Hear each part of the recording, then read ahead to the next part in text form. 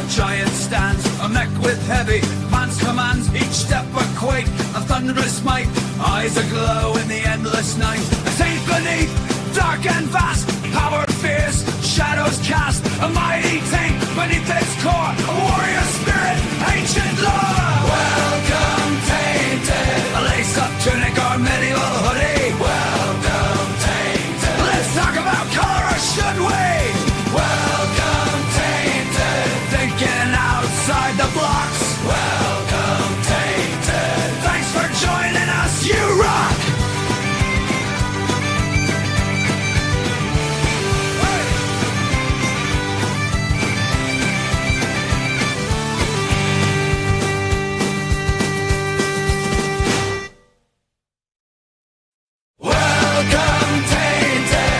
And have your fun all rocks. Welcome, Tainted. Enjoy the Chronicles out outside. Welcome, Tainted. Thinking outside the blocks. Welcome, Tainted. Thanks for joining us, you rock!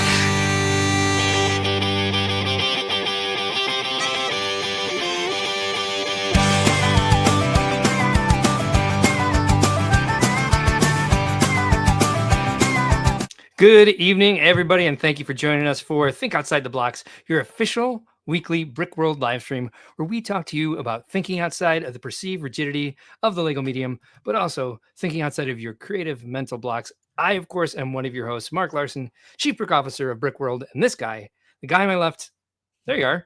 You're actually on my left. Okay. Everybody's favorite host, Mr. Ben Hauger. Z Cerberus, how you doing this week, sir? Oh, boy, Mark. I have got so much to report on this crazy weekend. Same here. Oh, man. I just want to pull this up real quick just to see, so everyone can see. We're talking about C today, the letter.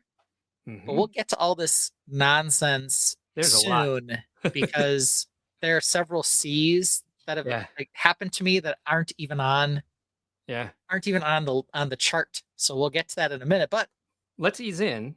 Let's ease in and say hello to who's in the Tainted today. First of all, let's apologize to Sarah Durasset because I had that spelled wrong. It's still spelled wrong. I had that video already, and so I was uploading it into the captioning software, and it sat there at 0% for 15 minutes. And I'm like, come on, let's go. And then I was in the green room already, and it started freezing my camera. And I'm like, all right, we're not playing around with this. Unfortunately, Sarah will be one more week. I'll make sure I do that. Before a half hour before the show starts.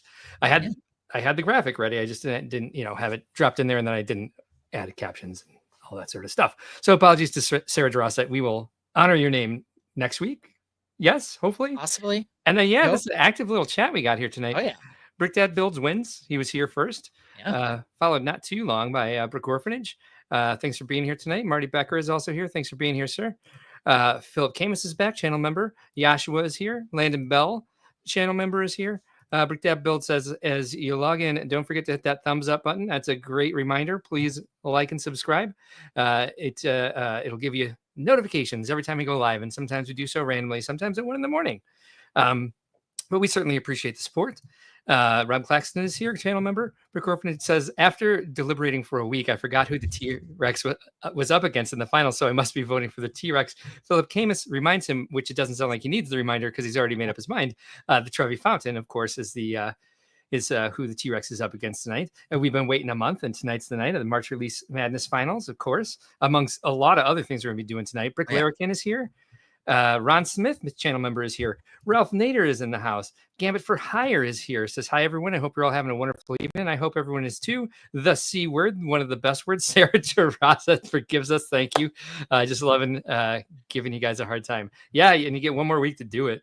Yeah, one last 2 T's. Cooper Copper Kayak is here. Yes, hello, sir. Pooped. Hey, check it out.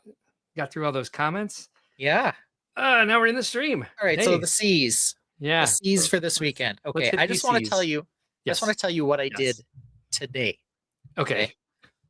Today, I woke up. I had to go to C for church because both my wife and my daughter were playing in the C for choir handbell choir.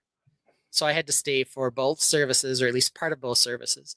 Then I had to run some errands quick before getting home because my daughter's birthday party started at 1. Yeah. That went from 1 to 3. Then from 4 to 6, we had first communion class that both of my kids are in. And what was And I had to Mara's get birthday party? C for climbing? C for Color Me Mine. We'll get to that in a minute. That was one of our letters. And then after we got home from that, I have this on. My daughter is continuing her birthday party, a second go round with some of the girls sleeping over because they don't have Ooh. school tomorrow for some reason. I don't know why, but they don't. Fun. So that was just today. Z's spouse has a house full of children right now. She's got my son and 4 9-year-olds. Actually, 2 of them might still be 8. But 2 8-year-olds and 2 9-year-olds.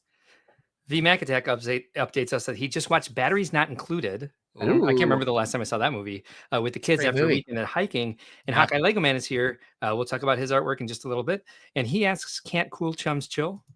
They certainly can. Couple other C's that happened. The chair I'm sitting in right now, I broke yesterday while working on my MOCs. Sounds like our letter was a curse for you this week. Yeah. C for curse. This is the part that broke off right here. You can see I fixed it. Yeah. But I was leaning over to pick something up, and I snapped the bolt underneath that holds this part in. It's supposedly adjustable. This is a cheap chair. C for cheap, C for chair. But it was like the smallest one I could get that swiveled because I don't have a lot of space in the Lego room here. Yeah. Snap that off. I had to fix it last night. All well, C for cleaning the house since you had people coming over. Mara's party went from climbing. That was the original plan. Then mistakes were made by the climbing chums calendar, CCC there. And we had to readjust, which meant having the party at our house and instead doing a ceramic, C for ceramic. Wow. Adventure with the good folks from Color Me Mine allowing us to do the work here at the house. So Color Me Mine's like a pottery painting franchise. I don't know if they have them in Chicago. They're probably all over the place. There's probably similar things all over the place. V Mac Attack and my husband have this in common. V Mac Attack says he's gone through 3 build chairs. They don't like to both swivel and lean. No. They also aren't good for big and tall people. We bought Matt a big and tall chair, and it took him about a month to break it. Like, there's so many times I go up there and his the armrest is swung all the way down, and I'll go fix it for him.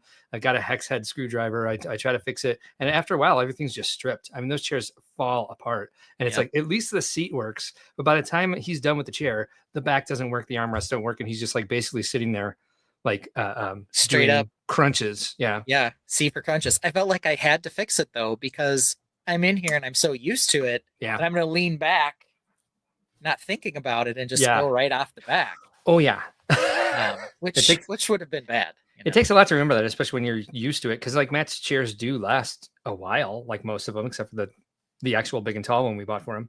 Yeah. And so it's just like, it takes him a while to get used to that, and he'll lean back and like almost lose it. And yeah. A couple other C's just for good measure. One would be celebration. It is my dad's birthday today. Oh, happy birthday to you, Dad. All that stuff happening. I tried to call my dad in between church and the party starting. I couldn't reach him. Now we're doing this. He'll be in bed by the time I'm off. But we did leave a message for him. He did text me back. So happy birthday to my dad. And I always have to mention my dad's birthday is always a bit unusual for me because tomorrow will be the anniversary of my mom's death. It has been now 10 years as for tomorrow since we've lost my mom. And I'll say, for anyone who's experienced this, it's both the blink of an eye and forever. No shit. So 10 years, it's hard to believe, and yet it's not.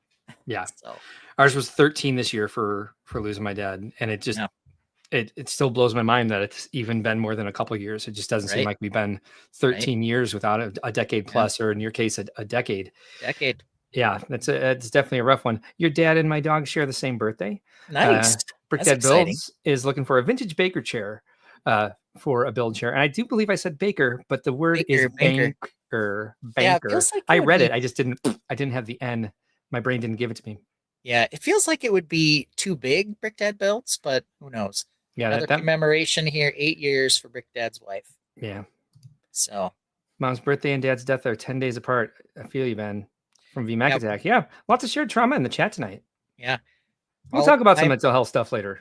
Yeah, my dad's birthday and We've got all the topics tonight. my mom's death one day apart. So I'm glad she held out until after his birthday. She was in hospice for a couple days before.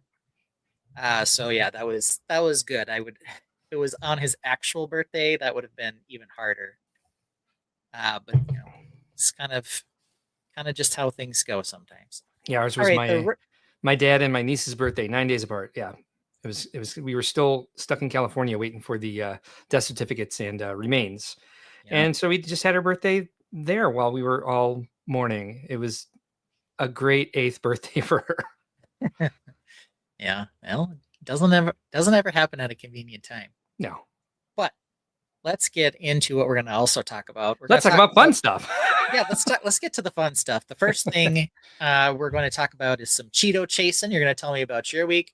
Yeah. And we'll talk about our Chicago countdown. We'll look at what we've been building and check out what we've been building. Castle adjacent with some Lego news. There's actually been a bunch of leaks, but we're only going to talk about a couple things today. Then we're going to get to Champion Crown. The final 2 are here. We've even talked a little bit about what they are. T-Rex versus Trevi Fountain. Get your arguments ready. Get your listening ears on. We'll see who wins this thing. Then we're going to talk about some Chat GPT and some tchotchkes. I got a teaser.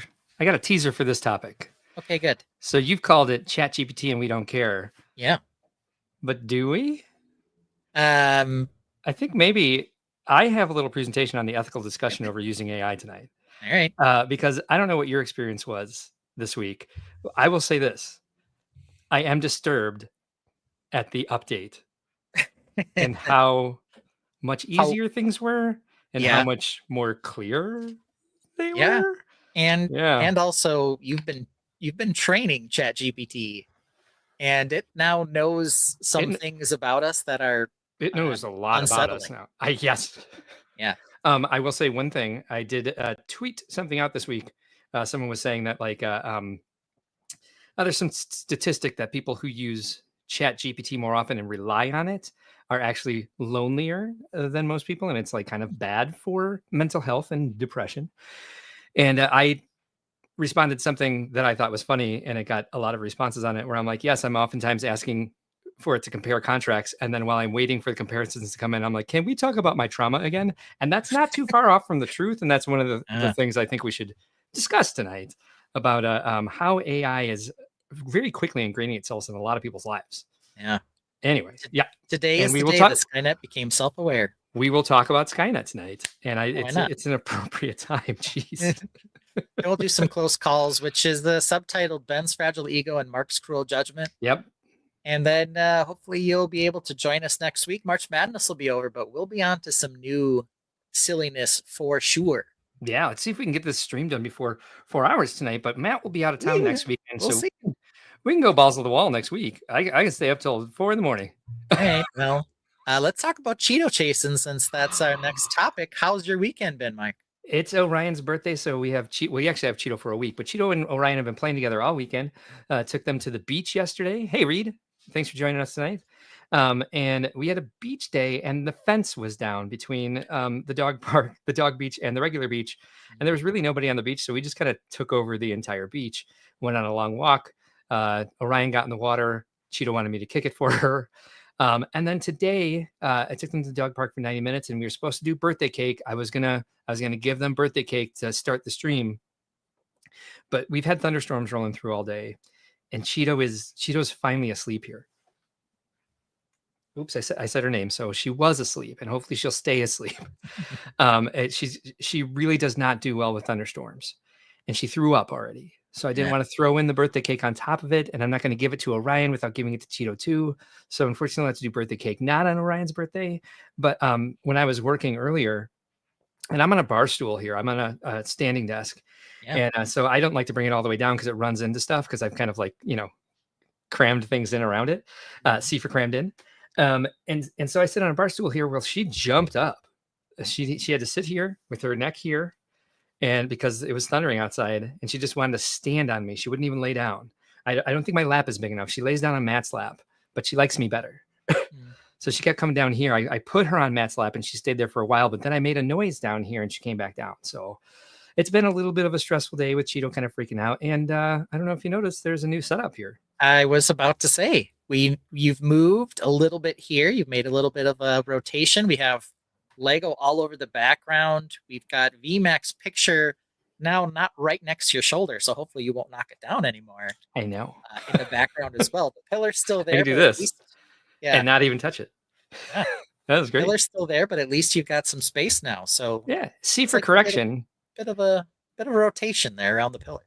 I watched this back last week, and you said, "Oh, it looks like a great portrait of you with all the Animal Crossing characters." Yes, Fabuland. I did hear myself say that too. You didn't catch me at the time, but I did hear it.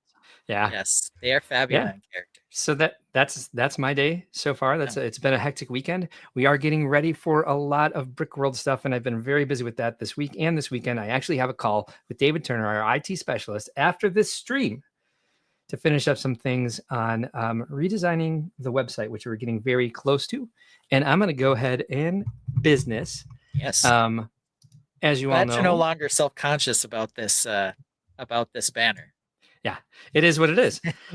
So as you guys know, and again, Hawkeye Lego Man here in the chat here, Helm Graphics, the guy who designed this great artwork for us this year. The theme, of course, Braving the Elements. And we also have a great song that Brick Dad Builds composed for us. And this is, we're getting close. We're less than 70 days now. We're 70 days away or something like that from the event. And wow, that puts my undies in a bunch just thinking about it. But you have just one more day to get in your display space request and your activity leader request. Now, an email should have gone out to you if you are already registered, giving you instructions on how to request your display space or activity leader or requesting for leading an activity. And basically what you're going to do is go to get your confirmation email and go back to your confirmation page. There's a button on there for filling out both of those forms. You can also go to the Brickworld website and click on convention registration. That should bring you to our registration software, but you will need your confirmation number in order to log in. So you should try to find that email. You can search by Brickworld confirmation and it should come up for you. So you've got just one more day to do that. Oftentimes we do leave it open in case things are trickling in. At this point, if you do fill out the space request form after tomorrow, you are not guaranteed that space, but we have yet to turn anybody away. And of course, we're always looking for new activities. And if we have the space, we'll get people in. But if you know what you are going to display and you know what activities you want to lead, please fill out those forms as soon as possible, because it gives us the best opportunity to put the schedule and the layout together and be able to share that with everybody long before the show. We ended those deadlines a month early this year. Last year, the deadline was April 30th, 31st. How many days are there in April? I don't know. But this year, we're ending it at the end of March instead of the end of April. April 30th last year, March 31st this year. So in addition to that, you should have gotten an email that our pre-purchase merchandise, pre-order merchandise ordering is also open. You can find it in the same spot. It's only available through your registration page. So if you want to do any of this and you haven't registered yet, register right away. Register for the event. The price will be going up again in 30 days and then closes eventually and then like doubles when we reopen it for on-site registration. You can get an engraved brick badge. It will say Brickworld Chicago 2025. Thank you to everyone who contacted me to tell me that the graphic on Instagram and Facebook was wrong. It's hopefully just implied that this will say 2025. There's a lot of things to do, man. There are a lot of little things that slip through the cracks. So let me tell you that much right now. But you can also get this year's exclusive event set, the Elemental Dragon, which I do wish looked better, but it is a great parts pack. Last year's exclusive event fig. This is the event minifigure for Let's Go Exploring. We may see this year's eventually for pre-order as well. Who knows? Anything's possible. And then, of course, you can get the Sig Fig lanyard case. Seeing here, you wear this around your neck and you have your Sig Fig in it. The minifigure is, of course, not included. You supply that yourself.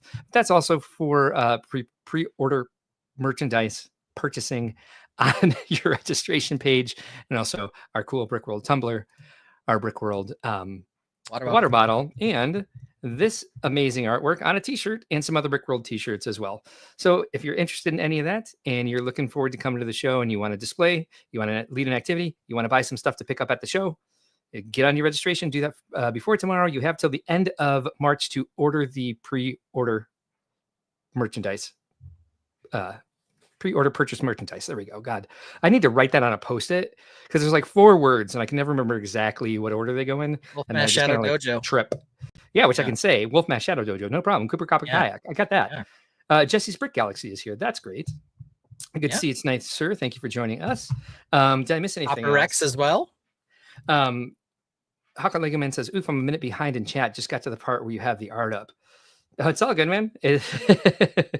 The chat's always about a minute behind us.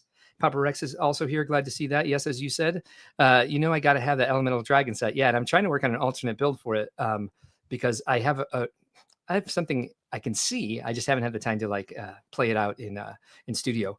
I got to work on my English tonight because I'm tripping over every other word I say. Hawkeye Ligament says the t-shirts are awesome. I agree. You can see an image of those on the pre-order merchandise purchase page. And he's not just saying that. They do look really cool. And we got to send him a bunch of options. And he was, of course, part of the team that chose what we were going to go with for this year's artwork t-shirt. And I think it's very cool. It's the first time we've had someone develop those shirts that said, hey, what if I took off this background image and made it transparent and put just the graphic onto the shirt? And so we're able to use all of Alex's artwork instead of just the triangular cutout. And I think the shirts look very cool. See if I can find a picture of it and bring it up later. So Friday Night Brick says, where do I reach out about lack of registration confirmation email? Who do I reach out to? You can talk to David Turner, but we send a lot of emails. Also do this. You can do that for sure. Easiest way to do it to get hold of all of us is contact us at brickworld.com. We send out a lot of information and we try not to be, send out too many emails because that's and almost encourages people not to read them. But I'm constantly proofreading emails that we're sending out to people regarding their registration and the deadlines and stuff. You can also follow us on social media. We post reminders about the registration deadlines and all the other deadlines. And when things open, like display space request or pre-order merchandise purchasing. Nailed it. Yeah, we also experienced some of this week. Mm-hmm. Mark determined that the activity leader symbol looks an awful lot like a sad face. It does. A sad cat face at that. Or a sad crying face. We kind of debated which one it looked more like. I'll throw that into today's slideshow. We'll take a look at it at the end. Yeah. I mean, I got the picture of it here. Oh, there we go. Yeah, it's kind of hard to see. Yeah, look, you can just see how vibrant it is right there. It's supposed to be 3 people. 3 people. That looks like a cryy face. So where did I put we got that going for us. Say, well, sure do. Okay. Alex asks if you want him to text you one of the shirts pictures. Probably have to figure that out. But let's see here. What we're getting into next after we've got that, of course, is check out what we've been building on our 70-day-ish road to See for Chicago. Mm-hmm. And normally when we do that, we start with me. But before, do you have a picture of the t-shirt or should we just roll right into it? I am just about there. Go ahead. Actually, just roll into it. All right. We're going to roll into it. Here we go. Good call. Who's this kicking it with a new mob?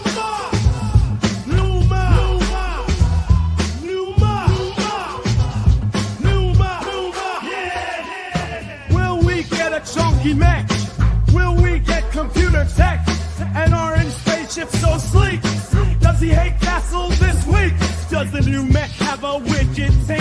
Has the castle from last week been reshaped? Has he built 5 or 10? Welcome Z Cerberus Daddy Ben. Yeah! Don't define me!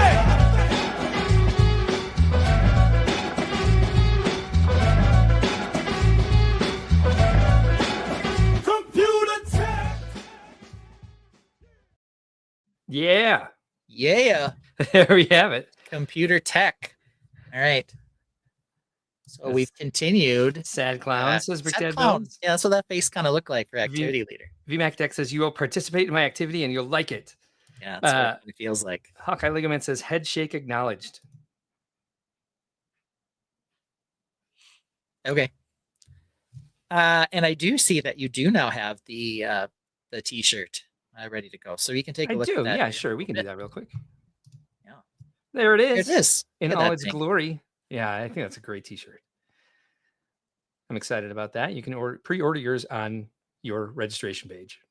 You got to find your confirmation number in your email. Do. There we go. Okay. Pew. And back to this bad boy. Oop, I hit the wrong So one. here we have it. Updates on Rogue's Forge. We've got some roof. We've got some building. Nice. We've got some tower. We've got, of course, nice. the hexagons just kind of checked up on there to, have a little variety. Yeah. And the sketch model, as you may recall, this is kind of the original idea. Yeah. I love that roof. Is that the paw piece? It is. Yeah, it's that thatched style. Fantastic. Talk to me about the pitch of that roof. It's very oversized. Does it change? It kind of does, and that's because, and it's a little hard to tell from this angle, so we'll take another look at it here. The house kind of is all cattywampus, and it kind of sits out. Yes. Oh, I love it. So I love the cattywampusness of it. C for cattywampusness. Yeah, C for cattywampus. So because it sits out like that, the roof is at one angle, and then sort of make it meet at the top. It kind of switches over, and then also gets a little higher on this end. Part of the reason for that is because this tower will be taller, right? Yeah. So you want to kind of draw interest to both sides of the build. So having a little over here, kind of having the balcony. And this is cool. Extended roof. C for cool. Kind of do that. So this looks great. This made a huge step of progress this week, and it looks beautiful. Yes. What's that door look like? The door to the left of the cattywampus house. Yeah. So let me take a look at that. This is fantastic. I wish I had progress down there to share. Yeah, is that a multi-panel door? Let me pull this up to a bigger screen so my old eyes can see it. Brick built door. Okay, now I see it better. Yeah, I like those hinges a lot. It looked at first like there was a bunch of snotted windows, and I was like, that doesn't make any sense. No. I like that. That looks really good. And then we've got a little bit of an interior for our blacksmith as he's doing some work. Oh no! And did you freeze too, or are you just staring? Oh, and you froze too. I think what happened was this camera went out, so let me unplug it and plug it back in. Okay, is it a battery thing? No, I don't think that's it. I think that I touched the USB cable too hard. Okay. Reed thinks that you should host a castle building workshop at Chicago. Castle? I don't build castle. I only build space. Yeah, that would be a problem. So there we go. We can kind of see in there now. Hopefully now it won't lose connection as I move it around. There we go. Cool. So working on a little anvil. He's got his, windswept hair. He's got some water. Water, okay. He's got some bars of metal, I guess. And he's got a bunch of weapons that he's made along with his furnace. Obviously, he's got tools. You need the water to cool it down after it's been forged, right? Yeah. All right. So what piece are you using for the water surface there? The water surface, those are trans light blue tiles, and I think it's black underneath it so that it isn't too bright. Gotcha. Because from here, for some reason, it looks like you used like the little gems or something. It looks like there's more texture than just what's it called? Tiles. Yeah. Reed also says, anyone experienced with wands for thatched roofs? Wands still in the mold. I have used wands for a thatched roof. I think I still have it together. Yeah, it's another technique. I happen to find I'll be right back. Okay. I happened to find a bunch of these tan ones in a bin that I had nearby. Plus it kind of matched kind of what I was going for with this whole idea that this is rebuilt or repurposed by our Wolfpack rogues. So the roof kind of looks a little crazy. I might remove some of this brown. I can put some more tan And there might still be a little bit of the brown that I leave in there, but just a little bit too much. So we'll get around to that. I've also seen people use Technic axles with yep. There you go. There's some wands or the rod piece. There's only half of it, but and then it had a cap at the top that did this. This is for the Virtual Lug collaborative build for Princess Bride. It was Buttercup's farm. You see, I just kind of did one of these to cap it off at the top. Is that even the way it went? It is the way that it went. Yeah. Because it went up from there. Yes. So then this capped it off at the top. So yeah, there is a lot going on in back. You can kind of see here that it's I have all of the 1x1 plates with the vertical clip. They're at angles to fill in all that space. So there's a bunch of alchemy going on back here to make all of those those clips sit at the right angle to fill in all the space to get these kind of spaced correctly. So, and this is something that I picked up from Miriam Prawl. Yes, that is her name. An indie lug who used this technique for a St. Patrick's Day house. This is quite a different technique than she used. Hers was a little bit more elaborate with a couple rows of these. And I couldn't figure out how she did that. So I'm like, I'm just going to go get a bunch of these lightsaber blades and figure it out on my own. So that's one way to do a thatched roof. I think what I would change if I was going to redo this, which I probably won't at this point, is I might make the actual bottom part also kind of sit up at an angle, which, because it's kind of flat here and then it broadens out at the top. And which I like. It's fine that it looks kind of goofy because that was sort of the point. But I might love be it. Something I'll try sometime as well. It's like I talk in my proportion presentation about like making it cartoony. It's a good proportion, and it would look. I mean, if you wanted to raise the height of it, I bet you could. Yeah, it's pretty tall, but I think that kind of helps with the idea that it's kind of crazy looking. Hawkeye says the roof does great. All right, that's good. Maybe you meant does look great. That's cool. That's great. Does great. Or maybe it just does great. Things. It's keeping out the rain. Yeah. Keeping out the squirrels. So what we've got left is we got to do the top of the tower here. Mm-hmm. And then I've got some tree. You're really kicking up your window game, by the way. So yeah, look at those. I think those are really nice. Yeah, that looks fantastic. Looking forward to see what the rest of it looks like. One around the door too. Yeah, very cool. I like the black and red flags. Yes, the wolf very wolf pack sitting there nicely. Nice good arrow slit window in the ruins that they built their rogue's forge into. Yes. The rogue built his forge into, I should say. Making progress everywhere. Always kicking parts of my face on the stream. I should try to stop that at least. My ears itch though. Oh yeah, that's really pretty. So, this looks great, Ben. We're getting closer.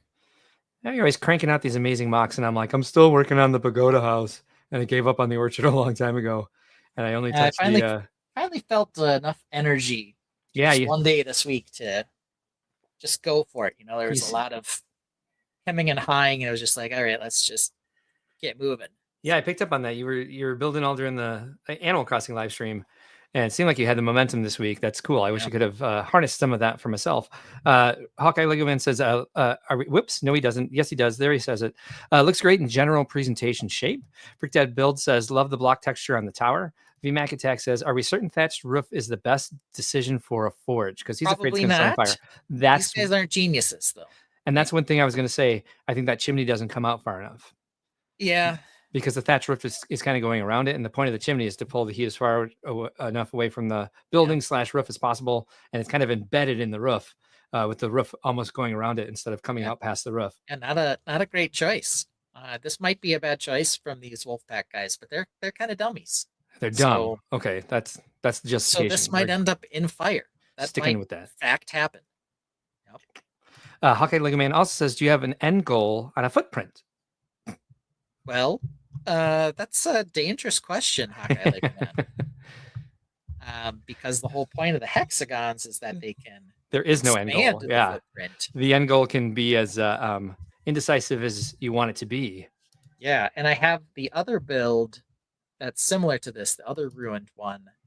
And so I was thinking I might make some smexagons with some other partial walls and really make this more of a sprawling ruins where our wolf pack have taken up. So yeah, it can be as small or big as I want. Mm-hmm. The whole thing is this forge itself is going to be standalone to the extent it needs to be. But then when you want to put it up for a display and show it with some other stuff, you're free to sort of mix and match all the parts and put them where you want. Like right now, this tree is just sitting back here. But at this angle, I kind of like it. That's like, good spot for it to be. Agreed. I really like that tree. At first, the new orange one, I believe is at least what I'm referring to. Hold on a second. There we go. You had it far off like that. I thought it'd look really cool if there were a cliff there with that tree on it, because at first, seeing the tan of the desk looked like there was like a graded terrain leading up to a tree, and so maybe a bigger, like maybe a mexagon instead of a smexagon, with a little bit more terrain on it with the tree on top might look nice. Yeah, we can throw a little pathway up over here. And just keep going to wherever we want. And I still have some more pine trees back there, but I'll keep making some more of these smexagons.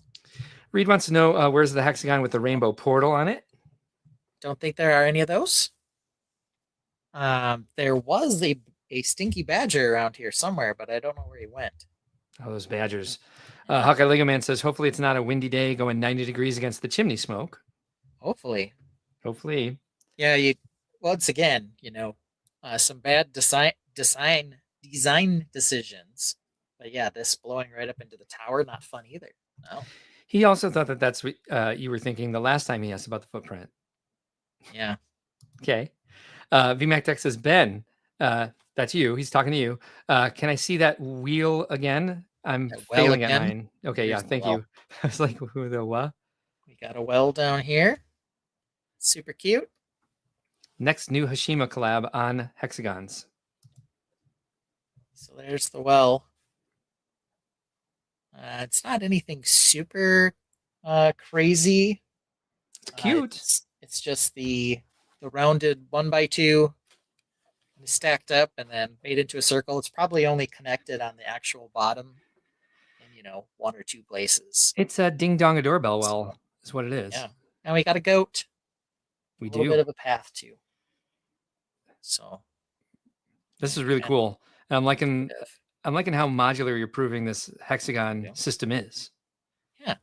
Yeah. I feel like this. I think this is the spot.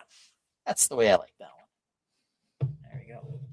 So there we have some progress. I got all my black triangles out of the way, but I could use them to fill in some of the gappage here. So we can throw that there, and then move this tree back here. And there we go.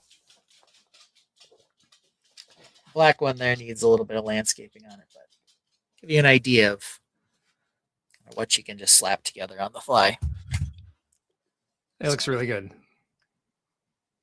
So yeah, we're almost there. I didn't do any work at all on the bigger hexagon, the super hexagon, whatever we're calling that. Smexagon? Oh no, that's the X-Lexagon, I think is what we decided on. X-Lexagon, yeah. Marty Becker says the hexagon base concept is so intriguing. Agreed. And VMacatech says maybe I'm overthinking it then. Simple but with good ancillary parts seems to be the way to go.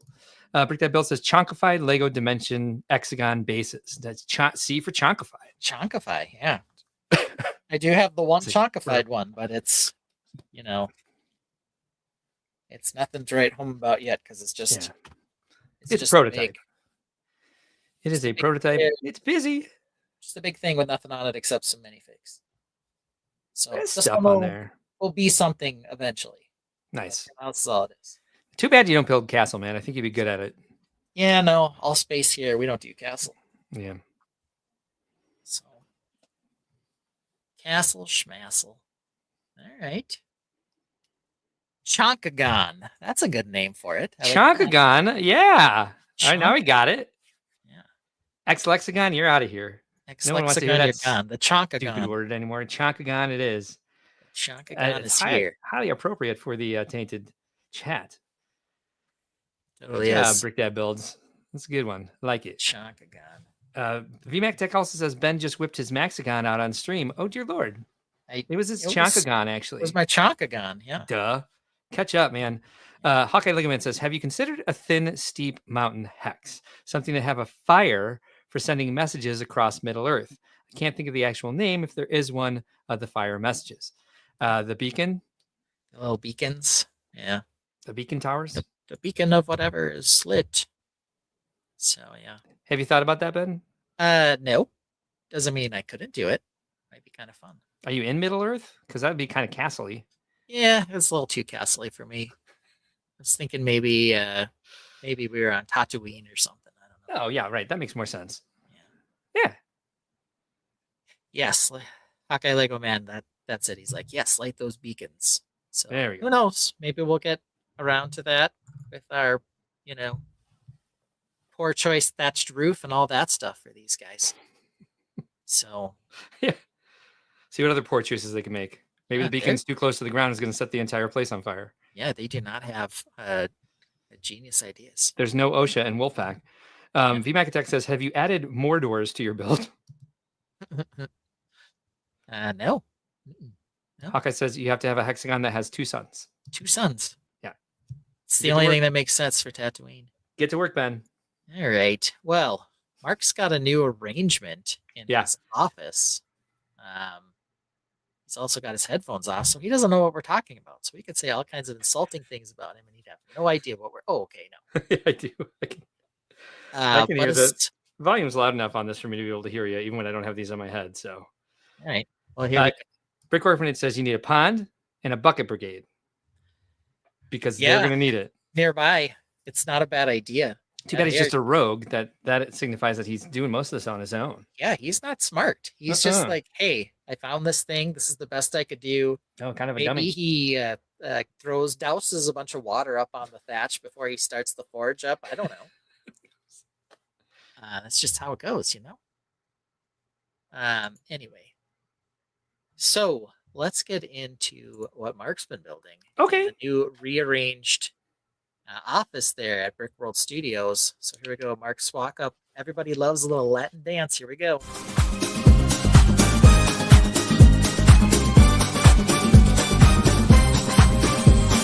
Mark's an otter, watch him splash, building art deco, leaves and grass, keeping fab, you land on streams, making MOCs, fulfilling dreams. Don't need breaks when his builds are up, only cheers and howls from his pub.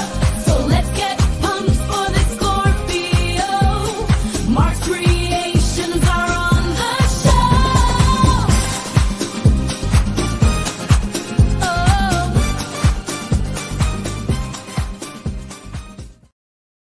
Hello. Okay, there we are. Mark's not facing the microphone, so he's a little quiet. Oh there. no, I forgot to change my. Hold on. There's one more step in this. We're holding. Earlier. And what is this called? And there. Yeah. All right. So now you can hopefully hear me. Yeah, when I was Yeah. through the camera, there was I saw a giant face. Oh, I wasn't see a face Dog down there. face. I know.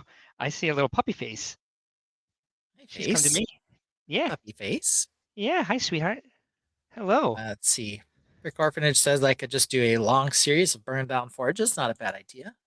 Brick Dad says looks like an outpost that was repurposed into a forge by the Wolfpack. That's exactly what it is. Brick Dad builds. That is a genius observation because it's exactly right.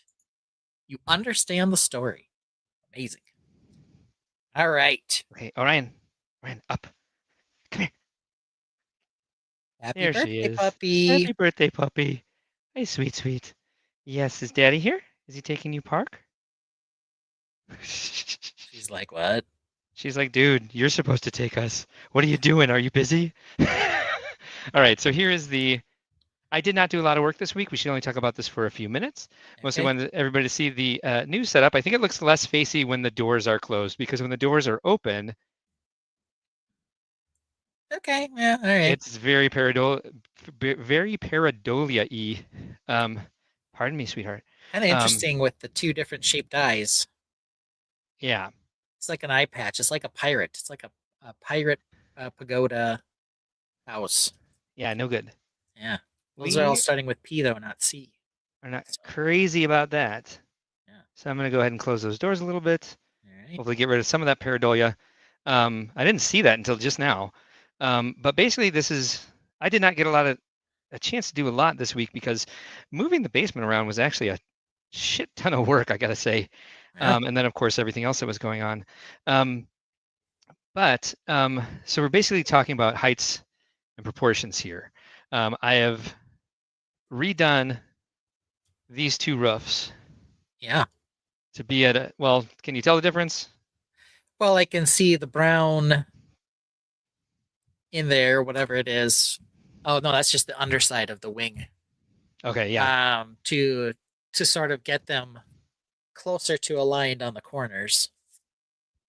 It looks like it's taller. Is the front one slightly taller now than it was before? So these Maybe just not. came out further, and this Yeah. one is actually taller. The roof starts one brick up than from where it used to. Okay. Yeah, I think that's kind of more what I was anticipating it would look like in terms of the step in. Okay.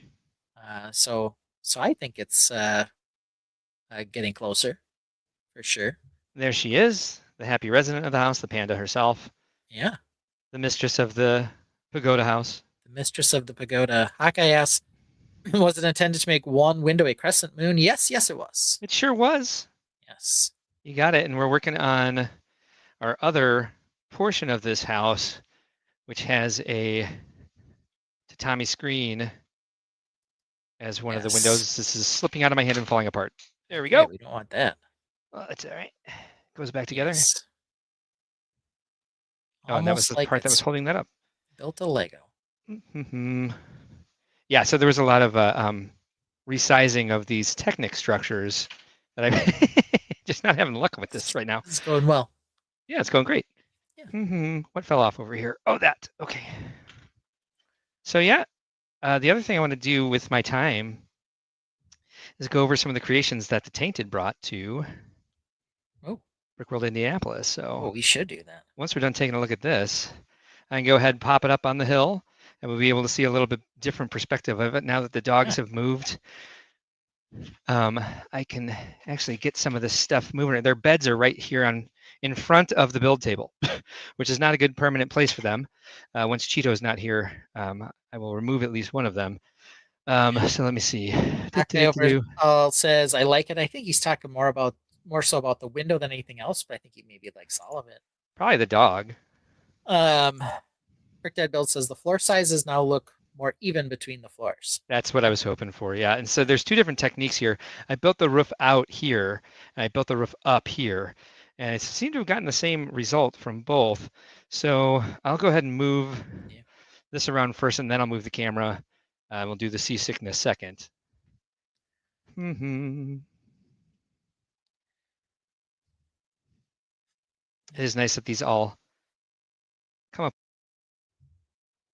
so easily, but it doesn't make it for a quick transition, unfortunately. While Mark's doing that, we'll flip over to this view while he's moving it, since we were losing focus anyway. Since my ass was in the shot, yeah. Yeah, no one wants to necessarily look at a blurry big screen while we're doing that. Instead, we can take a look at Mark moving things, and of course the glorious VMAC, not Animal Crossing, Fabuland art piece there.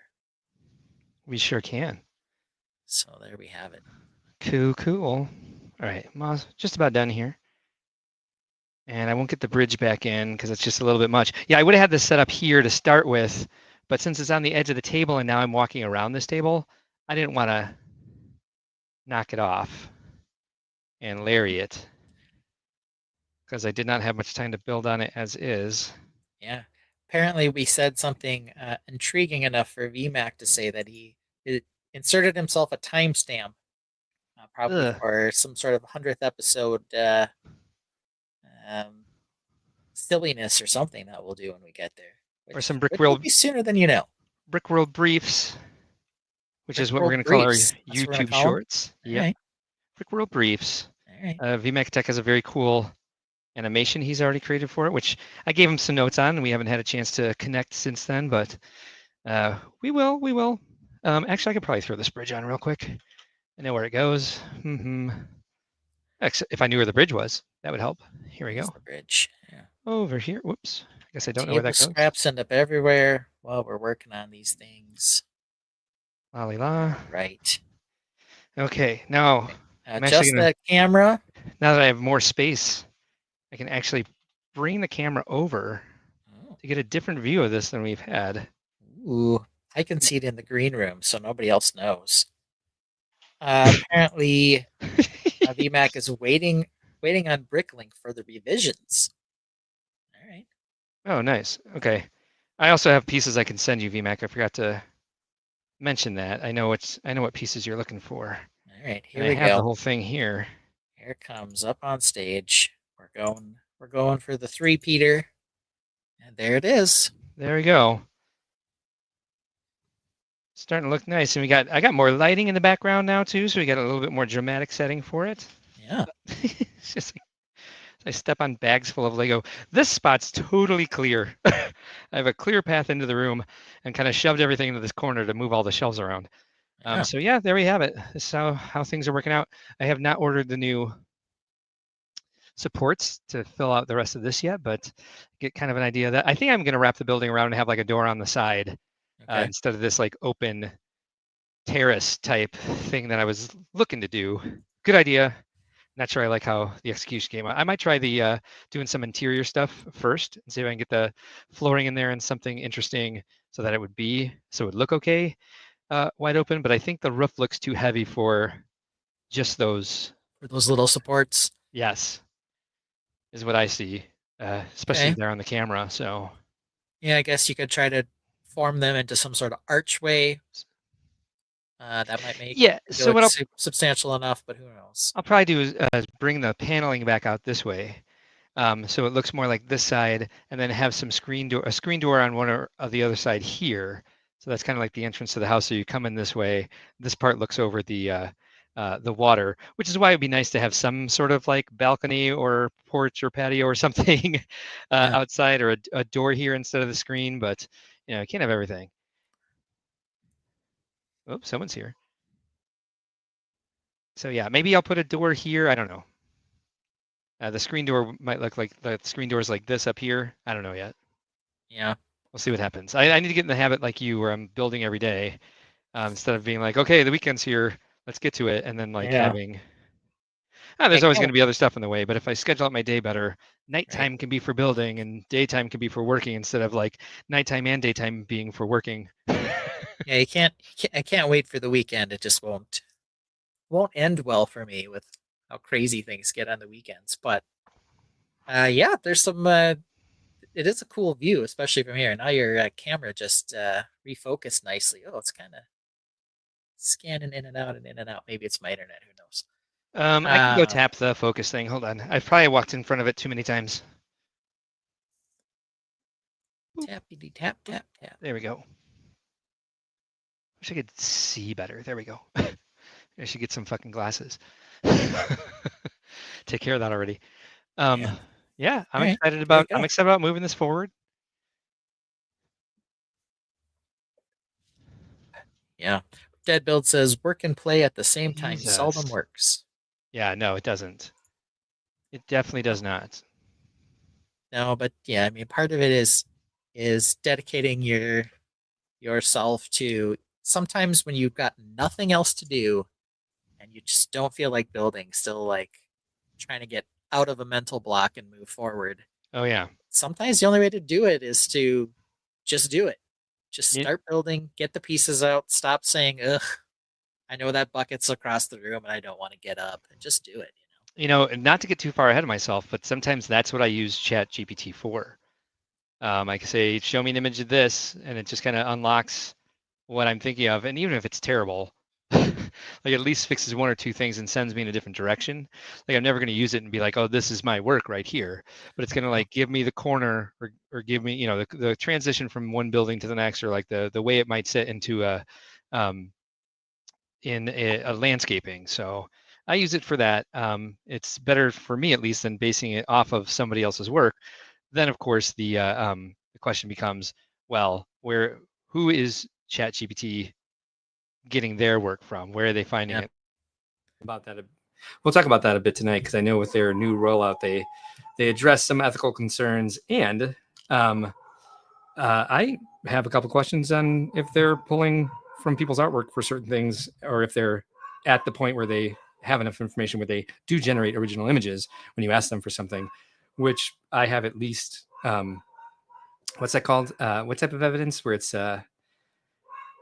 Empirical? No, it's not empirical. The other one? Yes.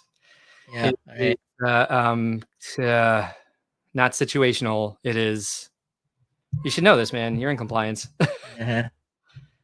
What is the name of that? Anyway, this is what I want to talk about next. To talk about some of the. Oh man, that is on the tip of my tongue. The type of evidence. This is Brickdad Builds layout. This is some footage. It's 9 seconds worth of footage of what he had in Indianapolis. I believe I'm looking for those Circumstantial evidence. Circumstantial, you got it. Yes, gambit.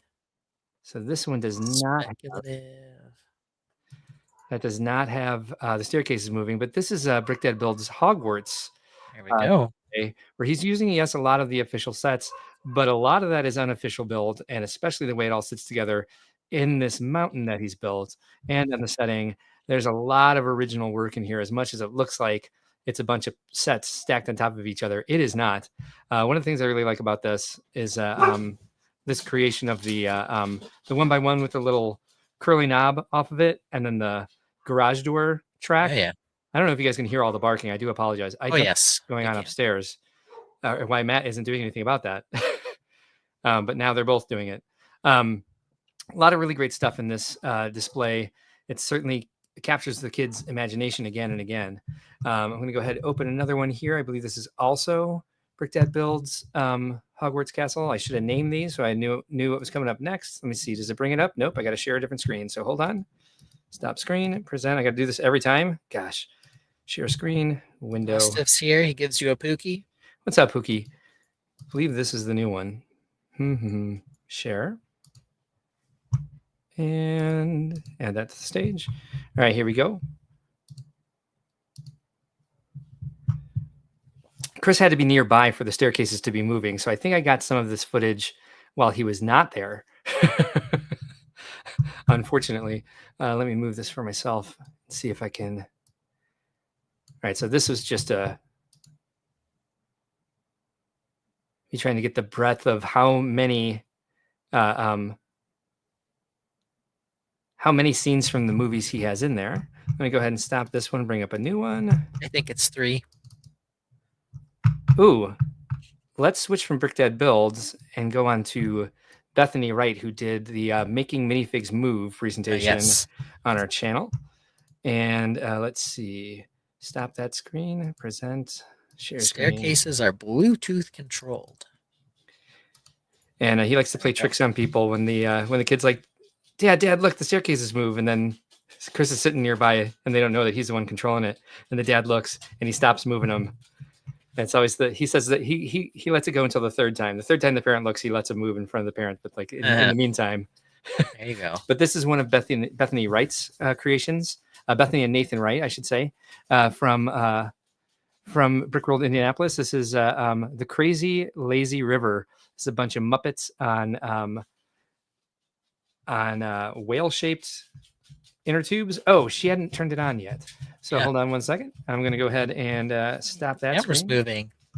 The camera's moving. The creation is not. Are not. Yeah. Not yet. Yeah. We've got some stuff in here from Al Goff and VMAC Attack and Landon Bell as well. We'll get to that in just a moment. I'm going to go through these one at a time because there's a lot of exciting stuff, especially for, sometimes you think, oh, well, it's just an expo. It's a lot more than that. It's a lot of great people bringing original stuff and trying out their new stuff.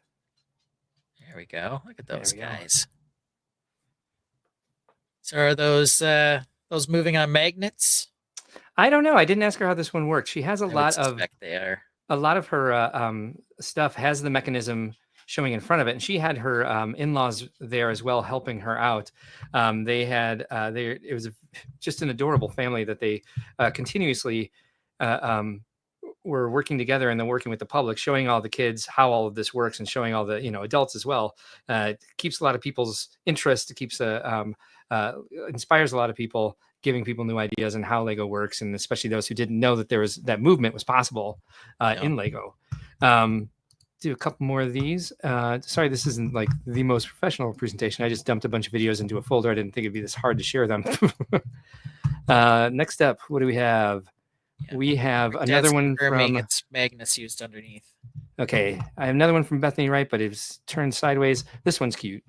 I did a portrait, but the camera isn't showing it that way. So let's go with...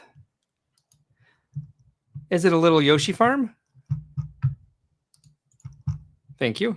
There it is. Aw, there we go. It's more than that. She motorized the plant. The piranha plant, yeah. It's a cute one. He looks like he's dancing. And off to the left there, you can see all the mechanisms that we learned in the workshop that she did. This is the Brickworld special presentation, making minifigures move. She had a whole creation that was just that. Yeah, this is a nice long video here. Let's see what else we got. I'm going to get Al Goff's stuff up here as well. I think those are towards the bottom. Here's another one at Bethany's. So laborious. Doom, doom. And there we go. I think this one's going to wiggle. It sure does. Oh, and the focus is terrible. And side to side, too. Unfortunately. All right, I got better images of that for sure. Let's see what we got here. The dogs are going freaking crazy around here, I got to tell you. Not sure what's happening. Let me see if this one's better. Yeah, this one's a little bit better. Share screen. And they had this one up on the table. Pretty simple, quote unquote, simple mechanism. Or is that the same one? Because it's still muted. Oh, well. I think it's a little better focused. Yeah. But they had it was like a handheld showing how this all worked. It's just kind of a simple crank method. Cool. If I just close it, it does that part for me. Let's see what we got next. Oh, this is another one. This is the Winnie the Pooh one that the Wright family had. Window. Let's turn off that volume. Ooh. Yeah, this is cute. It is cute. I can see. Yeah. It's like Tigger's bouncing up and down. Winnie's flying around on a balloon. Piglet's doing a little side-to-side action there. Yeah, lots of really cool stuff. Weird carrot guys with Tigger. Yep. So there you go. And Eeyore's doing something down there. Being Eeyore, probably. Wah, wah. Yeah, just being depressed. Yeah. No one cares about Eeyore. All right, so here is the mechanism for the wiggle worm from behind. Get an idea how this works. Just a bunch of cams on a shaft. Yeah, and it's not even necessarily the cam piece. It's those wheel pieces that are locked in with these 1x2 lift arms you see here that hold them in place because you only got one axle hole in those wheels. Yeah, and she has a little the same effect as a cam. Exactly. Yep. And so each one of these is independently set on these 2x2 lime rounds here with the round tile on top of each that keep the wiggle worm movement going. Really ingenious, really smart, really cute, and like I said, very engaging. Just got a few more here. So that's the same one. Joe Ellen Child. Got her stuff here. All right. Rick Dead Build says lights and movement are the new look what I can do of Lego Show Expos. Seems to be, which I'm all for it. I'm here for it for sure. Yeah. Is this like is this we have probably based on No, what I I'm think seeing here. I think this is more Brick Dad builds. I think this is outside of his display. I don't know. Brick Dad builds, Joe Allen, tell me. Yeah, I would have originally Whose thought was this? maybe Joellen, because it looked like the sort of Christmas stuff. supersized original set / Christmas Halloween type And stuff. I know I took pictures of her stuff. Yeah, all my vertical stuff is not showing up right on this. Unfortunately, I'll have to do a better retrospective next week. This guy was cool. I can't remember his name. It was his first time displaying. Megan says it's not Joellen, so it could be. That is not Joe Allen's. Oh, damn. Thought I had footage of her stuff. It's not in this folder because that's what I thought was Joe Allen's. So apologies to Joe Allen. But all right, go on this journey with me, if you will. Yeah. Wait for it.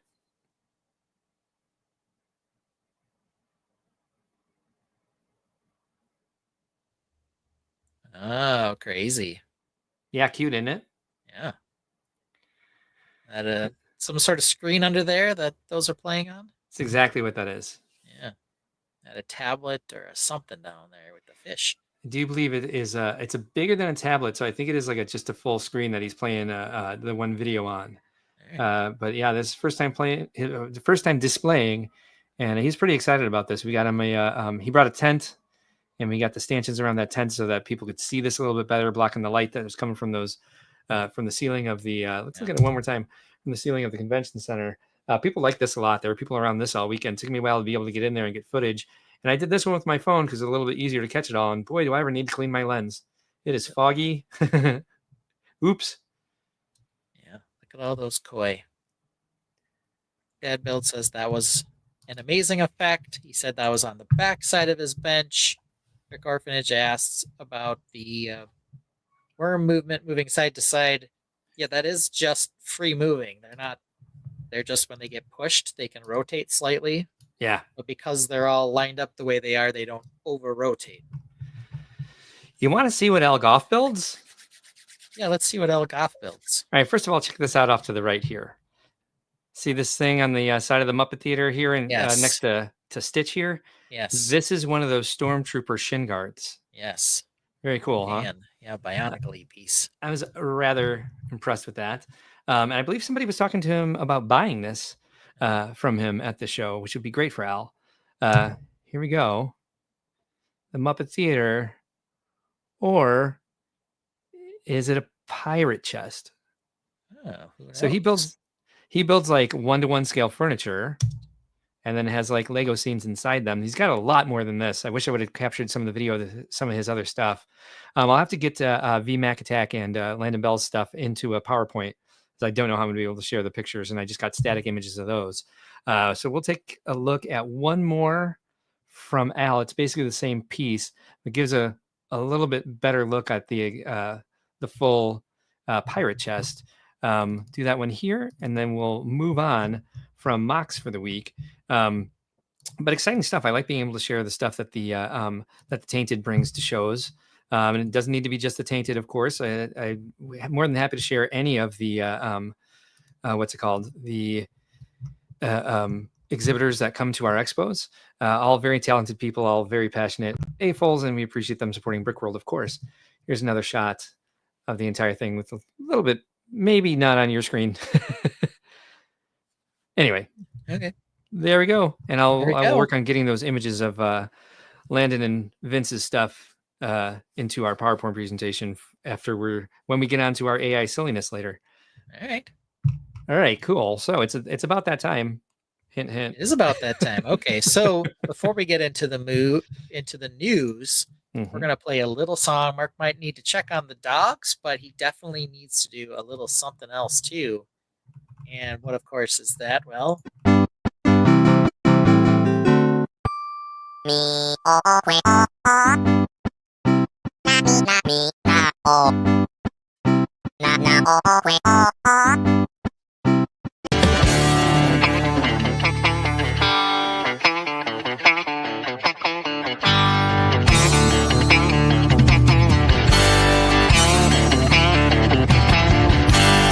A wise man once said about Mark, you think he drinks water like a great white shark about every 60 minutes.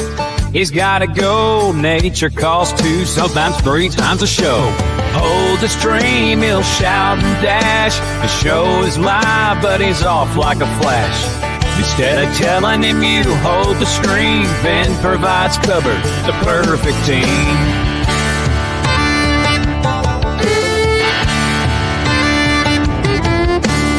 Yeah. But let's get into some of the news. Do you need the bathroom break before we go? Yeah, I'm gonna go ahead and take the bathroom break now, and then 40 minutes later, I have to take another bathroom break. Like, hey, I made it 2 hours. Now it's like, well, now you're making up for lost time. So I'm gonna go. Nope, here's the right one, and I'm gonna use the bathroom. Of course you are. You're gonna go. Why don't you start with those? Because unfortunately, I have to use the bathroom again already. Cool, go do it. What's it called? What's BPH? BPH.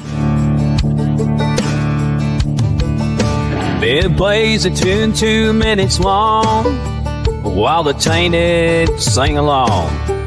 Keeps the show rolling smooth, no rush. Mark mutes his mic so you can't hear the flush. Mark is muted, so let me unmute him. The reason I mute myself before I go is because I like to keep listening to what's going on, but I don't want everyone to hear me pee. Yeah, I It's been managed 60 minutes since I last went, so I'll mute it and I'll be listening. Fair enough. Yeah, You'll be listening to me. Hey, Mark's gotta go. No interrupting the strange flow. He'll be quick, won't take too long. He'll be done by the end of this song. Hey, Mark's gotta go. Mark's gotta go. Hey, Mark's gotta go.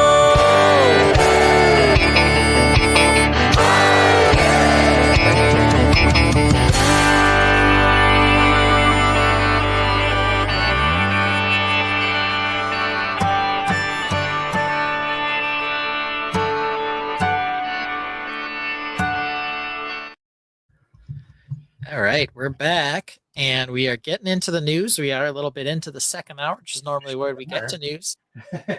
And we're calling this castle adjacent because there were 2 things that were up earlier this week that were castle adjacent. A few more other things have dropped, so we also have some cute creatures to look at. Like I said, a bunch of other leaks. We're not going to get to all of them right now. We're only going to get to the ones that are maybe a little more fleshed out. The very first thing we're going to take a look at is this pair of cute, cuddly creatures. Let's see what Mark thinks of this. And these would be, as some people like to call them, dogmatians. Got a couple of dogmatians here. So the Disney Dalmatian thing, sort of following up on this new style that they're doing. I mean, it reminds me a lot of Elphaba and Wednesday and that kind of style for kind of how they're doing these. I don't know why they all kind of strike me that way. Maybe it's the rounded over eye face thing that they seem to be doing with that line. Yeah, they're a little chunkier than the Simba, even the little Simba. Yeah. So they kind of have that vibe. I don't know. Is 101 Dalmatians like a big property right now, or does this seem kind of weird? It seems a little weird. They also did the Cruella dress. They did, yeah. And they just came out with the Cruella movie. I mean, within the last year or so. That was a while ago, but yeah. And 101 Dalmatians is one of the ones that they made a live action version of. Correct me if I'm wrong. They did. Yeah, they had a version with Glenn Close in it. That I think they actually did that's a what I was couple thinking of them. So who knows? Yeah, you said cartoonish instead of animated is the suggestion. I hadn't checked this for a couple days. You're right. There are a lot of leaks. Yeah. One out there. A canceled dream set. What? Yeah. There's a weird city space thing out there. There's which is a bunch cute. of Ninjago stuff that we'll get to eventually. Yeah, that's been floating around for a while, and they are very cool. Yeah. City Tower was the last one I saw. The cute bear is cute. But yeah, this is I'm not bear. That's official. There's one thing that I would want this set for, and I do like the image on the TV. That's a very sort of like classic Disney DNA. Yeah. But that's about it. I mean, I'm not too crazy. I love dogs, obviously. Yeah. But yeah, these don't look too incredibly dog-like, and I think most of my complaint here is that their haunches are made of just curves and slopes. Like it's not as organic as some of the other Disney characters they've brick built. Yeah. Hawkeye Lego Man points out if you buy 51 of them, you'll have an extra. So there's a point there. The 3-in-1 set was I think that one was called Cute Dogs or something like that. That had 3 puppies, so you're only getting 2 here. VMAX says, "Is that all dogs go to heaven on the TV?" Adorable dogs. No, that's the show that they all have to watch. The show that they watch. Yeah. What's the name of that show? It's kind of like Lassie, but he's like a crime fighter or something. It's kind of His silly. name's like Thunder or something like that. Yeah. Don't remember. But he's got the little sheriff badge on him there. Yeah, he's like a hero dog. And then Mark sort of already mentioned it, but here's the other one. I believe this is a GWP Creator Children's Day teddy bear. This is very cute. A lot of people have suggested that the Children's Day teddy bear looks like he's mean mugging, like he has a scowl. Because he has my problem. He has a protruding brow. Yeah, the brow there, the Cro-Magnon man brow. Yeah, yes. Makes him look angry, is what a lot of people say. I like him. I feel for him. I feel for his angry brow. Yeah. He's very teddy bear-esque and like the rounded over arms and all that stuff. VMAC Attack suggests that his name is Play With Me Bear. Yeah. Yeah, but it says he looks possessed a little. Okay. Well, it's like he's not like Chucky.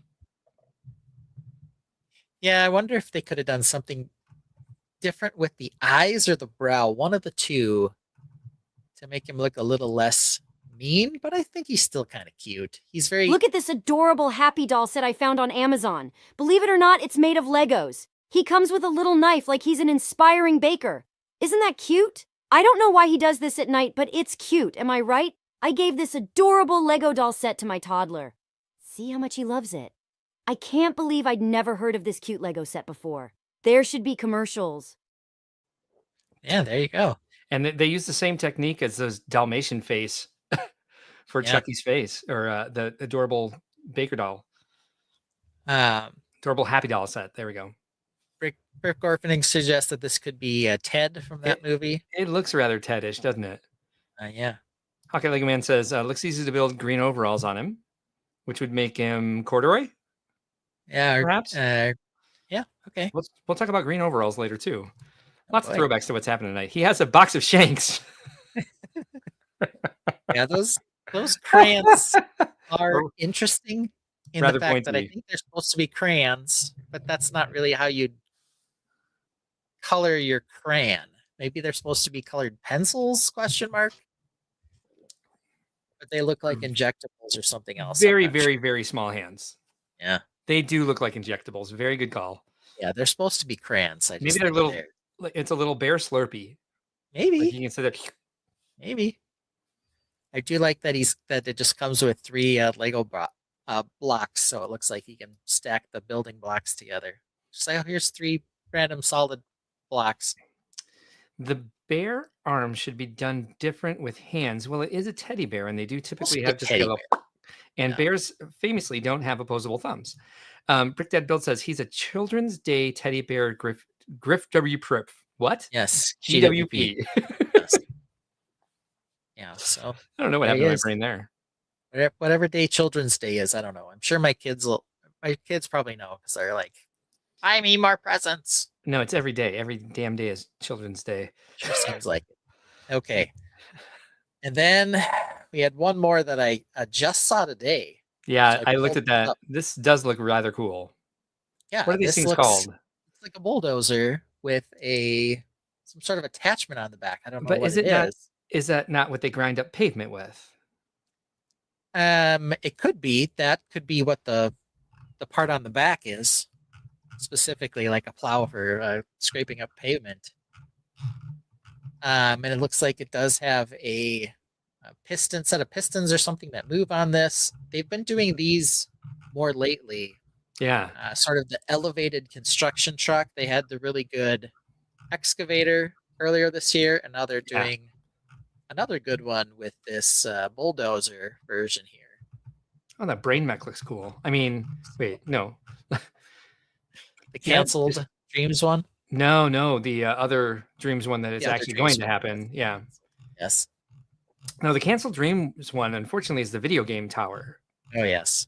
Yeah. or Game Island Tower, whatever. The Ready Yeah. Player One thing. The suggestion from Brick Orphanage is that this is Killdozer, Killdozer 2. 2.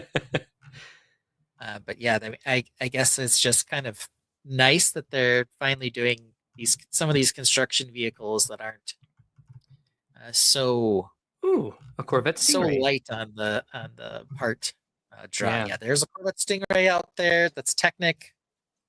There's that. Did you run into that space one with the spaceship on top? The city build with the Yes, ship yeah, on that was the last one I saw, which actually does look really cool. There's yeah. So like that's some other stuff we'll look at eventually. a bit of like Lego nostalgia in that, like the old Main Street and Public Works sets. Yeah. But it's modern with like the subway, and you can't look at this right now, but Ben and I will describe it to you. Well, You they're can also out see it there. kind of all over the place. And apparently it's going to be Krusty Burger that's coming out. Another Transformer Soundwave. Yeah, it's a weird building. I do like the amount of tubes and slides on it. Of course, the part of the tube is like the the trash chute for the construction crane.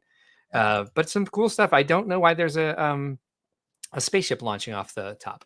I don't either. It's a weird one, but I do like the idea of like a subway train. I don't know why they have these train tracks that end in nothing and you could just drive it off of it and drive the train around like that's how trains work. But, there's that.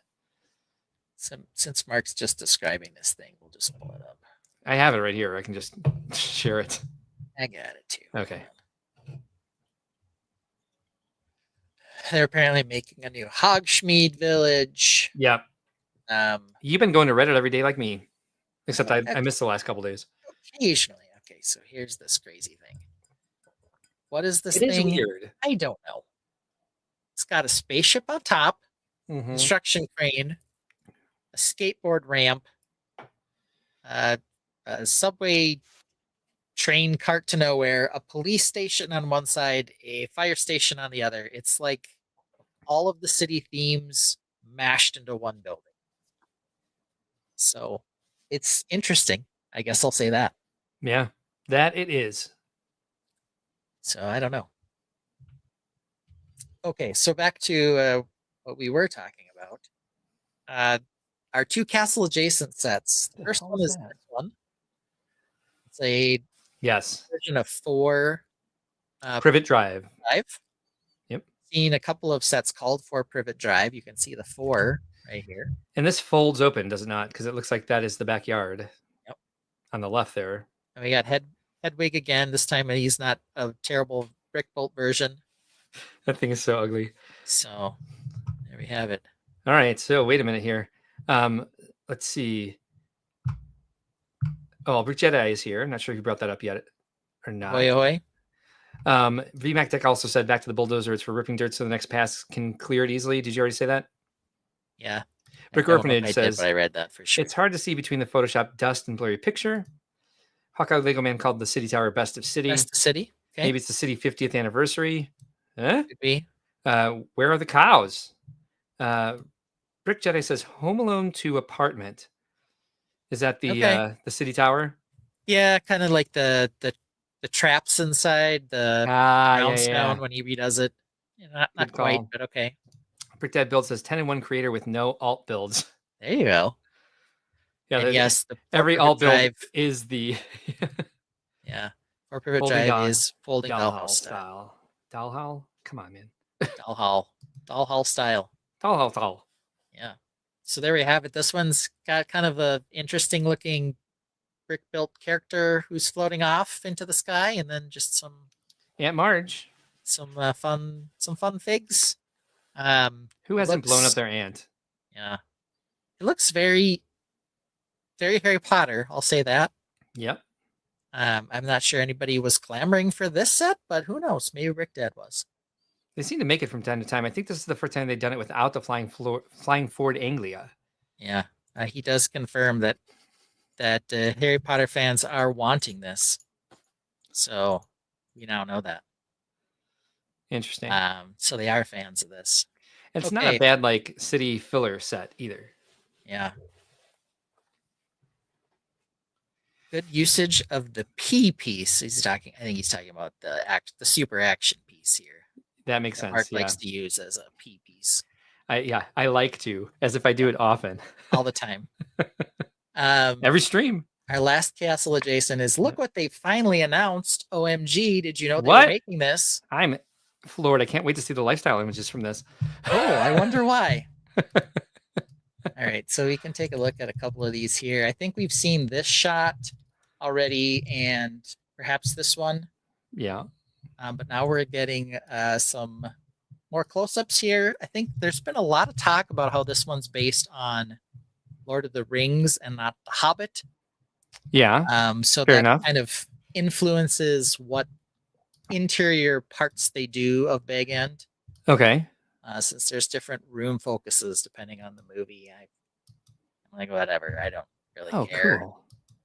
Yeah. But there's some cool stuff in here. Rounded doors. There's a I like the whips as hinges on the inside. Very very Tolkien.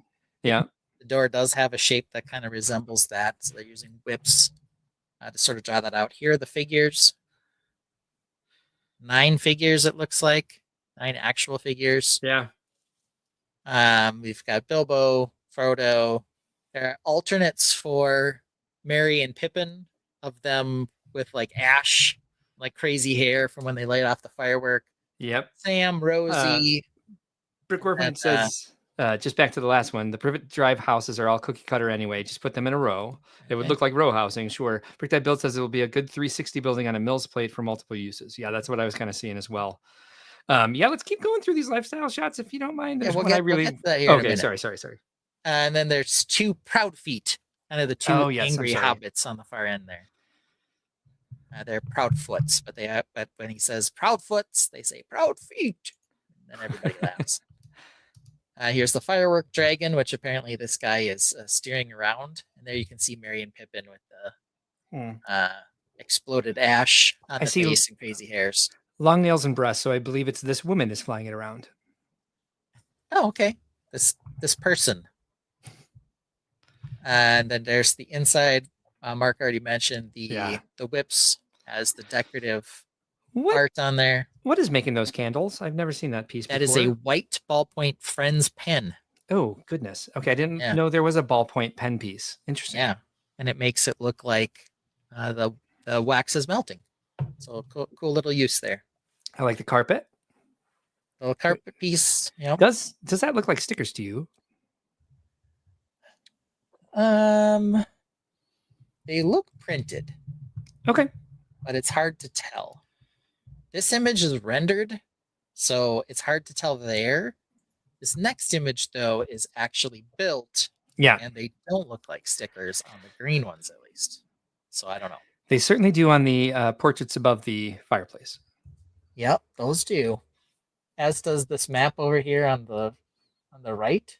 Okay. So maybe they just did a really good job putting the stickers on there, but the color matching is really good. So I don't know. They have a little feature here where you throw the envelope with the ring in it inside the fireplace, and it switches from envelope to ring as it burns open. Brickdad Build says, wait, rendered, you say? Rendered. Told a Nazgul to shove it. Very proud feet. Very proud feet. He only sort of told him to shove it. What's a Nazgul? That's the Witch King and his brood. Ah, okay. Yeah. Here it is. All right. Here it is. Here we have it again. An empty tchotchke shelf. Why is this the new hotness in LEGO lifestyle shots? I don't get this. Who actually owns a shadow box like this? Anybody you know, Ben? With nothing in it? Nobody. And this one's just way too divided up. If you had a tchotchke looking shelf thing, it would have fewer compartments and you'd actually have stuff in it. Nobody would have this. Right. And what sort of collection has that many multiple different size? Like if you want to put Lego minifigures in there, like are there different size? Yeah. What is this for? It's not even who is this for? It is what is this particular tchotchke shelf for? Yeah. No, I don't know. Nothing I clearly, don't know. because there's nothing in it. There's And this is nothing in not it. the first time we've seen this. And here's some other nonsense that I It's- want to mention. It's also in the T-Rex Yeah. lifestyle shots. There's also a blank canvas in the back. That's what I wanted to say. Blank canvas In a matched frame. to the frame. Yeah, They're the same damn color. it's like they built a frame on a piece of wood, and eventually they're going to cut out the center, and it's going to be a frame. This is the pre-center cut frame, which is now how you build frames. Anyway, Brick Dad Build says it's left over from Grandma's thimble collect. Oh, thimble. Yeah, Yep. they had to sell it by the set. Maybe. That makes sense. We've also got 2 different plants inside some sort of pot here. Yes. Which One is one is like a pitcher urn. Yeah, one of them looks like a pitcher. The other one looks like a regular flower pot. They're both like ceramic. Mm-hmm. The one in the back doesn't seem like it's doing super well. Like it hasn't been watered enough. At least this time, instead of saying like, let's grab some books and turn them around, they just grabbed a bunch of spiral notebooks. Yeah, just laid them on the table. We just need paper, they said. Getting a little lazy here. And then here it is. You can also put it on this shelf. What's with all the random screw things here? I don't know. They're like shelf holder bits, but they're like 2 spots for them. Because I think they correspond with where the shelves are sitting, but it just looks terrible. They do, and it is odd, but is that the type of TV you would plug into the cigarette lighter in your car in the 1980s? Maybe. I don't know what that thing is. That TV is insane. We, of course, got our books turned the wrong direction. What are all the little boxes down there? All the next to the shoe box, and there are these other little random boxes. I believe those are photo albums with a wood ashtray on top. That's what it looks like. And there's, of course, your oxidized sheet metal. Yeah. What is that doing there? I don't know. All right, so the depth between the canvas and the red wall is fun to comprehend.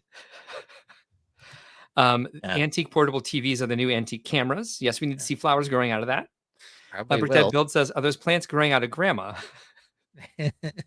Typewriter flowers were... It's literally an urn. Typewriter flowers were so last month. It's your breakfast table TV. Oh, sure. Okay. Lego fans have no other Lego on the shelf, that's for sure. No, never. No. Unless sometimes you see that with the botanicals where they're like, also, we've seen that with a couple, like the Valentine set, the Chonky Bears that were in love. You can also have the 12 roses. Or you can also have the the Philadelphia bouquet. Love thingamajigger. Oh, right. Pop art thing. That can go At the anywhere. back. It's At so the worth back of it to dive into these stupid lifestyle shots.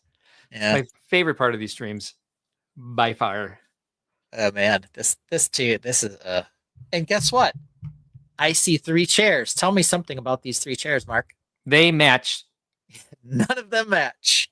Oh, I Yes. think Why have matching chairs, anybody? Alex has a really great point. Where the hell are the walls and doors in this room? When you look at this red wall here on the right, Yeah.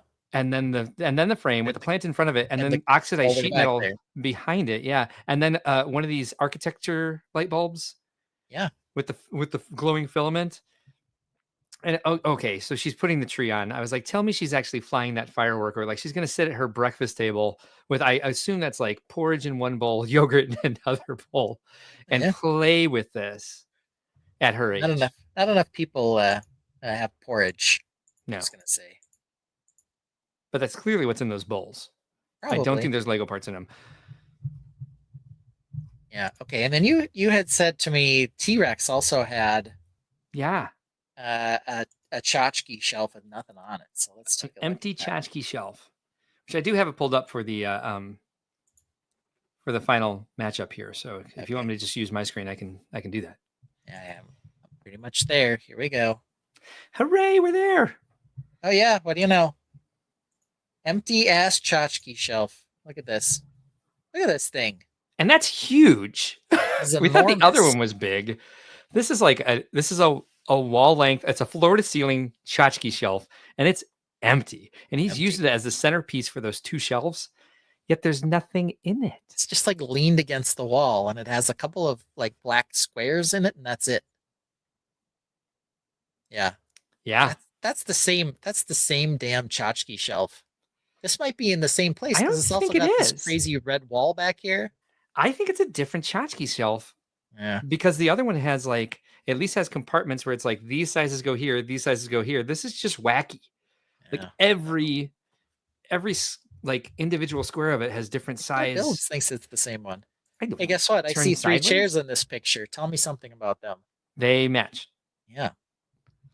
Don't match again. Reed says, great news. I had used a different email for Brickworld registration this year. Just updated mock cards, merchandise order, activity leader. Hopefully Ben is co-hosting Friday Night Bricks again this year. Well, good news. Co-hosting? Yeah, so he did find it. Awesome. Okay, good. So I take it did you talk to David in the meantime? Because I know he's waiting for me to be done with the stream so we can meet and finish up the website redesign. It's going to be a long night for me here. Yeah. They moved the tchotchkes to put this thing in there. Because it blended in too much with the T-Rex skeleton. You couldn't really see it. Put it on top of a book. Because We're never going to tchotchke read shelves, that book now. That book is done. tchotchke shelves famously are made from dinosaur fossils. That makes sense. Yeah. That makes sense. Makes sense to me. VMAC Attack says it's not about the size of the tchotchke shelf. It's about the motion and to put something on the damn shelf. Yeah. Put something on the damn shelf. Well, that's the Lego news. It sure is. So Reed also says he messaged me the email I used. That is how I found everything. Awesome response time. Yes, he is amazing. David Turner. W's for David Turner in the chat right now. Do it. Do not pass go. Do not do anything else. Don't pick up a sip of your Zevia. Don't take a hit from your vape pen. WWW for Brickworld. Not Brickworld. For David Turner. Brick That Build says the chairs tell me that if you buy Lego, you won't be able to afford a full dining room set. That's probably true. Yeah. Silly, then it makes sense. Yeah. Hey, someone from hey, look, it's a real comment from Twitch. Hi, Twitch viewer. Thanks for being the first non-bot viewer of our show. Except it's us. I put that in. That's just us. Hi. Well, I got really excited. Thanks a lot. I did wonder why I said Brickworld fan events. I was like, wait a minute. Does it give us the name of our stream? Oh, no. Yeah. All right. Well, now I know. Yay. These are all for David Turner. He's an amazing person. And the company itself would be falling apart if it weren't for him and Phoebe Schwabe. Yeah. It's important stuff. And others. All right. You know what time it is, Mark? 8:27. 8:37. 8:37. Yeah. But that's not what I'm talking about. Oh, what are you talking about? I'm It's confused. time for us to get a little crazy. Oh, $2 for VMAC for David Turner, giving him the W. What do you VMAC Attack? Make a song request. We'll play a fun song for you. I assume he's going to want Peely Bone. That's usually what he wants. Brick Dad's giving a BW from Twitch.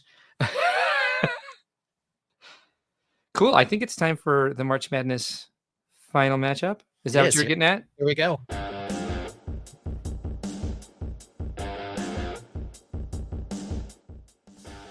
Mark loves it when we play the music. My favorite. But we got to turn it down a little because everybody, it is time. We are past the Final Four. We are to the championship matchup here in March Release Madness. Peel that stuff, VMAC says. All right, we'll get to that in a little bit here, VMAC. March Release Madness, we've got the T-Rex fossil, the big dog, going up against the Trevi Fountain. We just took a little bit of a look at that T-Rex fossil, but in case you wanted the details, I think Mark already has these pulled up. I sure do. The T-Rex is set number.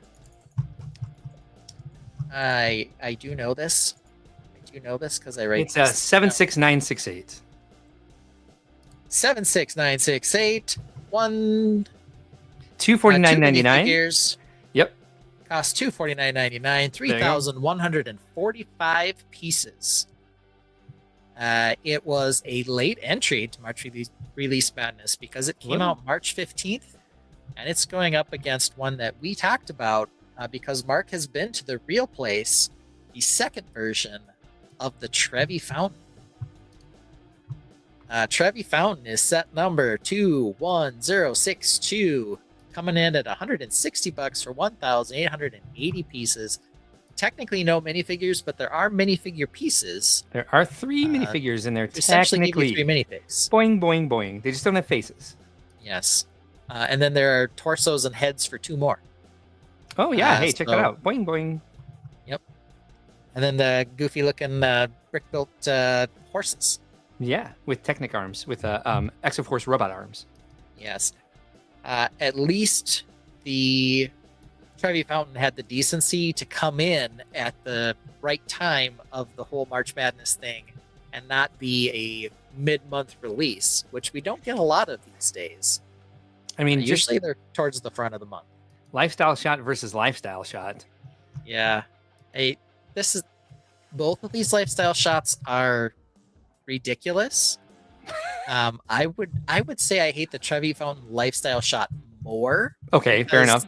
That wood background, the all wood background, just drives me bonkers. It's like it needs a couple of empty tchotchke shelves to break it up, right? Yes, and the rolled up paper in the back is hideous.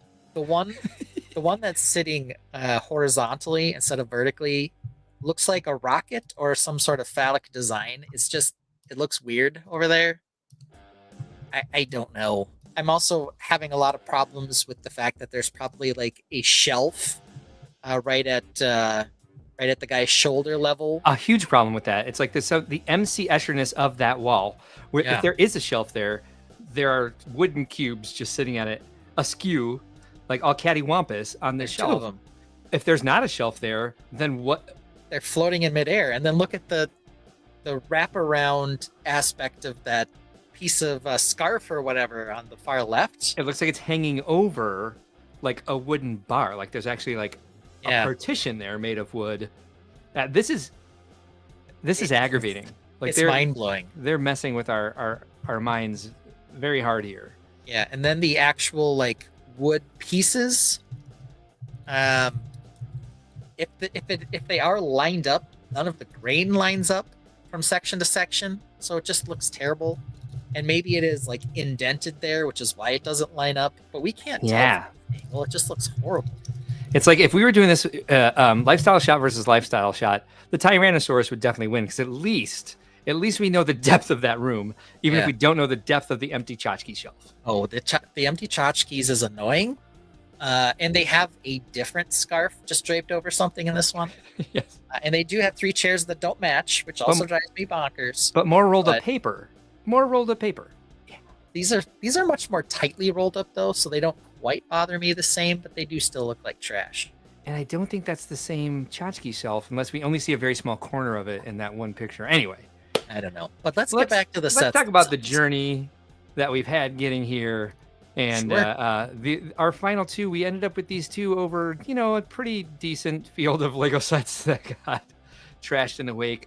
We Yeah. finally killed that stupid scaled up. Maxi Fig. Yeah. Yeah, it's dead. We finally Yes. stomped that thing into the ground. It's gone now.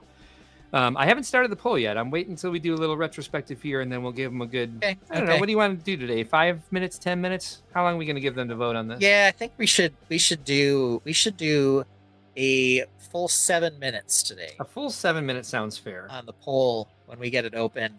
I will be ready with that when the taking a time look- comes. Back at the Final Four, I would say Yeah. of the Final Four and the way the matchups ran here, Yes. the only one that I wouldn't have wanted in the championship match at all is the stupid Fort Wayne region Maxi Fig that managed to trounce a few decent sets here on its way to victory, including Ninjago City Workshop and one of our picks, the Horizon Zero Dawn set, which we thought was a great, not only great design but awesome parts per price ratio. Yeah, as well as two minifigs. I purchased that with the intent of building it for like a review, like a review video, which we haven't really done yet here. But I have a little backlog of those. Still want to do the Animal Crossing Airport as well. We got some early predictions here. VMAC Attack says they did a really good job on the Rex. Hard to vote against it. Haka Ligament says plot twist. The wall is just one big single shelf. Could be. Philip Campbell says I have random wooden cubes on my shelf. Fair enough. Fair enough. But like, does your shelf look like a shelf or like is it like one of those MC Escher walls that you can't tell where the wall starts and the shelf begins. Okay. VMAC says, if you look at the sculpture on the right in the shadow, that second layer is also a shelf. It could Hashtag be. Stitch House. Hashtag bring back Stitch. Show all the regions again. We're getting there, Friday Night Bricks. We just wanted to talk about this one we hate. Jesse has the Horizon set. He says it's pretty good. Pretty VMAC good, Attack alright. says, at least your bracket has some upsets. There were some upsets in this year's. Yeah, I mean, Um, there's a lot of number 1 seeds, though, Stitch Spaceship. in the regular March Madness tourney. Grand Rapids here, we called this our art region. Mm-hmm. I don't think there were a ton of surprises here. The 1 and the 2 seed basically won. I don't see any upsets. This was basically just a straight through bracket where they were seeded is where they went. Yeah, if a 3-1 animal was going to take it, it was going to be the Flamingo. And the Flamingo got trounced pretty quickly by the Trevi Fountain. I don't think the 3-1 Flamingo was as exciting as the Fantastic Forest Fox. Yeah, it wasn't. It what I built all 3 animals now from the Forest Animal Red Fox set. Yeah. They're all upstairs. I'll bring them down next week. I do remember Reed saying this during our first March Release Madness episode, is that he thought the winner would be from the Grand Rapids region. Yeah, he thought maybe it would be the dragon. Oh, the dragon would go further. Well, I didn't love the Van Gogh flowers, but other people did. And Ben did a really good comparison of the Ninjago sets that we had this year for March release and the ones that we had last year. Your audio is cutting in and out a little bit. I'm going to turn this music down. All right. There we go.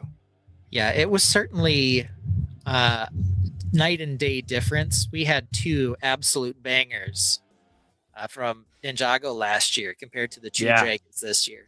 2 amazing Ninjago sets last year. It was a Wolf Mask Shadow Dojo and then that the spitting dragon waterfall. Dragon Shrine, yeah. Dragon Shrine, Dragon Stone Shrine. Yes.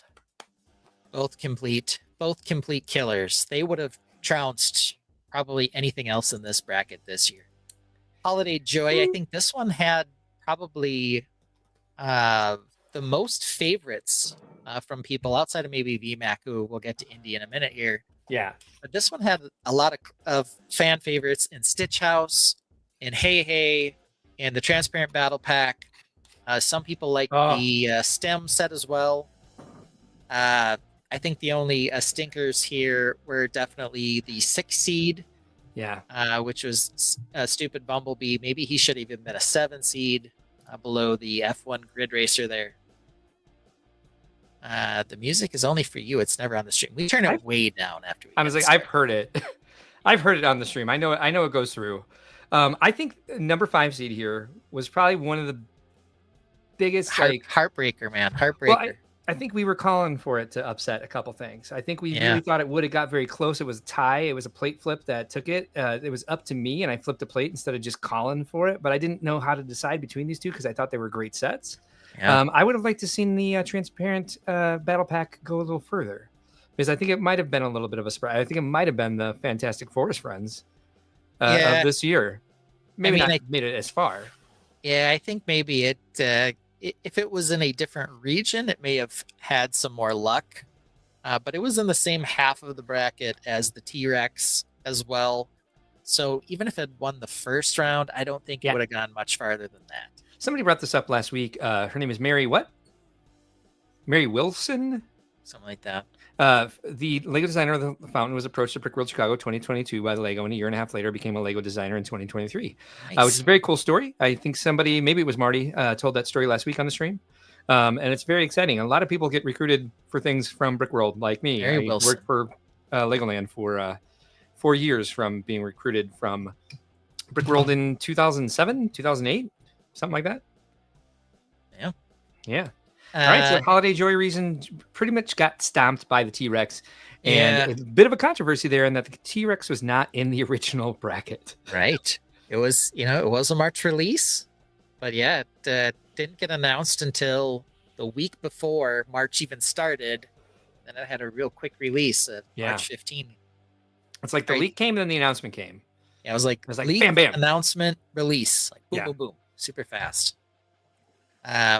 And here we are with the Indy region. This one had 3 non-F1 sets in it. They all did okay in terms of I don't even know what to say about this. This region, I knew we couldn't just automatically put an F1 set into the Final Four. I knew I would have to earn it. But I think that the F1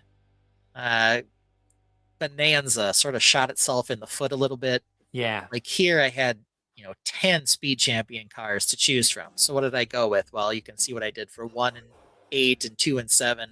Yeah. Is, for example, the Red Bull car in the 8 seed actually worse than, say, the stupid Optimus? Well, the answer is no. Right.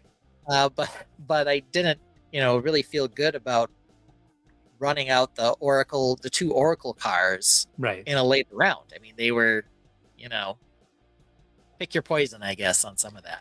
Yeah, and so I looked at last year's, and I had a question for you. We should have talked about this during the meeting because I don't mean to call you out live.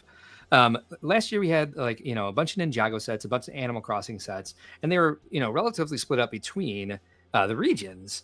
I think what hurt F1 here potentially is that all the F1s were in one region, with the exception of the city set that had 2 of them in the garage. Yep. And I think that might be what got them squeezed out. I think there might have been more one F1. Maybe a chance. Yeah, may have been a chance. I'm not sure that it would have, just because F1, as we've talked about before, is more of a niche fandom than either Animal Crossing or Ninjago are, because as much as you might not be a Ninjago or Animal Crossing fan, you might still like the sets for the parts. Right. Yeah, I think part of it was, for example, if the 2 Technic cars I thought had to be in here, and I could have split them up between regions. Yeah. But then if I start putting in the speed champion sets, right? Do we really want the F1 car speed champions from one region? Yeah. The Technic F1 car Ferrari from another one, and ended up with an all Indy Final Four. And are people gonna F1 Final Four? It could happen, but I just didn't think it would. I mean, granted, we brought up all the products on screen as we were talking about them, but as people are looking at this, which we have up on screen quite a bit, are they really going to know the difference from the thumbnail between the Technic Supercar and the Speed Champions version? And that's kind of the problem, right? Is they had both. They do have the minifigs in the Speed Champion versions, but it was kind of hard, and that was part of it. Yeah. Speaking of which, VMAC Attack says blah blah blah blah blah blah blah blah. He says the Scuderia Speed Champions was a joy to build, to be honest. A great blend of brick built stripes and stickers. Okay. They do look like very cool sets. And I wouldn't pass up a single one of them for the unique curves and slopes that they're starting to come out with just for all of these great Speed Champion sets. They're bringing a lot of new molds to the Lego vernacular, as it were. And so I'm not against them at all. I welcome, do more complex cars.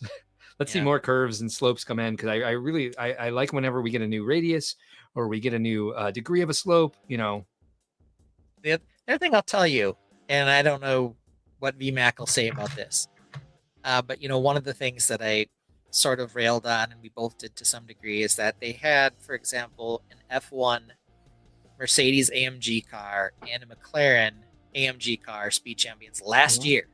And then they re-released different ones this year on this whole F1 theme. And I'll tell you one thing about those F1 cars. I built 2 of them so far. It was the McLaren and the Haas racing one. Yeah. Both of them are relatively fragile. Like, parts come off them way more easily than they have on any other Speed Champion set I've had in the past. Part of that, I think, is because they tried to make every single one of them different in terms of technique for build, so they didn't all feel the same. Yeah. And part of that is because they're trying to make them more detailed. But because of that, they're way more fragile than any other Speed Champions that I've ever had. Interesting. Yeah. I've never put one together. Yeah. I've done 2, and both of them have some rather obvious issues. Brick Dad Build says, I like that idea, but I need those slopes and curves not in Technic pieces. Yeah. BMAX says, hey, they're for display, not play, LOL. Well, I mean, they're going to be both. They are Lego. I'm sorry. It's just the fact. And guess what? What I did is I took the 2 McLaren sets. I gave one to my son, and I built the other one. I built the the newer F1 and he built the other one. He wanted to play with the F1 version, the more recent version, more. Yeah. And he was racing it with the Haas one, and parts were flying all over the place. So he thought they were really cool sets, but they were super fragile. VMAX Tech also says the 1 to 12 cars are also fragile. Okay.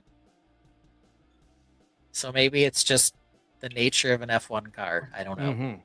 But it was definitely something I noticed.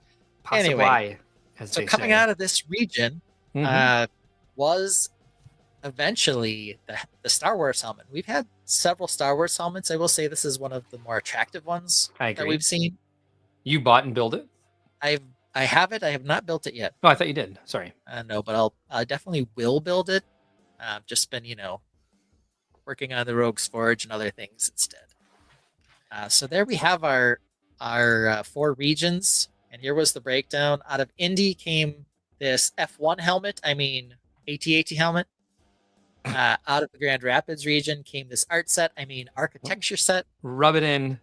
Out of the Holiday Joy region came T-Rex. And then out of Fort Wayne came the stupid racer, but he eventually got finally trounced. Finally. VMAX Tech says the 1-to-1 F1 cars are also fragile, which they have 100%. built. And 100%. trust me, because so many people I know, especially college bros, have sent me the video of did you see this 1-to-1 Technic car they made? Blah, blah, blah, blah. Yeah, I've seen it 1,000 times now. Everything's Lego except the tires. I'm like, yes, I know. Thanks for Probably thinking way of me. heavier than an F1 car. So here we are. The regular F1 cars are fragile too. So I'm going to go ahead and start that poll because we got a 30-second delay. Poll. Here we go. What do you think is going to happen here? Do you want a lot of tan or a lot of white? Do you have a horse in this race? I don't have a horse in it. I Neither do don't I. own a set yet. I think I don't my either. biggest problem with getting the T-Rex set, I love how it looks. I'd love to even build it, but I have nowhere to put that thing. It is so big. It is damn big, yeah. I would just be like, well, what do I do with it now? Take it apart as soon as you put it together, like a puzzle? I'm out of space. Yeah. Marty Becker says, I built the Ferrari and Oracle Red Bull SC cars and found the build solids on both of them. All So right. we got some F1 set fans in the Tainted for sure. Yeah, Marty shelled out probably, what was it then, $500 for the pair of supercars.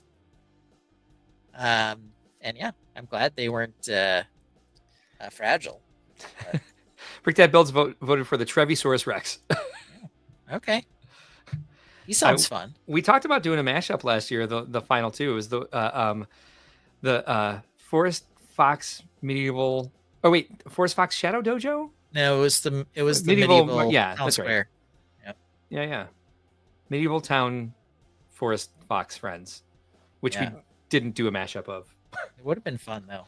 It's still possible. We could do a Trevi T-Rex mashup, and we'll talk about that too. Oh, that's one of the things I forgot. Shoot, for tonight's discussion. Let me see if I still have this that I can find. Talk Max amongst yourselves suggests while I that look you for don't stuff. sneeze on the floor fronts, Marty, if you want them to stay together.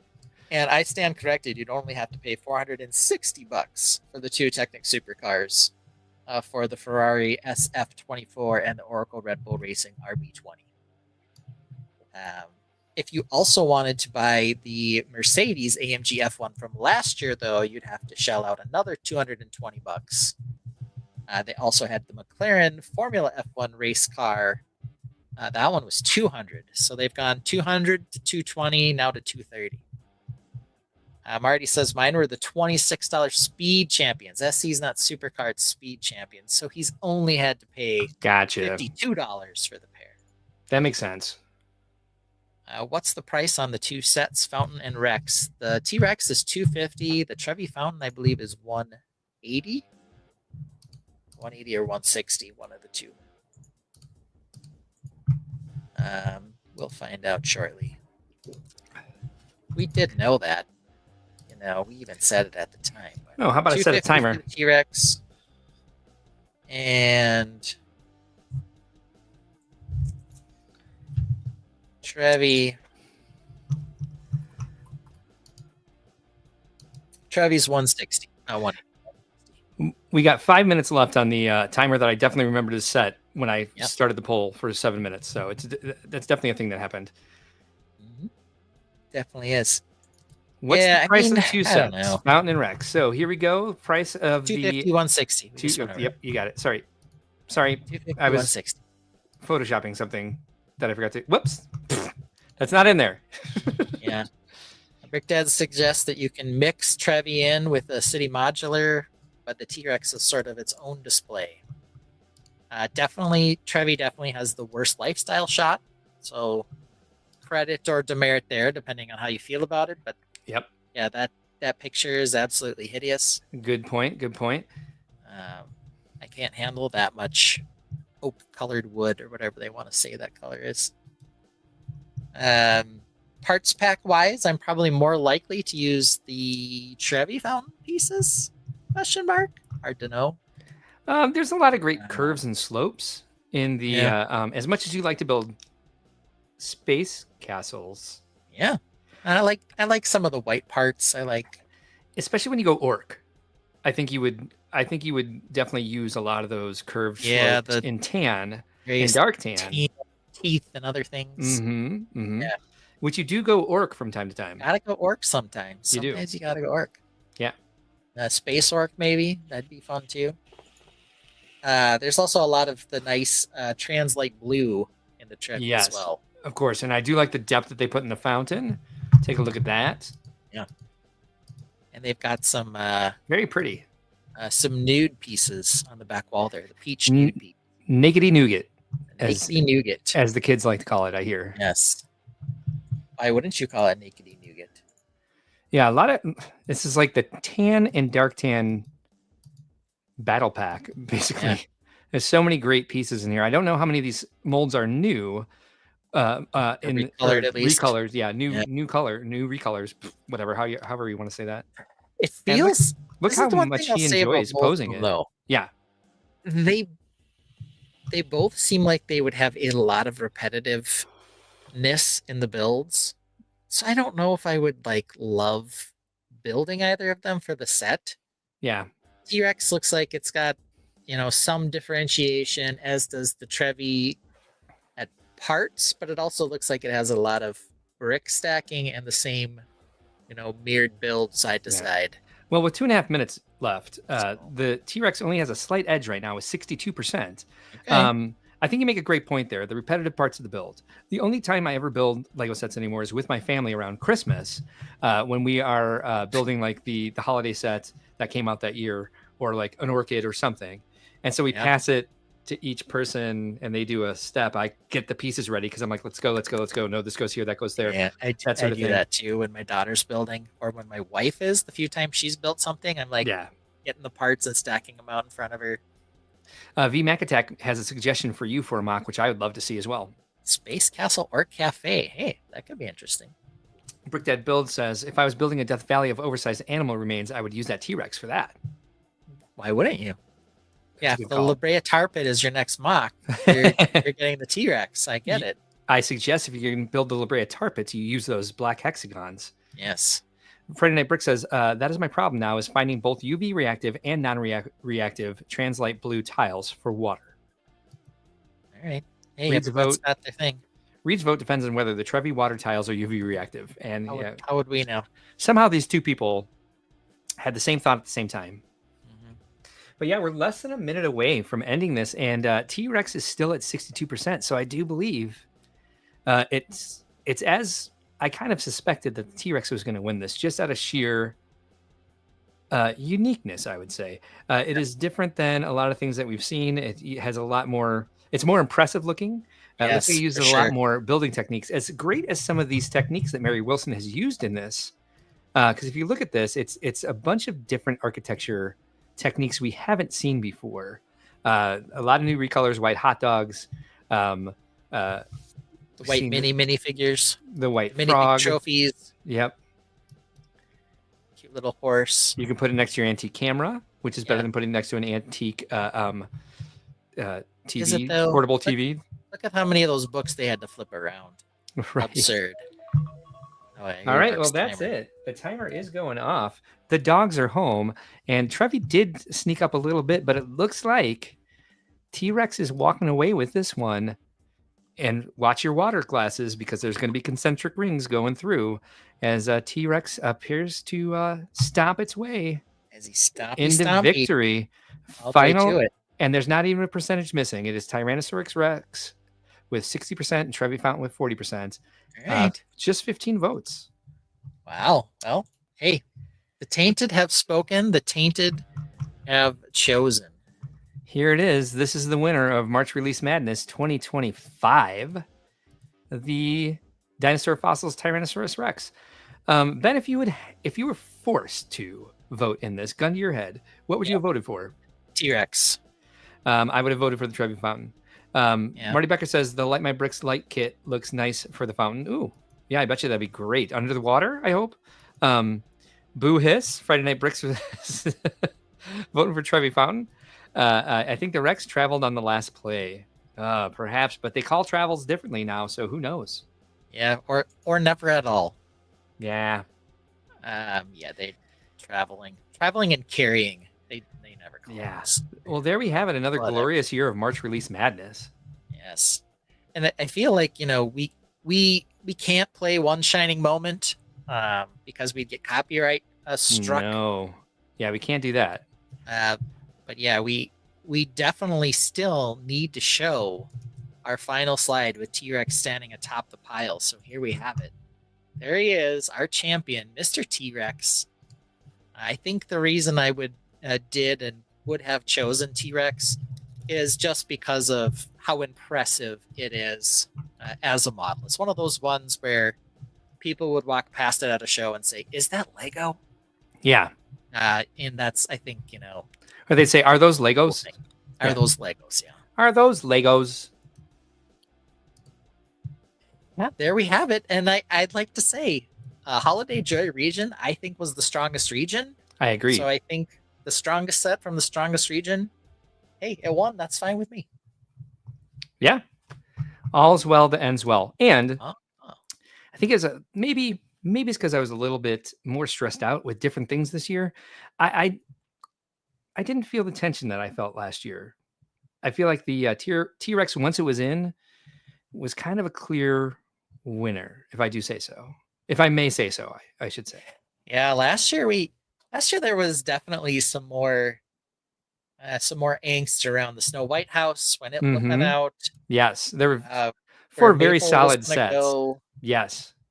Well, there were 3 lots of very stuff. solid sets and a polybag that made it through, probably because I loved it. Yeah. But hey, it's whatever. Things happened. I think the right set won both years, if I'm being honest. I would agree with that. Maybe different journeys in each because Forest Animals Red Fox, I think it was like a 4 or a 5 seed. But it just kept gaining momentum as the tourney rolled. This year, yeah, sort of T-Rex comes in late, but he just kind of stomps his way to victory. So there we have it. Agreed. Well, 100%. everybody, another year of March Release Madness has come to an end. It sure has. One shining moment for the T-Rex. And this is for sure. It's an impressive set. It deserves to win. Yeah. The best March release. Yeah, I would say it's this one. Yeah. Probably the most exciting. Probably a valid win there. Yeah, we'll be back next year with more March Release Madness because Lego keeps doing it. I know when we were first thinking about it, we're like, man, last year they had Animal Crossing, they had all those Technic space sets, they had the Snow White set, they had the Medieval Market or whatever. We were like, are we even going to have 32 sets to go in this year? Oh, we did. There were more than 32 still. There were slightly more. Like they were creator, like it was all the F1s, and then like the creator. Yeah, extra sets. Like there was still a Minecraft set that didn't make it. Yeah, 10 sets or something, 10, 11 sets that didn't make it in. None of them would have had a chance to win. Don't get me wrong. They weren't. Right. They Night weren't Bus. like on the bubble. Yeah. Well, the Night Bus was in there, but still, it didn't have a chance. It was in there. It just kicked out some of the, terrible Minecraft sets. But Record player with flowers. Didn't I was make in it there. very far. Yeah, we needed that in there just to get its ass kicked. Yeah. So I needed that spiritually. yes, I did too. I felt like it was required. I think that It got more than 0 votes though, which is kind of disappointing. But that's okay. Yeah, I think those were trolls. It could have been. Yeah. Could have been. So what are we talking about next, Mark? We're going to do our silliness segment, but we're going to get a little serious tonight with the silliness. And I'm going to go ahead and take another break. All right. Not because I have to use the bathroom. I'm going to do so just to be safe, because God only knows how long this is going to go, because I am going to open that can of worms. All right. But I do at least need to grab another can of pop because I'm out. All right. Well, we owe Peelybone to our friend VMAC, so we'll play Peelybone while you go do that. Here we go. Good call. Thank you. A new Lego set, can't wait to see. Oh, it's Peelybone, okay, what could it be? Half banana, half bone. It's a bonkers sight. Be it stupid or cute, it just doesn't seem right.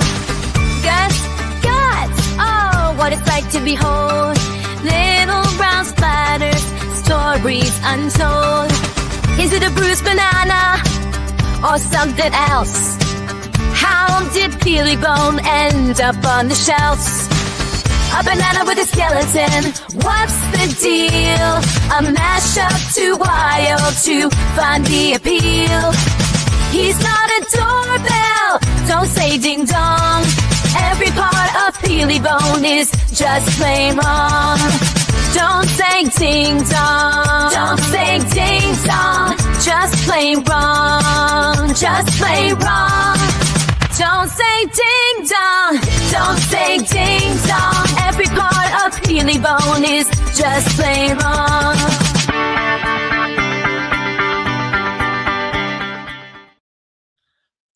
I think what would be a more interesting matchup, just overall in the entire universe of matchups, would have to be Peelybone versus Orange Spaceships.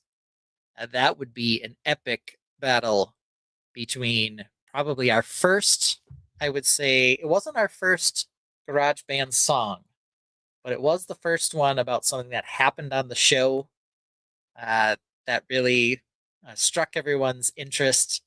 It's the only one that I have. Well, it's not the only one I have, but it is the one that we are most likely to play in the car while traveling somewhere. But we also did this as a close call, and Orange Spaceships won.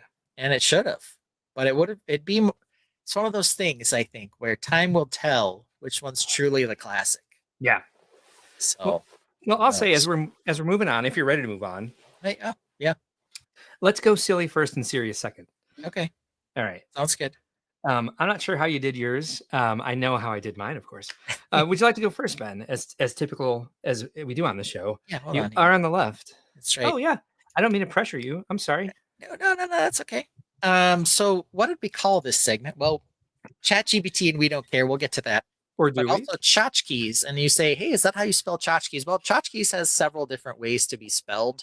We went with this one because it started with C. We did. Well, hi. There's a dog on the loose.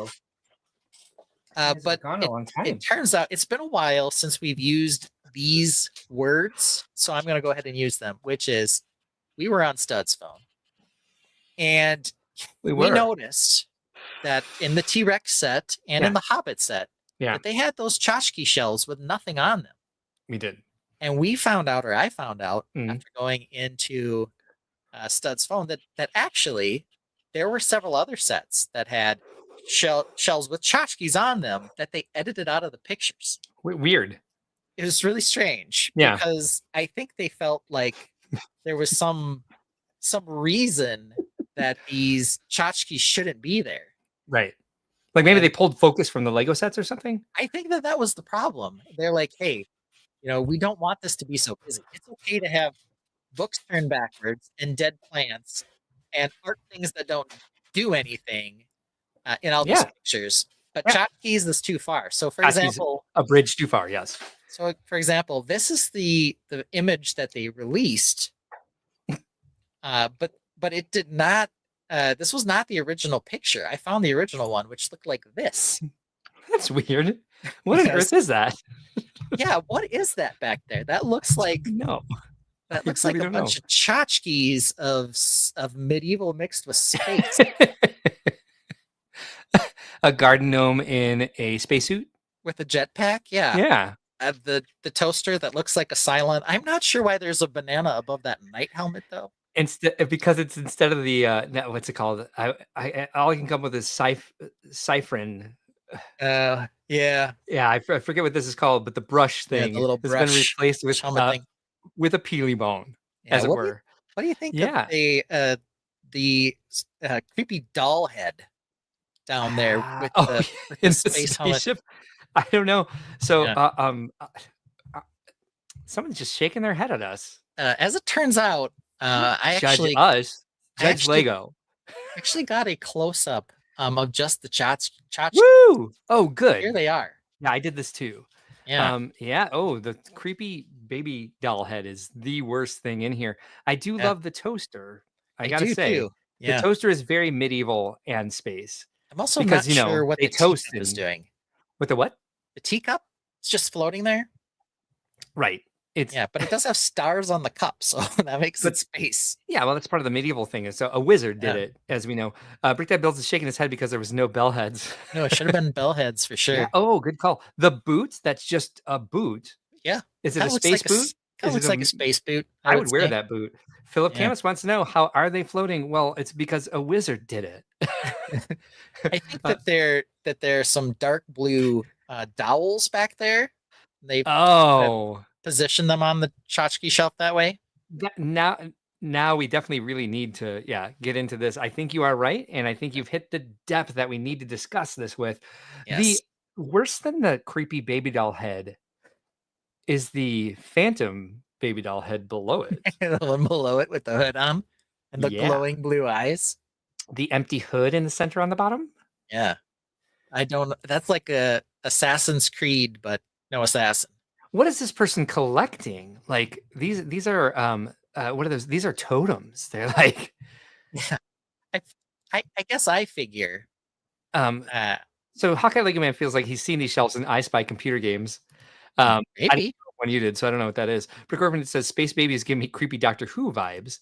Maybe. Field says, are these the new pieces for the updated version of Monopoly? Yeah, the telephone.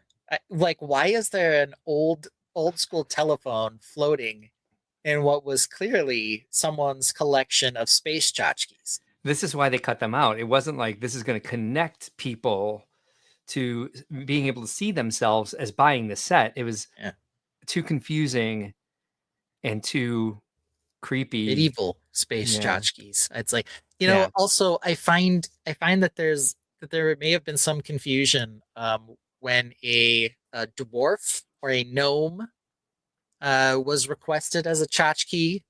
How that turned out. I do like that he kept the red hat. Yeah. But he's definitely got, the same armor as the random suit below him. Oh, the pygmy orc? Yeah. Yeah, there's like two versions. There's the version with the red hat and the version with the helmet. Hey, this is how manufacturers and companies snag collectors. There's just a slight variation. Is this your house? These might be at my house. Well, we've had lifestyle shots taken at your house before, We have. so I wouldn't be surprised. We need disclaimers on these Yeah. tchotchke shelves. I wish I would have thought of that. I didn't until Yeah. just now. Yeah, so that was the first one I found. That's exciting. You want to go into the second one I found, or you just, you Yeah, let's go. interested in going? Let's just go ahead and go through these first because I did mine Alright. slightly differently. All right, of course you did. So we had this one. David the Gnome has had enough. Yeah, I used to watch David the Gnome. So when I was a kid, we've talked about this before. I did not had know hip that was a thing. surgery. Yes. Oh, David the Gnome. He was on, Nick Jr. or whatever. Oh, okay. I had hip surgery, so I was in bed, and they converted one of the bedrooms in my parents' house to this bed that I would sit in. So I couldn't go to school because I was in a body cast for part of it, and I was homeschooled after that for a little while. So I would watch David the Gnome pretty much every day. That's a No idea what classic it is. cartoon. Yeah, No idea. No, I think I'm. this definitely looks like David the Gnome if he was a space ranger. No, I think you guys are gaslighting me. I don't think it's a thing. Okay. Okay. So this one also had Brickhead Builds tchotchkes that were says vanished. we really need a CMF line of warrior gnomes. This also had tchotchkes in it that didn't make it into the final shot. It did. So I'm this was so surprised. Yeah, so this one here is the one that showed up on the website. Yeah. But wouldn't you know it, they had these in the background before. Oh, are those dead flower tchotchkes? I don't know why you would think that these were, anything. I think maybe Well, because the set point decorators here- for lifestyle shots are obsessed with dead plants, so I would think that maybe that's what that is. I think maybe the point here was because this poor girl couldn't keep her real life flowers growing out of random old tech items. She does okay when it's in a water pot. Yeah. But growing out of a tech item, they all seem to die. So they're like, hey, let's do one with Lego. If it's made out of plastic, it won't die. Right? All good. That tells a really full story. I don't know why they cut these out. Yeah. Hey, So did you get a close up of here's- this one? Oh, you Yeah, did. here it is. Yeah. I'm not sure why there are two nearly identical cameras Oh, I have a bit of that in mind too. with dead flowers growing out of them. My favorite might very well be the floppy disk, which is She- now considered old tech Hey, she didn't give up the first time, so she tried again. That's why. with the flower. Yeah. That is the world's smallest keyboard. Maybe that's a Stream Deck or something down there. But it's old tech, and that's all that counts. Yeah. PlayStation, the PlayStation controller. Take I that, love it. PlayStation controller. The floppy disk is so funny. The floppy disk is. Where is it rooting? I don't know. Right What's out in of the middle of the disk, apparently. What's in the top and the center? Is that a modem? I think that's like a Wi-Fi router. Yeah. Yeah. Okay. Yeah. Like a Wi-Fi router's dead tech, man. Obviously, that's like an iPhone version 16. They're on 17 now. 16 is now old dead tech. So that's what that is up there. And so all you can do with it is stick flowers in it. Right. Yeah. But hers died. She must not know course how they to do did. it. Yeah. Of course they did. Yeah. And then down at the bottom there, it's like some Yeah. random plug. Like, I don't know why that's old tech. Also, Yeah. not sure what the mini TV is. We had one of those. Oh, you know that We just saw one of these still active. it's a European voltage converter. Oh, of course. Yeah. No one goes to Europe anymore, so I need those. They Yeah. don't come here. Yeah, but now we have another Breakfast Nook TV here. We certainly do. I wonder if it plugs into a cigarette lighter in a car. Yeah. VMAC Tech says these are all carved from one block of wood. Checkmate haters. Oh, that makes more sense now. Maybe. I don't know. Yeah. This is Looks all like a pile of dead flowers to me, though. whittling. Yeah, well, these guys are good at what they do. The whittlers, Amazing. they have a That's what this union. is. Yeah. Yeah. Yeah. I think he's will right. say though that this was starting to yeah. get a little more Lego because there are 3 blank tchotchke shells on the bottom. Yeah, I had a few of those. I cropped them out, but Yeah. So what was up with that? I don't know. I don't know. It's pretty. Here's this last one. Yeah. What happened here? Would you believe they had a tchotchke shelf in this one? They also cut out. Does it have something to do with disposable toilets? It's They took it out. There it was in the background. That's one of the features of the set. Why would they not highlight it I know. even more? Yeah, and if you I were like that it's kind of curious, floating in the air too. yeah, it's a skew like the camera is, and it's nice and Makes blurry. sense. That makes perfect sense. Yeah, because it's Yeah, in the it was- background. Yeah. It's right how it should be. But here's the close up. If you were Oh, curious, those are cute. yeah. There's a couple of different styles, a couple different, collect your different tanks and your different backs. We see. You We have to know? watch people's sensitivities when we're doing AI stuff. Because Oh, Dead Builds feels attacked as a PlayStation guy. yeah, we forgot to Hmm, put this warning up. yeah, There's see? a trigger warning. That's why we're going to have a serious discussion about this next. Yeah. Hmm. I do feel bad that only one of these toilets is like the off-white ivory color. Everything else Yeah. is like pure white, pure porcelain white. Growing up, the toilet in my bathroom was brown. Yeah. It was probably the best toilet I've ever used in my life because it itself was brown. Yeah. Yeah, you never really I had to feel- worry. Yeah, I feel like they should make them like an off yellow color. Then I wouldn't have to know how often my son misses when he's going to the bathroom. Mhm. So Yeah, but anyway, there we good have it. point. Yeah, One of these when has I a was- laundry basket as a tank yeah, this one over here. with no Uh, lid. Yeah. Yeah, the one with no lid, and the second one up from the right bottom. Yeah. Yeah. Yeah, that one was interesting. There are also several that That's the seem man to have, toilet. The lid never goes down. Yeah, there's some that seem to have a lid but no inner lid. Maybe you just can't see it. But yeah, that would be unfortunate for some people too. It's just lazy carvers for these figurines. Yeah, from these porcelain figurine makers. Yeah. So Yeah, mini toilet collection makes sense. yeah, that's some fine whittling action. Oh yeah, they really went to town on this. That's Yes, probably indeed. why. That's probably why a lot of these are missing the inner lid. Because it's just like a too hard of a detail to put in if you Yeah. don't absolutely need to. Yeah, good Just point whittle there. the hair too deep. Philip Camus. Yeah. Mm-hmm.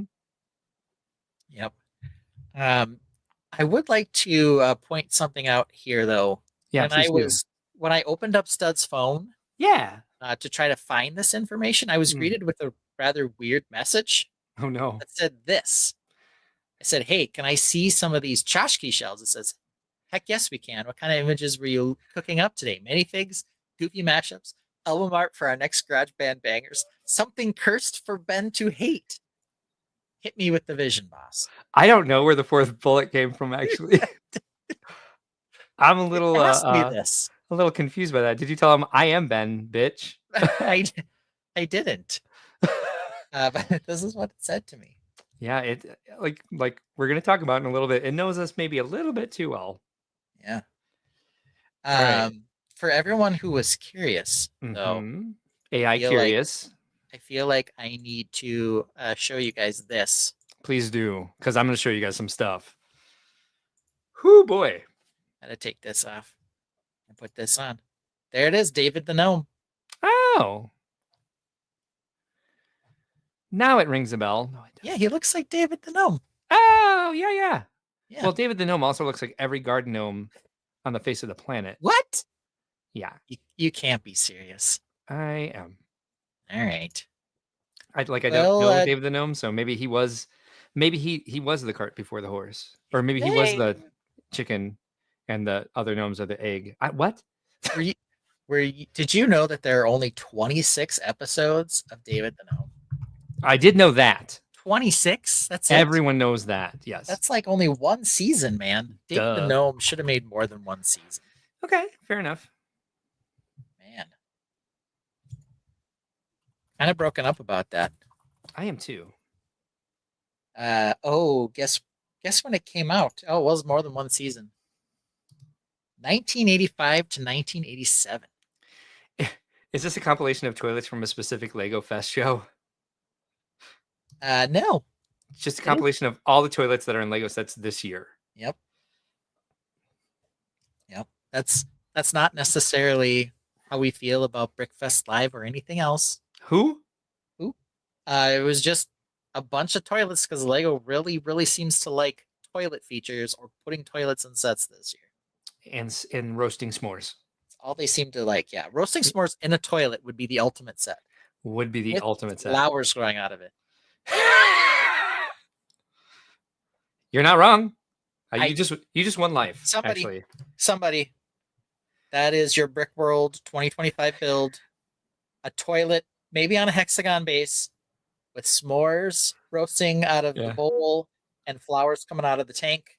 nailed it. Perfect Lego set. VMAC Attack says, Lego I set. watched David the Gnome for 10 seasons without realizing they were repeating. I Brick had Bill the same says, problem, man. ha, I didn't say their name. Ben did. Fair enough. Brick Orphan says, Ben is getting hired by Lego at Brickworld this year. Yeah, no. He that's built not so many great toilets. Yeah. If I build a And- really cool toilet, then yeah. Last thing you can do right now is move to Billund. Yeah, why not? I don't know why that would be a problem. I Yes. definitely have time for that. So you want to see what I found on Stud's phone? It was a little bit different than Do. yours. I do. Curious. So first of all, I'm just going to touch on this a little bit. You wanted your picture of the T-Rex smashing the Trevi Fountain? Well, we got it. Why does he have water in his mouth? I don't know. I did a couple more than this that were actually No, those are amazingly close renditions, actually. you know what I did is I uploaded pictures of the sets. Oh. Because what I realized is you can do that now, which you didn't used to be able to do. And now you can make stuff look like other stuff. And that's one of the points where I'm like, why did they change this? Because If I think that's where the danger is really going to be. Z Spouse says that moving to Denmark would be a problem. yeah, All not right. for me, for you, lady. So let's get into Just this. kidding. Yeah, you'd have to deal with futsal season all yourself. Yeah. Let's Yeah, get imagine into that. what I found this week You're gonna on have to coach flag football. on Stud's phone myself. I went with a different spelling, but I went for tchotchke champs. Okay. Do you notice anything? David the gnome is here. David the gnome is here. Yep, there he is, right in the center.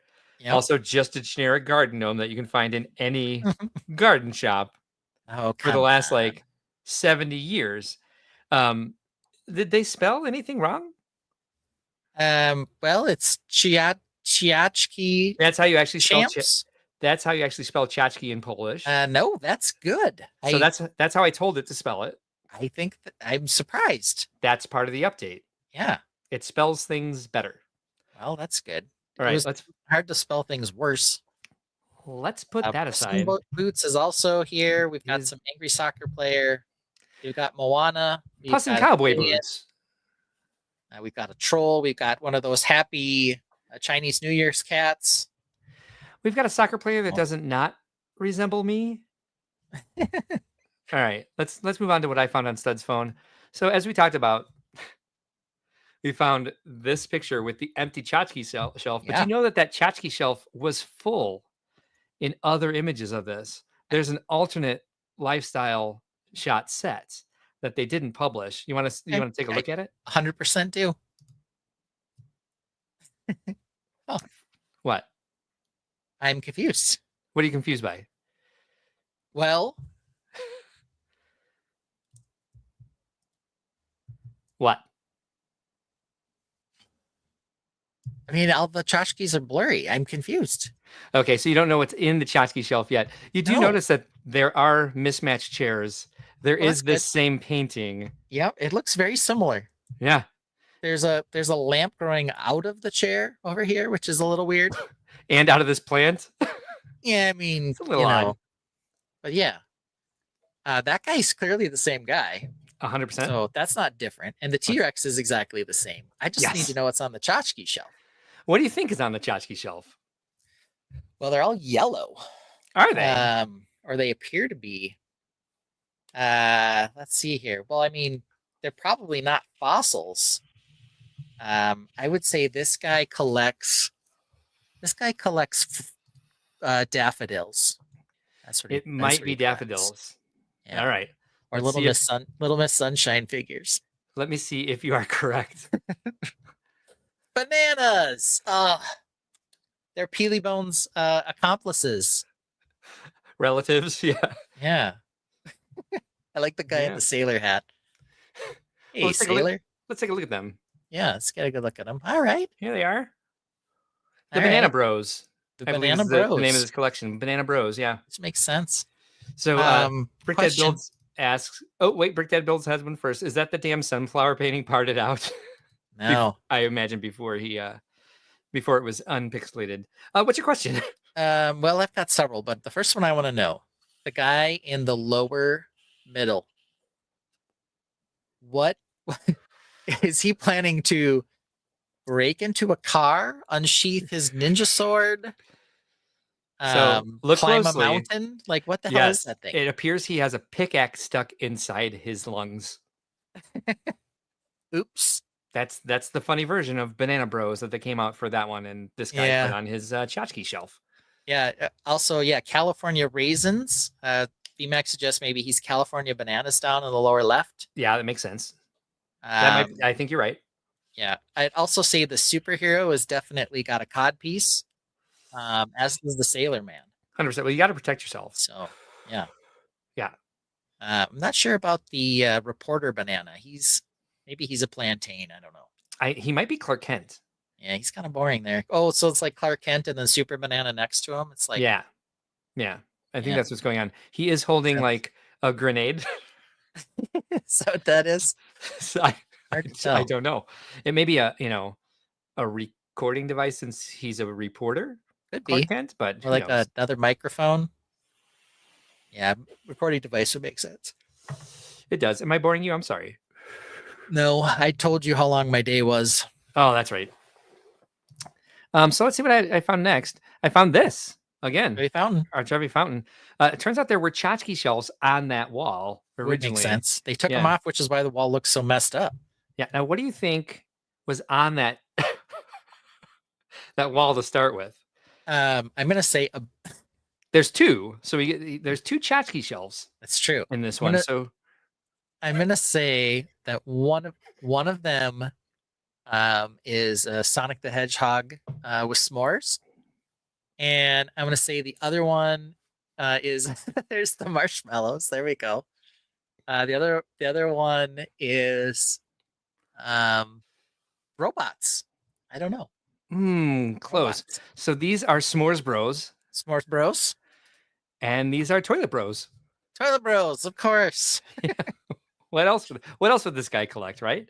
Yeah. So let's take a look. If Here Matt are the Husband grew a blue mohawk, he could be this guy. maybe He's got a little bit of Matt Husband to him. a little bit. A little bit. It's yeah. We'll get to that. A little bit. All right. So S'mores Bros. Yeah. Here they are. You got Gotta two collect different them ones all. playing their one's playing a violin, the other one's playing a guitar. Way different. Yes. They have radically different hats that are the same color. Radically different. Radically different. Okay. We also have the scout with a camera and then the Mhm. scout who's hiking. Mm-hmm. You So I'm need glad you they need just both. made little variations on those. And making a debut. It's like the Smurfs. We have one Smorette down at the bottom. Of course. Yeah. And like I do like that the one Cub Scout s'mores has like a walking stick and also this hockey stick that's stuck under his neck. Yeah. The second walking stick. Yep. Yeah. Yeah. So The those sports guy also has two balls. He's carrying all the balls today. most guys do. Most guys have two balls. Here's No the offense to Toilet those who only Bros. have one. Yep. Here's the Toilet Bros. Yes. All right, I like that. One of them is a plumber, and one of them's just holding TP. Like, hey, I'm Yeah. just a regular old toilet. Also, What? the doctor. Yes. It looks like that almost looks like the doctor's holding a spoon and eating out of the toilet bowl. I think that was supposed to be the end of the stethoscope. Okay. And just kind of like the rendering didn't come through. I like that the bookworm and the guitarist don't have bowls.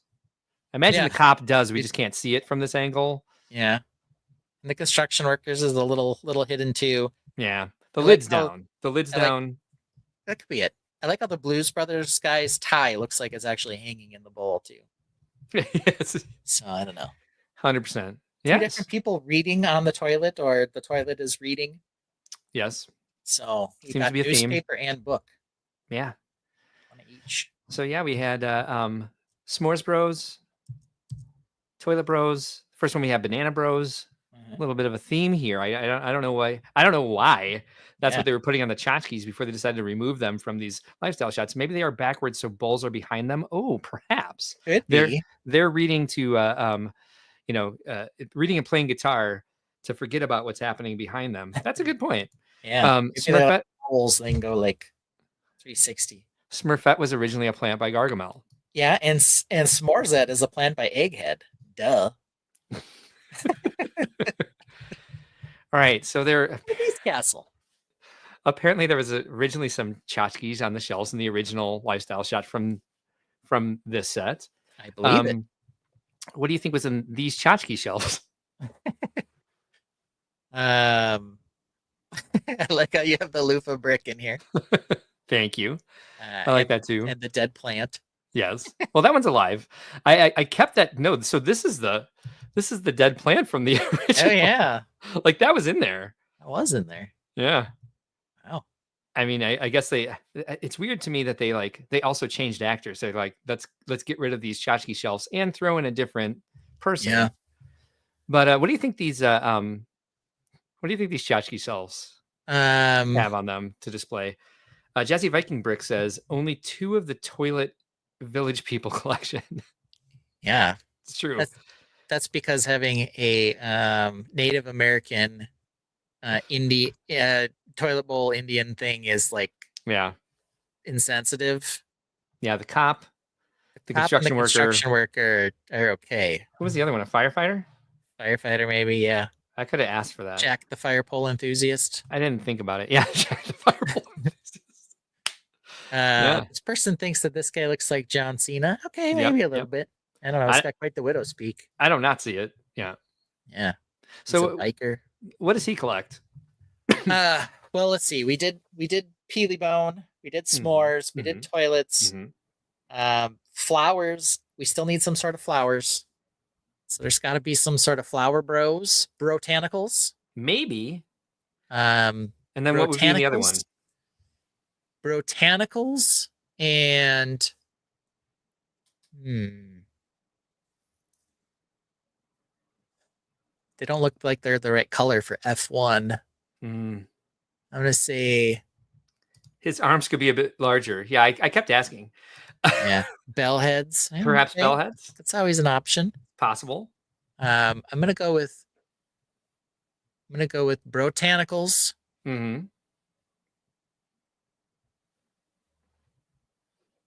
Botanicals and skunk bros. Oh, good call. First one, of course, is Otter Bros. He's definitely into Otter Bros. Ugh. He is 100% into Should've otters. known. And the other one, everyone's into, whatever. Dancing otters. Lady otters. First one, I was like, well, they're both.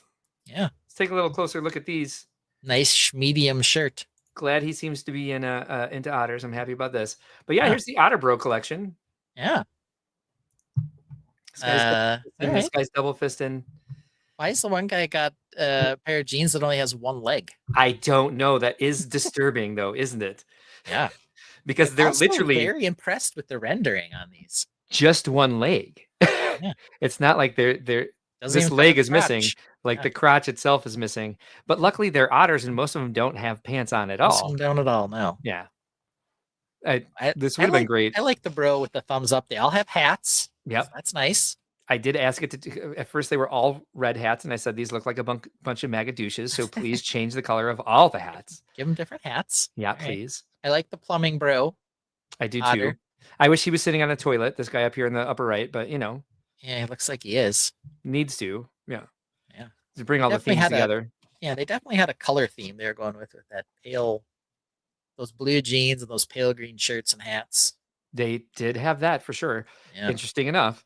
We'll get to that in a minute. And here's our ballet otters. Okay. They're graceful and beautiful. They're a little. They all feel a little too similar. They're a little matchy. I kept asking for them to be in different dance positions, and they kind of are. Yeah. Right. But hey, it's just what was on the wall. They can't. They're only aware of 7 dance positions. Yeah. So one of the Otter Bros was Mario. Could have been down here. Yeah. Real Sylvanian vibes, like the light bulb. I think it's those little. You can get like animals at like toy stores. A whole bunch of them have different. Philip Kamen says the Guitar Bro looks like he is playing naked. He may be. Well, he's got a shirt on. He's got a shirt on. It's just it's just same color as the fur. Otter fur color. All right, so this is the last one I have.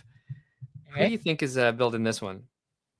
Well, these are Animal Crossing. Oh, that's what I meant. Yeah, it's Animal Crossing. Not who do you think the actor so replaced? Do we have some? There's tchotchke shelves on the original. Tchotchke shelves in this one. All right, I'm excited. All right, let's take a look and see what happened. This is the original lifestyle shot from this particular set. There's 2 sets of tchotchke shelves there. There's some interesting things here. What's interesting to you? Nice choice of shirt. Guy who definitely doesn't look anything like Mark at all. This shirt that I wore tonight? Yeah. Think I did that on purpose? It's kind of weird that it is this kind of weird. Guy has a lot of similar features to the CBO, the Chief Brick Officer of Brickworld. You think this looks like me? I think it looks a little bit like you. It's weird. It looks like my Uncle Jim. Okay. Does your Uncle Jim look basically like you? In a way. Yeah, you got to change this guy's eye color and move his hairline up just a touch, and it's Mark. little bit more of a protuberant nose. Yeah. Yeah, a little I think more I have a better protuberant. arch in my eyebrows. Okay. So Prick That Belt says, Mark, strike the same pose. You mean, let's see. What is that? Okay, I can't get too close. But I was saying, Mm-hmm. I don't know. That's about it. Yep. Is that me? All right. So what are the tchotchke shells I have here in my house? I mean, this guy. This guy has. Mhm. Mark has better cheekbones. Well, the Thank one you. on the right, 100% is botanicals. The one on the right, you think is botanicals? Okay. Yeah, my right. First one, yeah, Right mine as I'm too. looking at it. Yeah. The brighter colored one. Yes. And then I'm going to reveal the one on the left first. So what do you think that is? I think the one on the left is Apocalypus. Oh, that'd have been cute. But no, it's the one on the left is Bro Action Figures. All right. Why not? Yeah. And the one on the right Botanicals is Mr. Men and Little Oh, Miss. It's Little Miss Sunshine. Yeah. All right. Yeah, That's probably actually your shelf. It is actually. Yeah. So yeah, let's take a look. Let's take a look at these Yes. guys. You may recognize them from some of the other lifestyle shots. I do. They just happen to be. I do. Yes, yes, it does. Yes, it does. We're gonna get into that in a second. This is why I have questions now, Ben. How we move forward with some of this stuff. But anyway, here are the bros. Here's the bro action figures. Mm-hmm. And then of course, let's see if you remember some of these. I do. Ben, There's medium shirt guy. oh yes, I'm sorry. Oh, some of these guys. Yes, medium shirt guy right here in the center. Yep. Yes. Yep. Yes. And we got the blue matte mohawk over there as well. Blue Matt. Yes. And it's John Cena doesn't seem to. Oh, John Cena wears the medium shirt guy. John Cena is the kind of the same. Yeah. Then we got a And couple who else guys did I with leather see? jackets down there at the bottom there. Yes, I Okay. think he was in the first one. He was, and this one was just a random mashup of all of them because I only uploaded 5 images.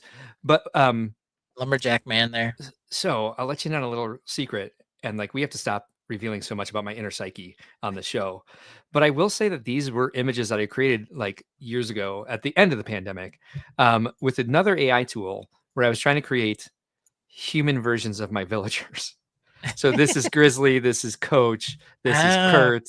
But if I remember Where's correctly, Tank? this is Buck. I didn't put Tank in. That's for a future right. episode. All But right. yeah, let's take a look at the. So where do I hang my Mr. Men tchotchke shelf? Where do you think I hang it? Above the toilet. No, on the stairs. That's not hanging. That's just a trip hazard. Right. Well, There it is. it's the same thing. Yeah, there it is. Yeah. So tell me. That might actually be the actual photo. Let's go over. Yeah, Yeah. of course. It was easy for me to just crop it out of the lifestyle shot. Yeah. And put it on an image of my stairs. Yeah. Who's this guy here in the center? The box guy. Mr. Strong. Exactly. And this one Yep. right here, ringing the bell and yelling. Mr. Noisy. And this one here, that's like looks like kind of a box hat shape. Oh, that guy. I don't talking a lot. recall. Mr. Loud. Mr. Chatterbox. Mr. Chatterbox. This guy here, my favorite here in the Mr. center. Messy. Yep, you got it. This guy Yep. with the bandages. Mr. Bump. You got it. Little Miss, what? She's laughing. Giggles. You got it. Mr. with the prosthetic. Yes. Nosy. Who's this happy person? Mr. Happy. You keep saying this one. Little Miss Sunshine. Who's this? That's Mr. Arby's. Oh, It's yeah, Mr. this- Roast Beef. Yeah, I guess they kind of did a promotional thing with them. This guy Yeah. here with the clown hat and the gloves. Mr. Gig. No, not Giggles. Mr. What was he? He's hilarious. Mr. Funny. Yep, we'll do one more. This blue rectangle here. He looks like Mr. Sad. Mr. Grumpy. Mr. Grumpy. Yeah, so this is my collection. I actually have one of these tchotchke shelves with different with different size compartments, and there are some that just won't fit any of these. Some of these, like Mr. Silly here, is just shoved in there. And then, of course, he got wedged in here this way. This is standing straight up, and these guys fall over all the time. Yeah. I usually have this on its back somewhere, actually. So they were all kind of jumbled up when I showed them to you on Wednesday or Tuesday, whatever the fuck night that was. Yeah. How do you feel about the one random headlight brick that you just have sitting there? I kind of love it. I think there's also some sort of like badge clasp here behind Little Miss Shy, and behind Mr. Clever here, there's a Mr. Lazy color form from like 1981. Okay. Oh, D Bishop loves Mr. Happy. D Bishop, welcome, by the way. Thanks for joining us tonight. Lewis Hamilton, bottom left. That must be from the last image. What? No, keep it real. Yeah, I am. No plant on the stairs next to it. Yeah, I'll work on that for next time.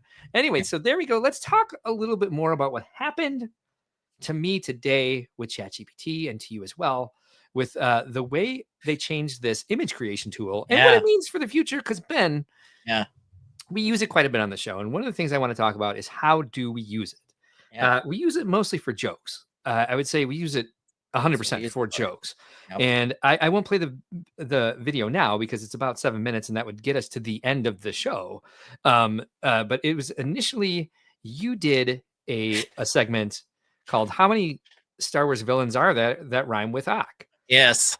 And about halfway through, you started replacing them with villains that you had created yourself on ChatGPT. So the first time we used it for image creation on here, the second time that we had mentioned using AI, and the first time was a close call where we mostly agreed that like using AI for Lego might be good to like get ideas, but it shouldn't be used as like a replacement, blah, blah, blah.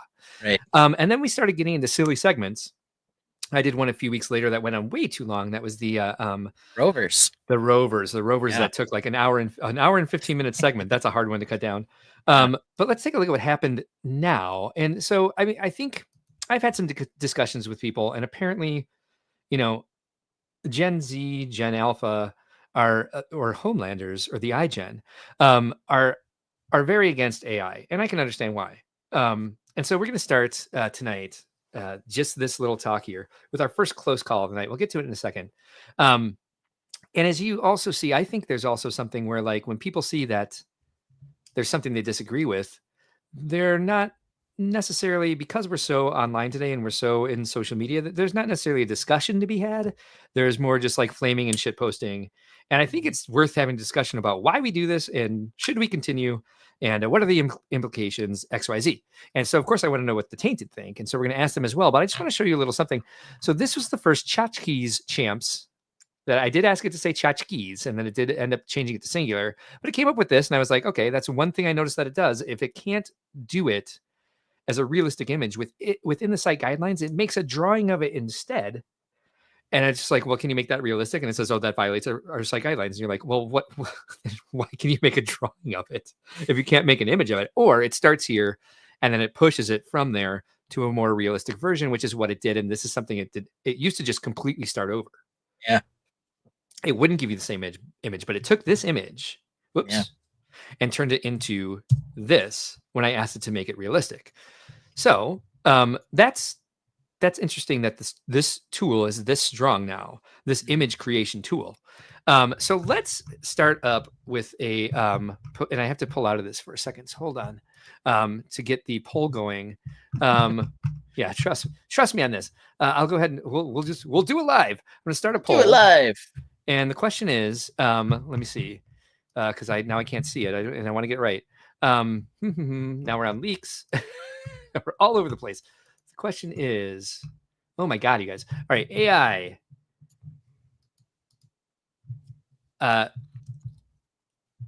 Should we use it? Is it evil? Is it this? Is it that? So the answers are, your options will be meh, get used to it. It's already everywhere. Use it responsibly, or kill it before Skynet becomes self-aware. So I'm going to go ahead and start that poll. And I'm going to run this through the rest of this segment and see what everybody watching thinks, because I am interested to hear what people are thinking. Because I think we started out with a very innocent way of adding it to our comedy section of the show, as we've talked about before. Let's see, become self-aware. I can't do that, so I'm just going to say kill it.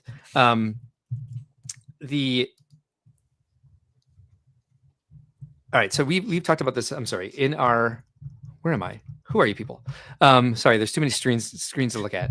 Now I forgot what I was saying. We talked about this in our close call segment before. A long time ago, we talked about it. We've talked about it more than once. Yeah, I'm going to close this so I don't see it up there. Yeah. It doesn't necessarily always feel responsible, especially when people react negatively to it. And so you start thinking like, well, should we, shouldn't we? But we have talked about this. There we go. That was one of the close calls I want to bring up, that we like considering part of the show, especially this hour, the third hour, our silliness segment, more of a variety show where we're entertaining each other, we're entertaining the Tainted. Hopefully, we're entertaining anybody who picks up the stream. Doing so in a tool that turns some people off is a bit problematic. I don't foresee us stop using it entirely because we do some fun stuff with it. One thing I will say is we use it for things like this. Okay, I understand people see me create a Lego creation for a thumbnail and say, why don't you build that out of Lego? I can kind of see that. I don't necessarily have time to build a March Madness mock out of Lego for 1 point.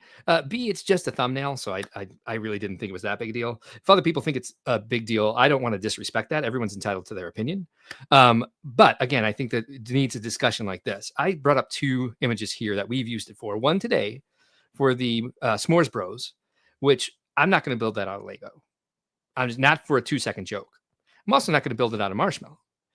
This gives us a way to make a quick joke. It happened very quickly on ChatGPT.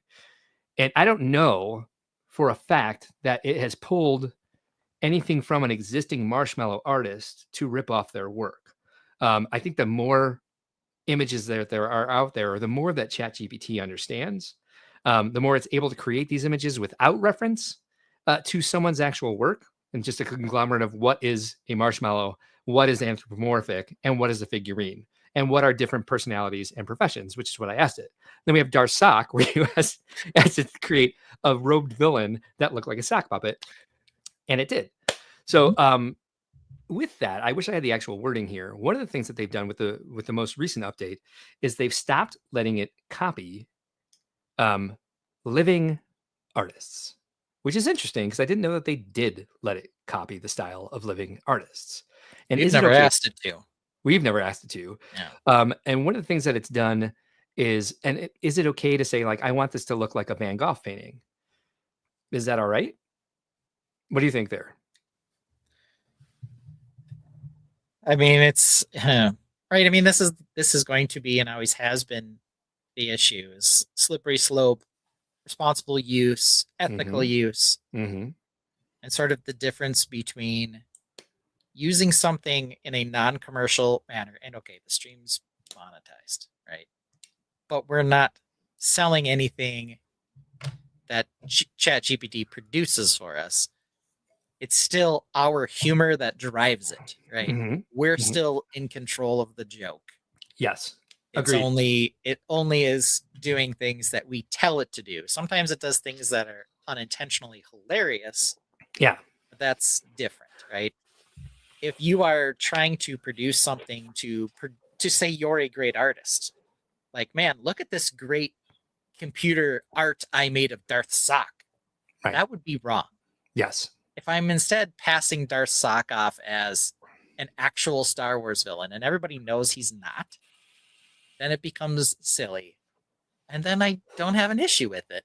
Yeah. Unless there was some person known out there for making Darth Sock Star Wars characters that ChatGPT is ripping on. Yeah, and we use AI for a number of things here. Like we have the GarageBand, right? And I use AI to find to do auto captioning. I use AI to help me compare contracts for the business. For informational stuff, I use it to help me with the marketing plan. I ask it to help me come up with a financial plan.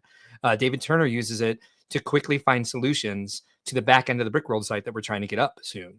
And with that, I think it's like, I'm not sure where people's thoughts are on that, but it seems to be a very different sort of feeling from like the information side to the art side.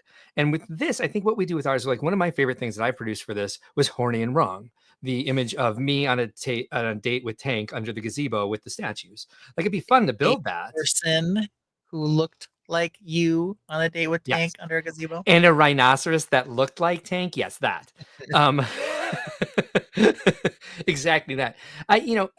That's actually one that I would like to build eventually because I think it's a really good composition and it'd be funny for people to see it. They wouldn't know what was going on necessarily. And then the people who watch the show would be like, oh, that's Horny and Wrong. However, using ChatGPT to make that creation for the joke segment we were doing, I don't think is taking away from any Lego artists because it's a specific creation we're looking for to make a simple one-off joke. So that's why I've been okay up to this point with using Lego, using ChatGPT as a medium to create Lego images, if you look at it for more than 10 seconds, you could see they're not actual Lego pieces. It's actually still really bad, even though it does this crazy things with faces now. It's still really bad at making Lego pieces by a lot. I want to catch up on some of these comments here because I want to hear what the Tainted is saying. Brickdad Build says tolerance needs to be taught and learned by youth. Actually, we should put up a poll that's like, what's the average generation in this? Because I feel like we're a bunch of Gen Xers, and so our attitude towards most things is, I might technically be a millennial. True, or Zennials, Right in between. or Gen Xennials, whatever. What are they? Yeah. Millennial Jexers. Uncanny Valley is actually a thing. Humans are uncomfortable around things that look like them, but not quite. It's pretty dark, but also why there are no more humanoids. Uncanny Valley is actually a thing. Uncanny Valley. There's like a gap between. There's a valley between something that looks human but isn't, and humans, and they right. Which you can still see in these. Out. I can definitely still see in these. Like, I think that's the danger of what they're able to do now and why these pictures are kind of frightening, because like the possibility for deep fakes, because it's done with the examples tonight are still kind of like plasticky looking, sort of like almost like a painting in some points, but they're getting better and better at it. And those aren't all the images like, they're better today than they were last week. It was amazing today when I was using it, because I could make it keep stuff that I wanted and just change the stuff that I didn't. And it was smart enough to do that, where it has greatly struggled with that in the past. Agreed, which is helpful for us, but it's also like you can kind of see like where this tool can start getting into deep fakes, and we find ourselves as a society stuck with like, is this image real? How do we prove it's not? Like, what is there going to be as this improves and improves and improves to stop nefarious actors from using it for that purpose? Brickdad Build says the youth of today, having been online since day one, have a hard time with AI because they didn't have realistic perspectives like older generations. Hawkeye Lego Man says, I use it for personal ha-has and maybe brainstorming. Brainstorming, I think, is a valid use of it as well. Never use it for selling something. We would never claim any of this was our own work or that it is an actual Lego set. That's the big thing for me, is that, yes, Brickworld as a brand, we're promoting Lego builders. We're promoting original creations. And most of our stream does that. Like, I think we're one of the few out there besides Reed's stream. I think those are the only two streams I really know of that focus on original creation. There are a lot of channels out there that focus on making videos, small, quick, inspirational videos. And those are amazing as well. But as far as I know, these are the only two live streams where like people are building and talking about original creations and promoting original creation and the builders in the community. Marty Becker says, as a software engineer, my day job for 30 years, it is okay for fun. I do not trust it for real world work. Neither do I. That's why you check everything that it tells you. And that's why if I'm going to ask it to compare two contracts, I'm going to upload those myself, and it's going to find the differences. I know it can do that. Brickdad Build says, the use and mediums of creation have always evolved, so AI is nothing but a new tool in the box set. The Mac Attack says, AI is still as good as the input. Ben is square on. Only as good as the input. Only as good. Yep, sorry. I'm not sure what D was laughing at. I use it for writing PyBricks programs. Yep, that's I'm sure David Turner does as well. Yes, that as well, yep. Urban's Bricksville is here. Thank you for joining the conversation. As a college student, AI is the future. I use it for getting ideas and making life easier. I see nothing wrong in what you do with it. Thank you for that input. So let's take a look at this. I think I'm going to jump on ChatGPT and kind of show you what happened today with this. So you can take this image now that Ben created and create an actual Lego minifigure with it, which we had a lot of trouble with. Remember all the different types of socks it would make? There was suddenly a sock puppet. Suddenly it had ears. So I'm going to go ahead and log into ChatGPT over here and show you the process for me to get here, because something happened today with this that's never happened before. But I've also never uploaded an image to find to get myself to creating a Lego minifigure. So let's start here.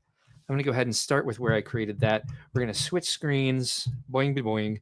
I'm going to stop that screen. I'm going to narrate this out loud. Again, different generations do things differently. I have to talk myself through this. So here's ChatGPT.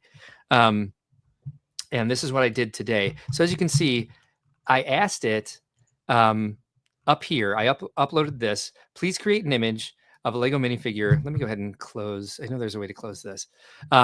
please create an image of a Lego minifigure based on the character in the attached image. And then it actually didn't do it. And I was surprised because it had created several images based on images I had uploaded all day. So I couldn't generate the image you requested because it violates our content policies. If you feel free to give me a different prompt or idea to work with, I'm happy to help you with something new. I said, how does it violate the content policy? I was a little confused by that. I said, great question. And I get why you're asking. Unfortunately, I can't share the exact reason because the policies are designed to be broad and protective across a lot of contexts. That said, it likely relates to the way the character resembles or is derived from recognizable IP, especially with elements that look like they belong to major franchises. So it says, if you're up for it, we can absolutely work around that. Let me tell you how to work around it, ChatGPT says to me. Make a Lego-style minifigure inspired by this character, but with a twist that keeps it original, maybe a stitched Sith plush lord or a cozy-eyed cultist from the Felt Empire. Let's get weird with it. So it recognizes this as Star Wars. Yes. And it doesn't want to do it. So I'm like, yeah, his name is Darsak. And it wasn't able to do it again. And it tells me all this. I can totally run with that and turn it into a Lego style minifigure. Just need to be fair enough. And I'm just like, whatever you need to do, just do it. So this is all I had to do to force it past the guidelines was to say, yeah, do what you just suggested. And it came up with this. So then I said, it's perfect. Thank you. And it said, I like it. I'd say, I'd love to see this character in a scene where he's riding a speeder hover bike across an otherworldly planet through lines that laundry is hanging from, the laundry appearing stinky, please. The speeder hover bike should appear to be constructed from construction toy elements because I didn't read thoroughly, so I thought it was still like trying to stay away from Lego. It came up with this, which again is more of a drawing. That looks good. It's also the closest like to actual Lego elements I've seen. It is. Yes. And so I was like, well, you're an ass. I want it landscape oriented. I always want it in landscape oriented. Don't make me tell you again. And so I asked it to be more realistic. It just kind of shaded things a little darker. All right. Still very drawn-y. So then I went on to this, and this was interesting because I wanted to prove that like if it's not IP related, you can make anything Lego. So please create an image of a Lego minifigure that's a plumber eating a s'mores. I don't know why plumber was on my mind. Maybe I just made toilets and s'mores, so I was just like the plumber and the s'more. Right. Yep. And so it did this, and I said, I'm like, okay, so let's make it. It's a Lego creation. It's a cute, fun s'mores factory where silly machines assemble the s'mores, blah, blah, blah. And it says, I couldn't generate this. Now, the way it generates images now, you can see it getting there. So it was halfway there. It's like revealing the image, and it was making the Lego plumber look like Mario. Yeah.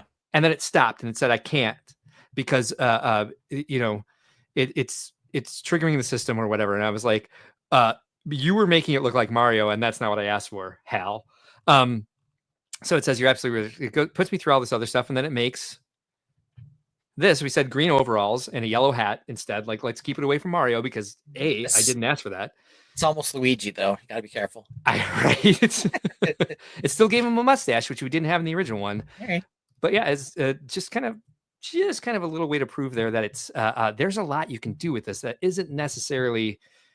It has stops in place. It has its content guidelines, but there are a lot of ways around that. Oops, grabbed my settings. I'm going to go ahead and go back to the slideshow because I want to show you how this was created today. How did I get myself in a lifestyle shot? And I could do it live. We're running out of time. Maybe we'll do this at some other point. We could put me into any lifestyle shot and it will replace the person in the lifestyle shot with me.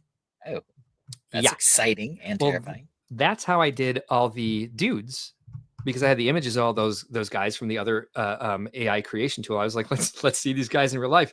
Trust me, it's the first thing I did with this, to be honest. When I found out how good this tool was, I was like, all right, let's see better versions of these guys in more than just like singular poses. And that's what's weird about it. All right, so here's the picture of me from Italy in this bathroom of our hotel. That's a bidet and back. I don't know why I took this picture of myself. I think because I was sunburnt and I was like, look how burnt I am, or something like that. Okay. All right. So take this image, take the woman in the right out, and put instead of the girl, put me in, and this is what it did. Like you said, it's not exactly me, but I've seen other. I've made other images today not far off that look a lot more like me than this does. Yeah. I think one of the creepier things I found today was like it took this image, and this is my human version of Kurt. And I said, take this image, and instead of this guy building it, put this guy building it. But I wanted the focus to be on this tchotchke shelf. So I said, everything else should say the same. Don't lose the tchotchke shelf. And it did this. And so what's creepy to me about this is it has this image of this guy. It's got his build down. and that's one of the other problems I have with the other AI tool I needed for this. It needs to give you a pose. The pose is always stuck, and whatever face you tell it to give it to, it always gives whatever face reference you use. It always makes the person face that way. This is crazy. It created a 3-dimensional version of this person and put him in a chair, and like imagine what his head would look like at a 3/4 profile. Yeah. The T-Rex is markedly closer than anything we've seen before. It's still fake. Yeah. The Trevi Fountain was really close. I did Photoshop the actual Trevi Fountain in, but the Trevi Fountain was pretty close. The Animal Crossing sets were relatively close. The Beauty and the Beast Castle was almost exact. Now you can tell this isn't Lego. I mean, they didn't go into all the actual pieces, but that Trevi Fountain that versus T-Rex image, let's go all the way back to the beginning here. Oh, where did I put it? Hold on. Going back through all these. Sorry if I'm making anyone seasick. That's something it's never been able to do. I've never been able to upload 2 Lego sets and say like, make these mash together. Or I can show it the original Apocalypse sets now and say like, put this mech in a different setting, because every time I ask it to do Apocalypse, it's something completely different. So the consistency is going to be great for our jokes. And if we're going to make more of an Apocalypse line, it's going to match the theme more. But everything as creepy as this is, that it can do this stuff now. And as you said, it's so much better. And it's actually making the words more clear too, getting closer and closer to being something that's very dangerous in the wrong people's hands. How do you feel about you? Because are we promoting it by using it in something that could be a dangerous tool? Is there an ethical question there for us? I think using it responsibly, we're not the only ones who use it. We're not the only ones who are going to use it. The people who are going to use it for bad things are going to use it for bad things. If you saw somebody jump off a bridge, would you do it just because they did? That's what my mom used to say when I was a kid. I know. I don't think it's the same as handing someone a loaded gun, right? It's just not. Fair enough. Because it's people have used cars for violence attacks. Does that mean I should tell my son that he can't drive, or I should never drive again? Right? I mean, just because someone can use it for a bad thing doesn't mean you're promoting it as a bad thing. You should, however, stand up and say, it's not okay to use this for purpose X, Y, and Z. That's wrong if you know people are doing it. Yeah. I mean, I don't feel like I have to tell my kid, when he starts driving, I don't feel like I'm going to have to tell him, don't run people over and become a terrorist, right? Well, you may not have to tell Mara that. You may want to I may want to suggest to Miles. Just in case. Just in case. No offense to Miles, of course. But, we're talking about it now, and I'm sure we'll talk about it again. Definitely a number of times. I'm gonna go through some of these comments we had in the chat, and I'm gonna ask you one more ethical question before we end the poll. The poll right now is 47% use responsibly. VMAC Tech says your stream is about networking. I'm not sure if anyone looks at the comedy segments and confuses it with Lego news.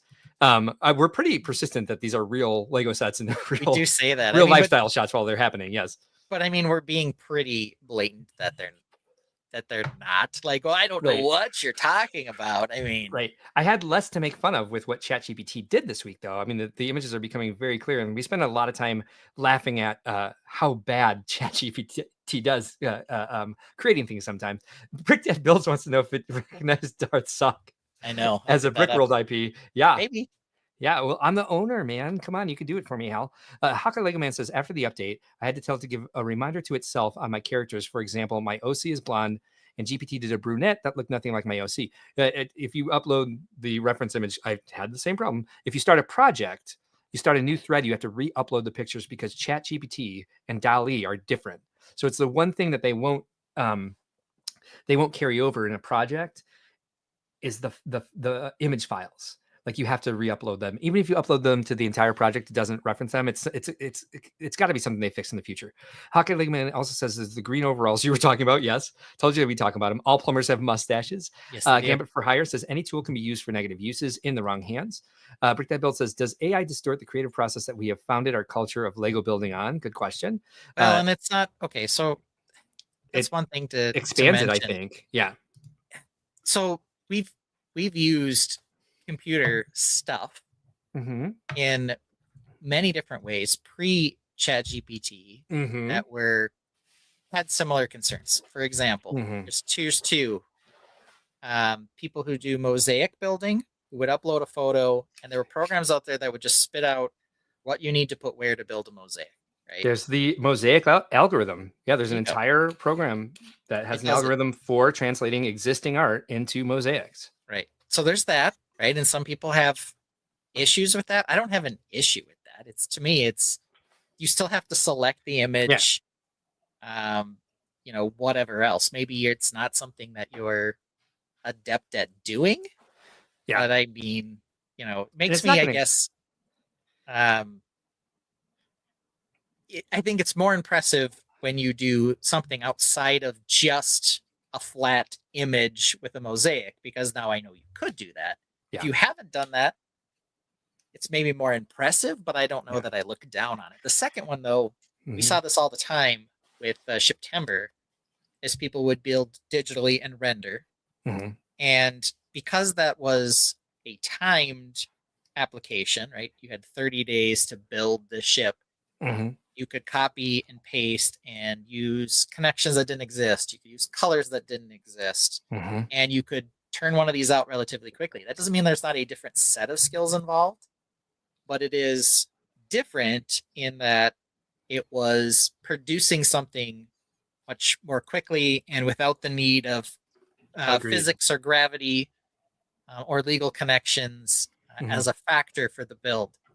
So there are times where digital tools have already been problematic in the Lego community.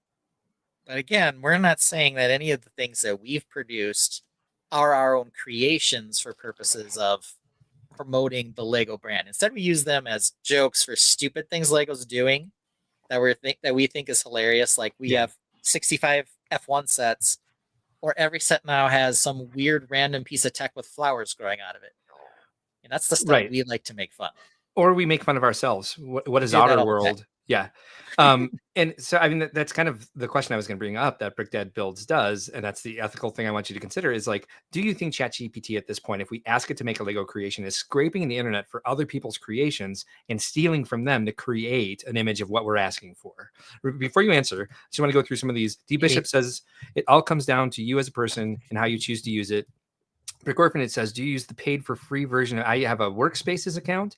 My friend who works for ChatGPT, he got me a free business account. And then when that expired, I was like, I use this all the time. So we got a Workspaces account. So Ben can have an account, Phoebe can have an account, and David can have an account, and we can all use it however we need to. We can use it in an individual workspace, or you can use it as a individual, do your private stuff off to the side.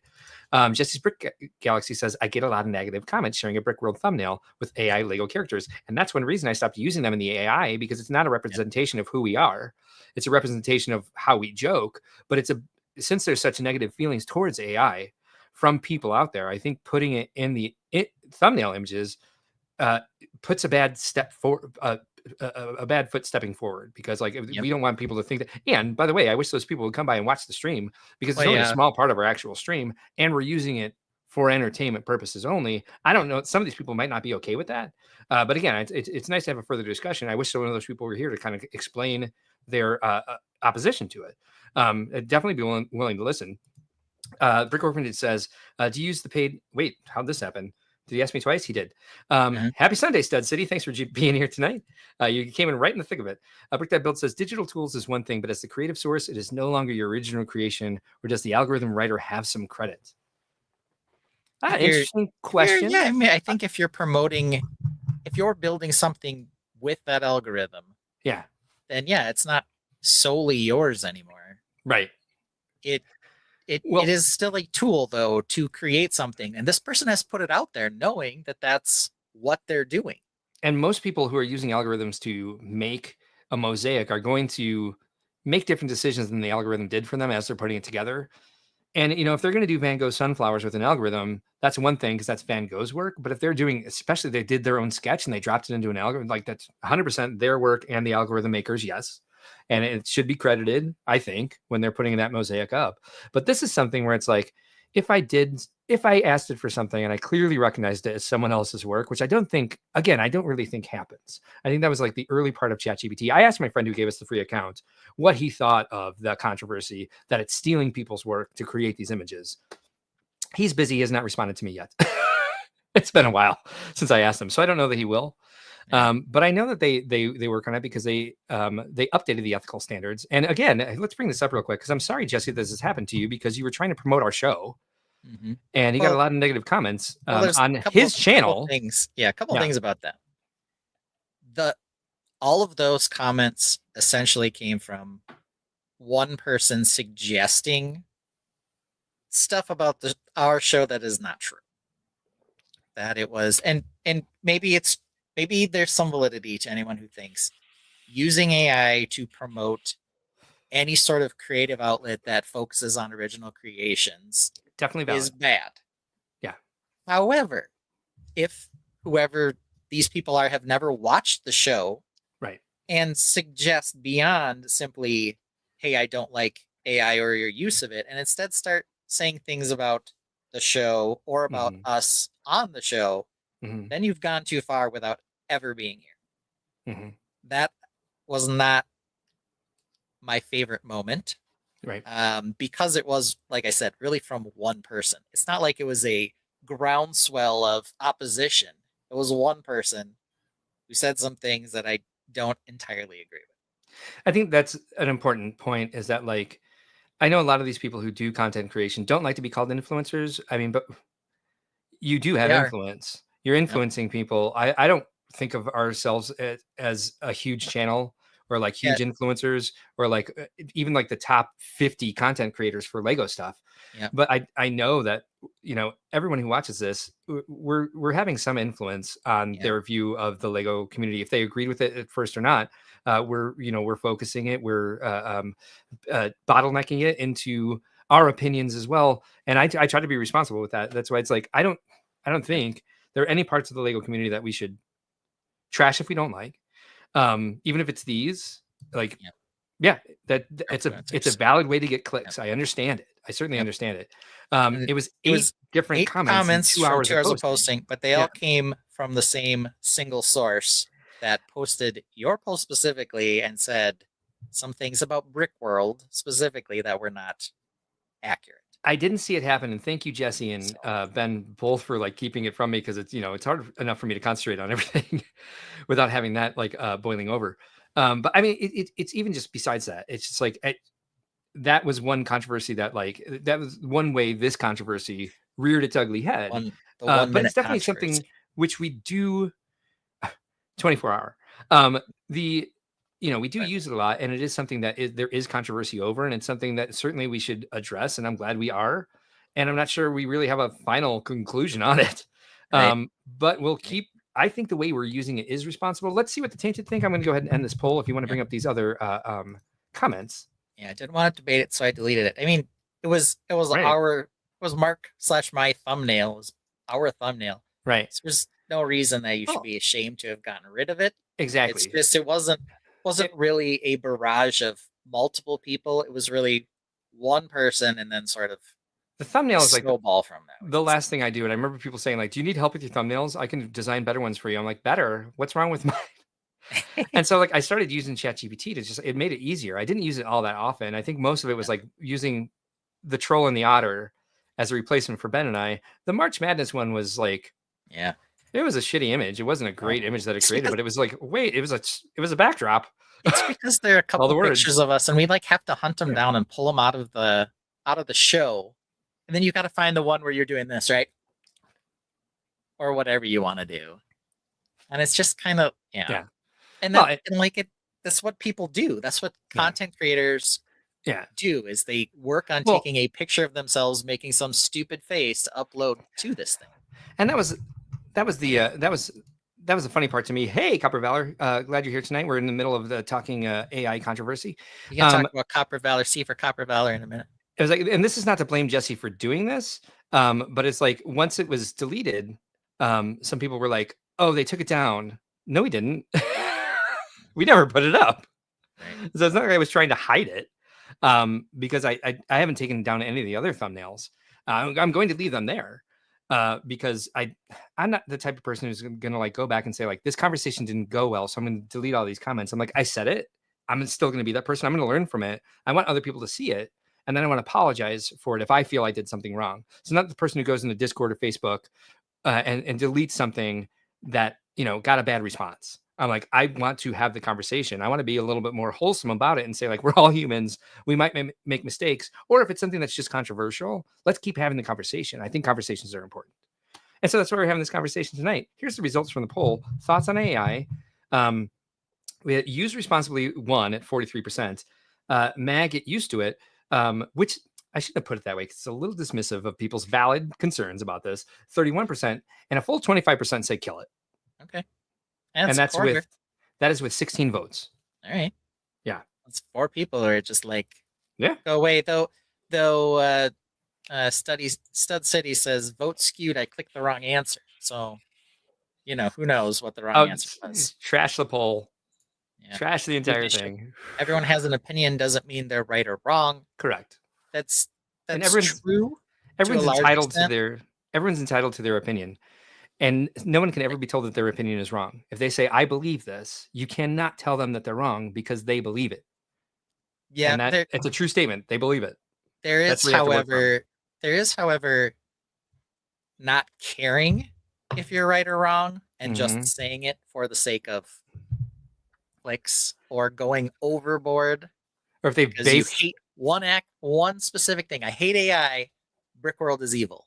Those two things are somehow attached. I don't know. Or they base their opinion on something that is completely factually wrong. And this is not about AI. This is just about opinions. Yeah. Then you just realize like, oh, this person bases their opinions on things that are completely false. And then you're just not friends with that person anymore. Yeah. So Copper Valor says, good evening. Yep. I pulled it up. C for Copper. I visited Copper's stream on Friday at Mark's suggestion while I was also flipping between that and Friday Night Bricks. While I was on Copper's stream, a couple things happened. First of all, she suggested at one point that if I was hosting the show and you weren't there, that it wouldn't work. So I think she's got a favorite here between me and you. But I think I may have fixed that because at the end of the stream, I pointed out that she has 3 degrees. Based on my name, I'm a dog with 3 heads. 3 and 3. I paid her $1.99 super chat and said, I think we're besties now. I have not heard that refuted.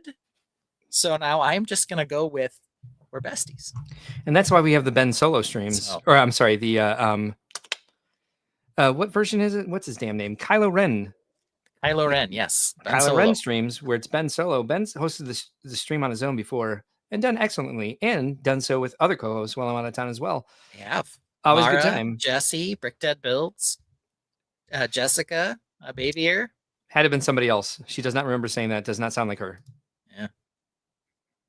And my comment, the 3 and 3, now we're besties. Hey, maybe we are now. I don't know. I love how we disagree over things that are we do on live streams that we can go back and check the footage. We know what you meant, Brick Dad Builds. All right, let's get to some close calls because we are almost at the 3.5 hour mark. Oh yeah, we're crazy. And notice we hit the 3 hour mark and I did not take a bathroom break. That's amazing. Do you need to take a bathroom break or should we just do this? We should just do this. I got power bladder tonight. Hey, I want to know something. What's up? Should Mark shame Ben when the call isn't really that close? All right. The 2 answers are he's just trying his best, Mark. Leave him alone. Or secondarily, troll that troll. Get him. So that's how it goes. Copper Valor suggesting she wouldn't intentionally put someone down, so she doesn't think she's. That's true. I believe that. Go back and watch it. Like it's up.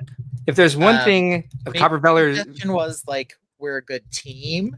and like we need to do it together. Maybe that's what she was trying to say. I don't know. Probably. I would say that is one thing I will say about Copper Valor. Her energy leads first and foremost with building other people up without a doubt. And eating tuna sandwiches. Yeah. All right. We're doing 2 minutes on this close call. The poll is live. Yeah. Troll says a brick dad. It's the tainted way. It's 100% troll. Yeah. I mean, it's just started. We'll see what happens. We're trying to answer this question, right? Yeah. Ben's fragile ego, because when it's not 50-50 and Mark makes fun of me, I cry a little inside. Or is it that Mark's just cruel with his judgment? Which one is it? So here's the reality of it. I've been really excited doing the poll because like we come up with close calls. You especially, you're very good at them. That are actual close calls. And so when they end 50-50, I'm like, nailed it. These are close calls. And so last week you had some that were just not. And so I called it out because now we have the metric to see it. And I definitely 100% meant to hurt your feelings. I know you did. And here's the thing. I was like, fuck this. Sometimes I know they're not close, but I put them up anyway, just because, I want everyone to validate. It's fun. I do the same. Record players with 100% flowers growing out of them suck. Yeah. Look at that hair. So what is up with that hair? What's up with the backdrop? It's just a sheet hanging over my shelves. You can see that it's just a bed sheet. I know. I said get rid of that, Mark. I believe that was that was pandemic. COVID haircut. Yeah, that was me. Pandemic, Mark. That was me with my clippers going like, let's just shave off the hair. Yeah. That's what was going on there. Yeah. Well, in the meantime, Copper Valor needs to clean food off her counter, so she'll be back in a few minutes. Okay, whatever. She's going back. She's checking the live stream. Yeah, no, she's checking the live stream. She's like, oh, let's mute this one. Let's pull my live stream back up so I can prove it. Let's see what he said. Let's see what he said. Vintage Cove and Mark. The old logo is even on my shirt. Yeah, look at that. What's that crap? I hadn't even designed it yet. This is some vintage Target Spaceman shirt on today. I got the famous lifestyle shot shirt on myself. Famous one. All right, so there's 8 seconds left, and it looks like 71% of the Tainted want the troll to be trolled. That's fair. I know Reed voted for that one for sure if he's still here, because, And let me just say, 70% to 30%, that's not a close call at all. How many votes, though? Three versus 7? No, 7 in total. So it's like 2 to 5? It is, I don't know. 71 to 28. You tell me. That's math. Math's hard. Mathy. I already opened the whiskey bottle, so I'm not mathing. Yeah, we're not mathing today. No, boo. Boo math. Math's a lot of work. Did Z spouse vote? She knows I have a fragile ego. You do not. Yeah. My wife is a lovely and kind person. And when I say things about her on the stream in jest, she even then is like, that's not true, right? I'm like, of course I know that's not true. All right. But another chance for you. Be mean to me. Okay. Is this close call going to be a close call? Let's find out. Probably not. What do you do if you get a bad haircut? Do you go to pay someone to get it fixed, or do you just let it grow out? Option 3 is probably you put a hat on, because here. Yeah. Hey, it looks better. It looks better with hat head than it did at the beginning of the stream. I'm not going to say it's bad, but it's a little shorter than normal.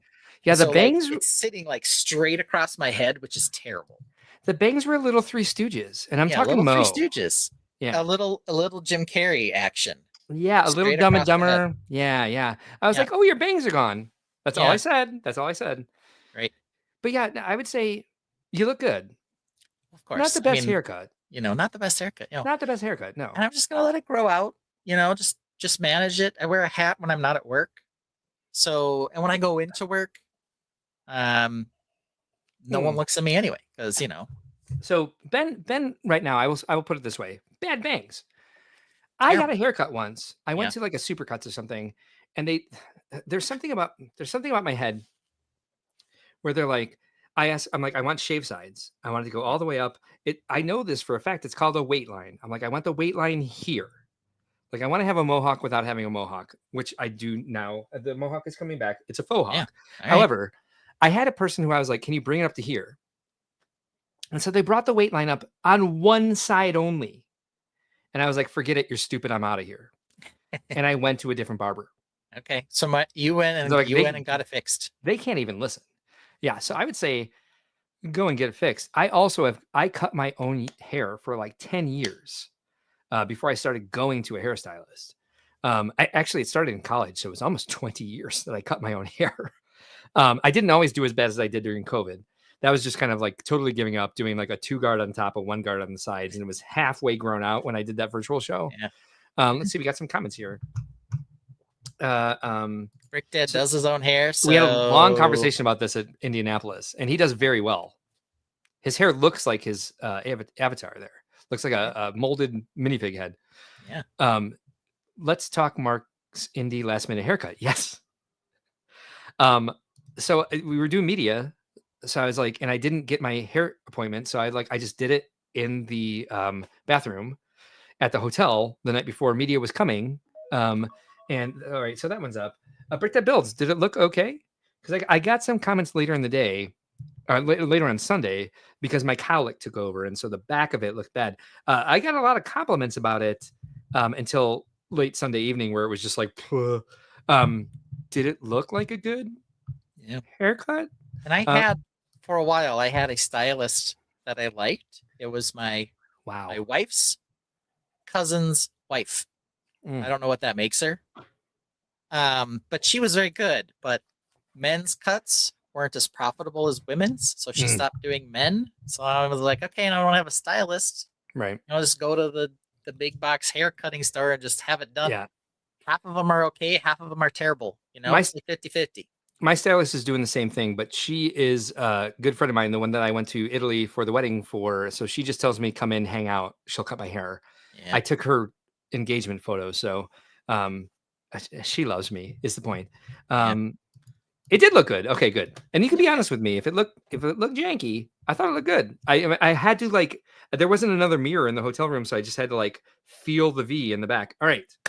That one's done. We got 90% of the people out of the 11 votes saying that they would let it grow out. 9% said, go get it fixed. All right. Go get it fixed is what I'd say. Well, because I can't wear a hat on most days because I look like I don't look good in a hat is what I'll say. Yeah. Guess what? Not a close call. Most people are just whatever with their hair. They just don't care. I'll just let you shame yourself on that one. I'm not going to say a word about it not being a close call. I'm not ashamed. I'm not ashamed because I'm in the let it grow. Let me point this out. My side, 90%. Your stupid side, only 10%. So here we go. Okay. Has spider wrap ever stopped you from buying a set? A Lego set I'm talking about here. Interesting. Yeah. Yes, I impulse at self-checkout or spider wrap ain't no thing but a chicken wing. I'm not stealing the set. I don't care about spider wrap. You can at certain places have them take the spider wrap off at self-checkout, but you still have to go through that hassle, right? So if you ever saw a set, be like, oh, $50 set. Okay, maybe I'd get that. Oh, but it's spider wrap. Duh. D Bishop, right? All that nonsense. Right on here. Yes, it has. She does not want to take that to the self-checkout and wait for the attendant to come by and take off that spider wrap for her. Yeah, I just want to get in and out, right? Makes sense. But, and I'm not saying more complicated methods when they've got the glass up at the Walmart. That's beyond this question. Or when they have the spider wrap that's then chained to the shelf. Not that either. I'm just talking the box. You could take it, but it's spider wrapped. So you'll have to have someone remove it at the register. It hasn't stopped me. My favorite story of things being behind glass / spider wrapped is going to the Walgreens to pick up athlete's foot spray, and it was locked. And so I had to call somebody. Luckily, the guy next to me was like, oh, I was going to hit that button too. And I was like, cool. And so we're waiting there, and I'm like, I'm getting the athlete's foot spray because they have to take it out for you and hand it to you. And the guy was like, oh, so am I. And I'm like, did your basement flood too? And yes, it had. We lived in the same neighborhood, went to the same Walgreens, fixed our feet after trudging through basement flood. Yeah, it made athlete's foot happen. Anyway. Brick Orphanage says the Lego store doesn't have spider wrap, so never a problem. Is that the only place you shop for Lego? I guess. Neither does Amazon. So it's true. Really good point. This is impulse when the wife sends you to Target to get saran wrap and you're like, hey, what's new at Lego? And you find something on clearance that's originally $80 and now it's on sale for 40, half off, but it's still spider wrapped. You're like, ugh. That's not the question, though.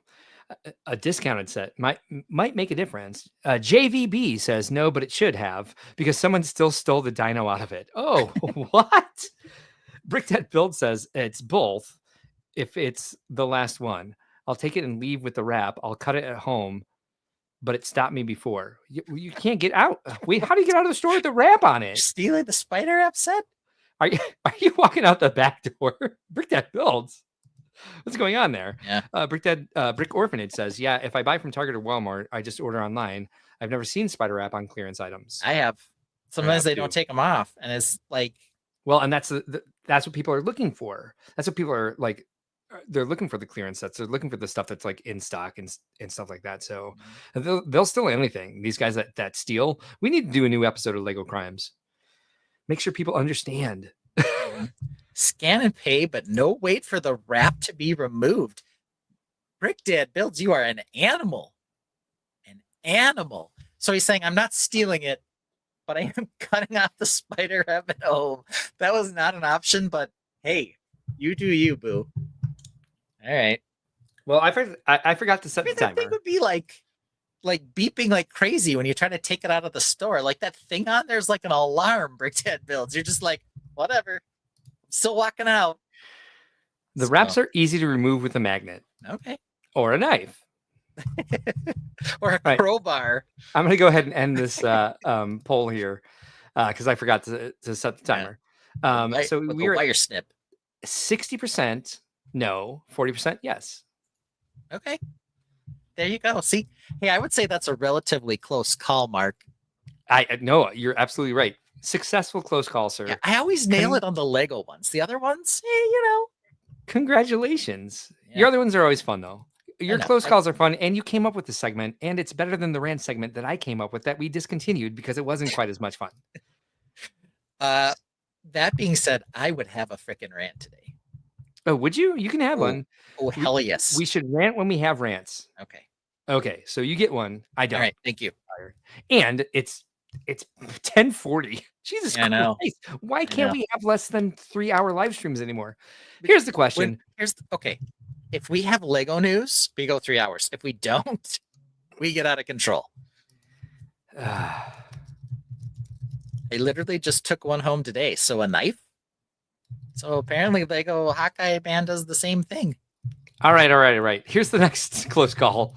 For the next what set would you like to see in the next Animal Crossing wave? Sorry, I wrote it differently in the poll. I started reading that instead. You want to see Red Ship? You want to see the museum?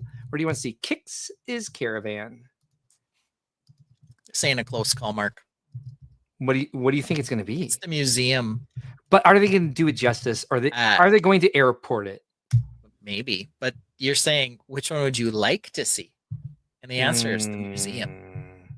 Oh no, it's not a close call. I think you're going to be disappointed, Mark. I'm going to have to shame myself. I know. I could shame you. I could shame you. Don't worry about it. I'll feel better about that. Yeah. There's no reason I can't shame you. Did you bring this one up? Brickdead Build says, Hawkeye, my rap buddy. The rap buddies. Aw, that's sweet. The burglar buddies over here. Yeah. Well, because sometimes like you set off the thing and like the loss prevention guy is like, go ahead. Let's go. It's okay. Yeah. It happens all the time. It goes off and it's not just the alarm at the store, but the package is beeping too. And you're like, some of these loss prevention guys, though, they're serious about their job. They're some like, of them are. You went to self-checkout and the alarm went off? Come here, sir. Yeah. Oh, I've had some interesting issues with self-checkout. They're trying to make them smarter now too, where they're like, it looks like you missed a scan. I'm like, yeah, what? And then they like show you a video of you scanning it. And every time the video comes up, I'm like, it looks like I scanned it in the video because I did. But yeah, it does all kinds of stuff. I've worked loss prevention. That's why it's okay to steal the spider wrap. Right. I worked at Best Buy, but I worked in appliances and music, separate stints. And loss prevention would use me to go secret shop. Because they'd be like, someone looks like they're stealing here. Can you just like go give a presents? So that's not secret shopping. I was in my Best Buy uniform. But all right. So the point here is Red Ship, cool set, a boat, a fox. There's artwork inside. The museum, I already have a boat. prolific, that not one this big. They have Whatever. the little rowboat museum. You'd have Nobody cares. bladders. I don't think they do the interior right because there's 3 wings to it. There's just a Yeah. little outside. I don't think they could do what's actually there. But I'd love to see a Blathers. I'd really love to see a Kix because Kix is They a already have a skunk caravan. with an old school. Well, right now the museum is at 67%. That's not high enough, people. And we only have 14 seconds left. Get I'm it not up going to there. vote in the poll. I refuse to vote in the poll. How can I get in there and smidge this one up a little bit? I don't know. Use your alt The other accounts. the other Tell two your maybe wife to have do it. 20% in the museum, or 15 a piece, and the museum is 70%. This isn't even close, Mark. The museum Isn't even is at, close. as we close it down, the museum is at 70%. And let's see, what are the other ones? The Red Ship is at 20%, and Kix's Caravan is at 10%. Mm-hmm. So not a close call. What do I do No. with myself? No, that's My- a 50% blowout there. My reality is crumbling. All right, so next one. You might as well just quit. Who is the more pronounced Midwest accent, Ben or Mark? Ooh. All right. I noticed that watching the show. When I lived on the West Coast, people commented about my Midwest accent all the time. It seems normal here to other Midwesterners, but listening to you and I talk to each other on the playback, I'm like, we both Yeah. have pretty strong Midwest accents. But I'm wondering- I've heard worse for sure. Yeah, same. For sure. Yeah, we have some things that are Midwestern that you can't get away from. We have very hard vowels. Right now it's 50-50. Yeah.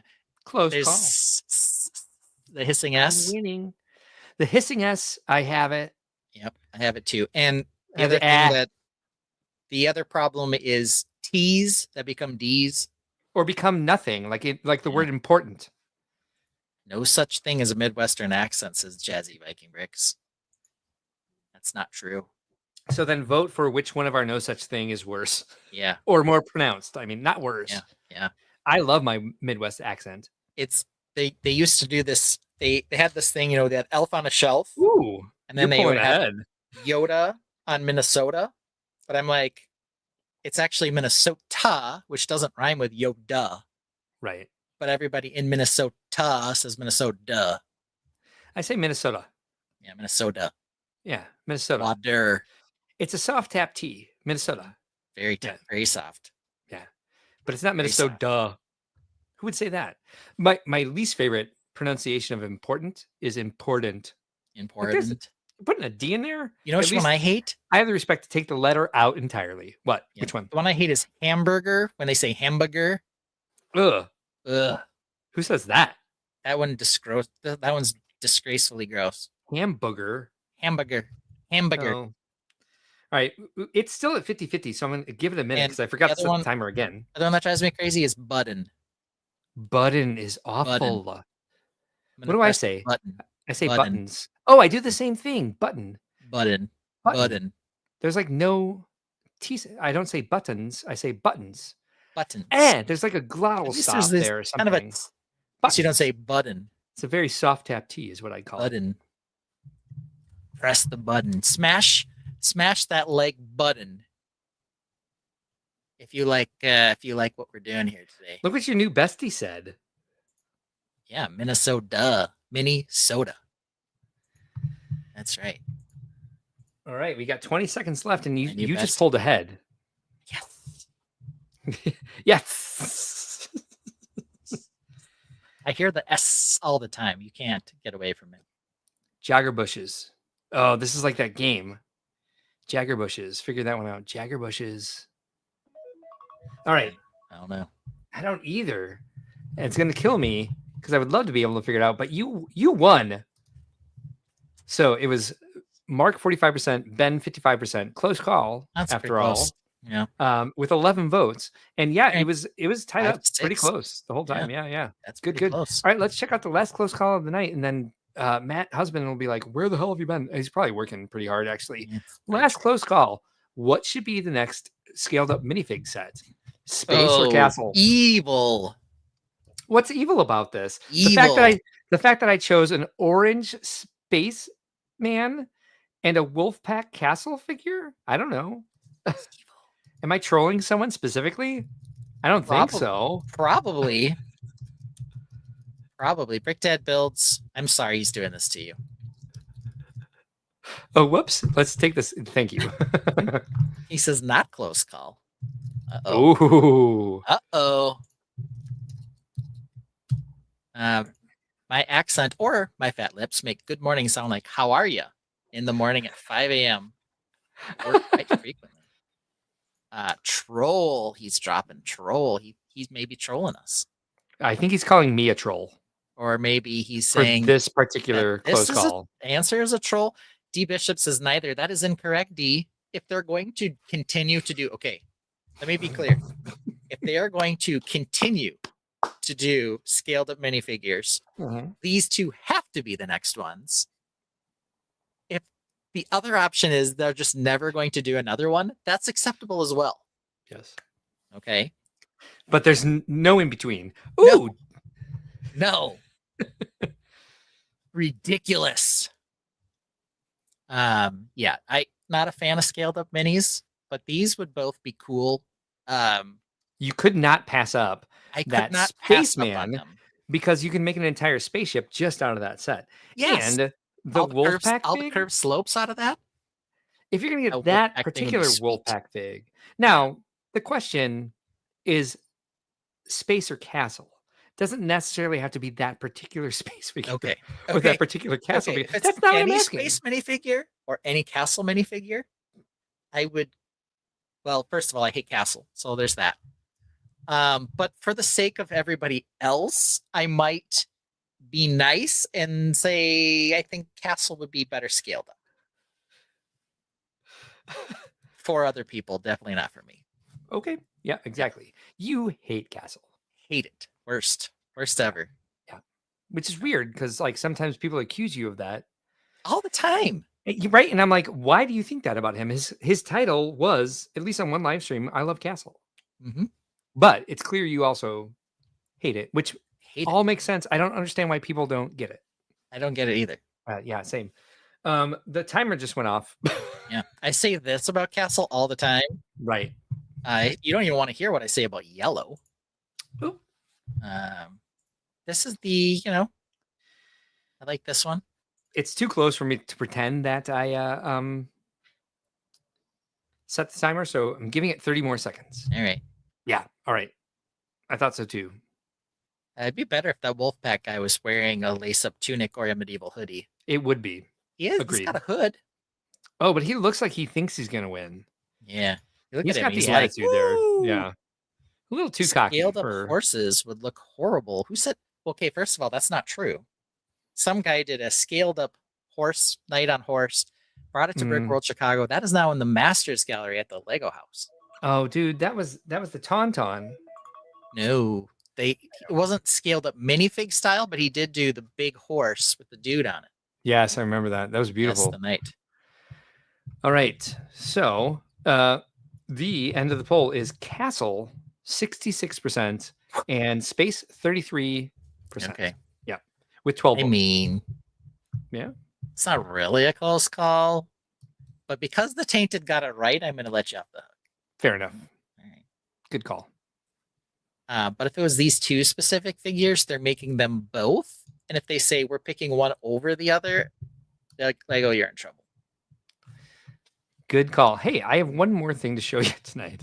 Okay. I still have to rant. Oh, right. Well, I'll be done after this. Cool. You rant on your own. All right. I can do it. There it is. There's the sad face. Mm-hmm. There is the pareidolia, everybody.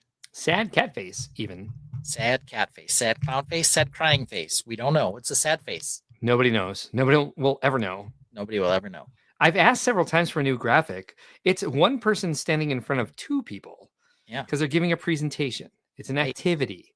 Yeah. But it is a sad cat face. It's a sad cat face. Sad clown face, sad. Yep. Fat face. That's what symmetry will get you. All right. Mm-hmm. Every time. You went symmetry, you deserve some pareidolia. Would make an orange wolf pack figure. That'd be interesting. It's a very sad face. Very sad. Yeah, just an icon. Send it to David Turner, please, Alex. All right, so now we got to go and bring out Piece of Cake. God, there's so much work to do on this stream sometimes. Sometimes. Oi, oi, oi. God, it's just going forever.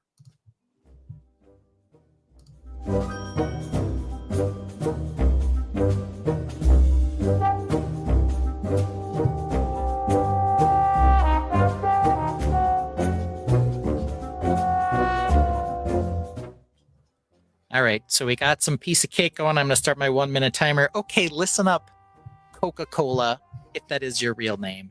Did you accidentally buy 700 kegs of vanilla extract that you have to use? Because now what you do is you say, hey, we need a new Coke flavor. Let's just pick something random and shove vanilla in it too, because that will make it disgusting and no one will want to drink it. But then we'll use it as a substitute at your local Target for cherry Coke, the only thing you actually want to buy from the frickin' case, over and over and over. Oh, we'll make cherry vanilla Coke, which was horrible and looked almost exactly like cherry Coke. Could not get that out of my store fast enough. Now you're making some sort of orange creamsicle using the vanilla. The only reason you're doing this, because the vanilla is some sort of fragrant, disgusting puke storm. The only reason you're shoving it in everything is because you accidentally bought 1 million pounds of it instead of 1 pound of it. That's the only thing I can figure out, because you're ruining cherry Coke for me. It's like they bought vanilla the same way that Southwest bought fuel. Like they surplused it. It was like an accident. Yeah. And now they're like, oh, this stuff's going bad. We got to get rid of it. And they're like, hey, people didn't like cherry vanilla Coke. So now let's do orange vanilla Coke. And then when this doesn't work, they'll do lime vanilla Coke. And then they'll just do vanilla Coke. They tried that too. Guess what? Nobody drank any of that crap. Stop doing it, Coke. Stop doing it. All right? It's nonsense. And I will be honest. Cherry vanilla was the worst because the bottles looked pretty dang similar. Like, what were they thinking? Yeah. I ordered Dr. Zevia from Instacart, and the person couldn't find it, and they replaced it with diet cherry vanilla Dr. Pepper. Sons of, what'd they do to you? Absolutely confounding. I was like, this is garbage. No one's ever going to drink this, and it tastes horrible. The vanilla extract flavor in soda is disgusting. Yes, 100%. When you have like a vanilla note in root beer, it's fine. When you add it to a cola, like the extract thing, it's horrible every time. I co-signed this rant. Co-signed. 100%. Only rant needed this week. Definitely necessary. Yeah, Coke. Yeah. You were lucky, Coke, that this was the C. Very lucky. Episode. Yeah. All right, because otherwise I would have lambasted you even more. I love you compared to Pepsi in general. However, fair enough. Yep. Only the cherry Coke, and stop putting vanilla in shit. Just stop. Just stop. Nobody wants it. Nobody. I'm going to say for the first time. Oh, thank you, Brick Dad. Thank you, sir. I'm going to say for the first time. Maybe not the first time. Clearly that, a mistake. But yes, not every mistake is a mistake. Right. In fact, some people think there aren't any mistakes at all, like our best buddy, our mentor, our hero, Bob Ross, because Bob says, what does he say, Mark? He says there are no mistakes, only happy accidents. And you know what? Instead of businessing and giving the whole like, thank you, everybody. We appreciate you supporting us. We love you so much. We appreciate you being here every week. We appreciate the support. Please like and subscribe because it helps us out. We hope to see you soon. We want to see you at our shows. We love to support you as you support us back. I'm not going to do that. It's going to end because we got to go. It's been 4 hours.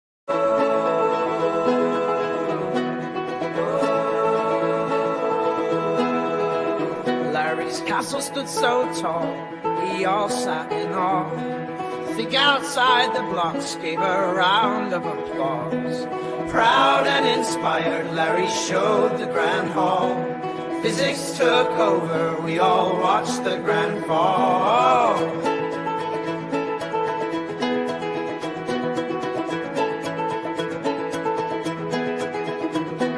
Bricks fail.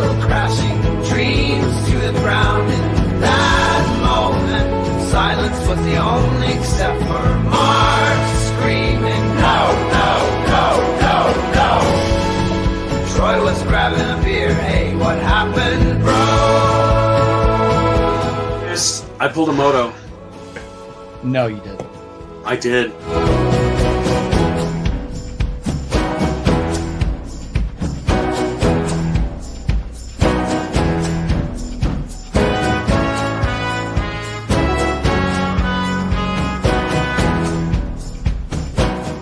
Under the under the castle, so dragons live here, right? Oh my god, yes. Level 1 dungeons. We got kitchens. This is a double high. This is the grand hall. No, no, no, no, no, no, no, no, no. Like the grand hall. I believe everything happens for a reason, and maybe this reason is for you to rebuild it better, bigger and better. Shut up, Troy. My castle just fell. There's only 6 weeks to go. I'm in a full hell.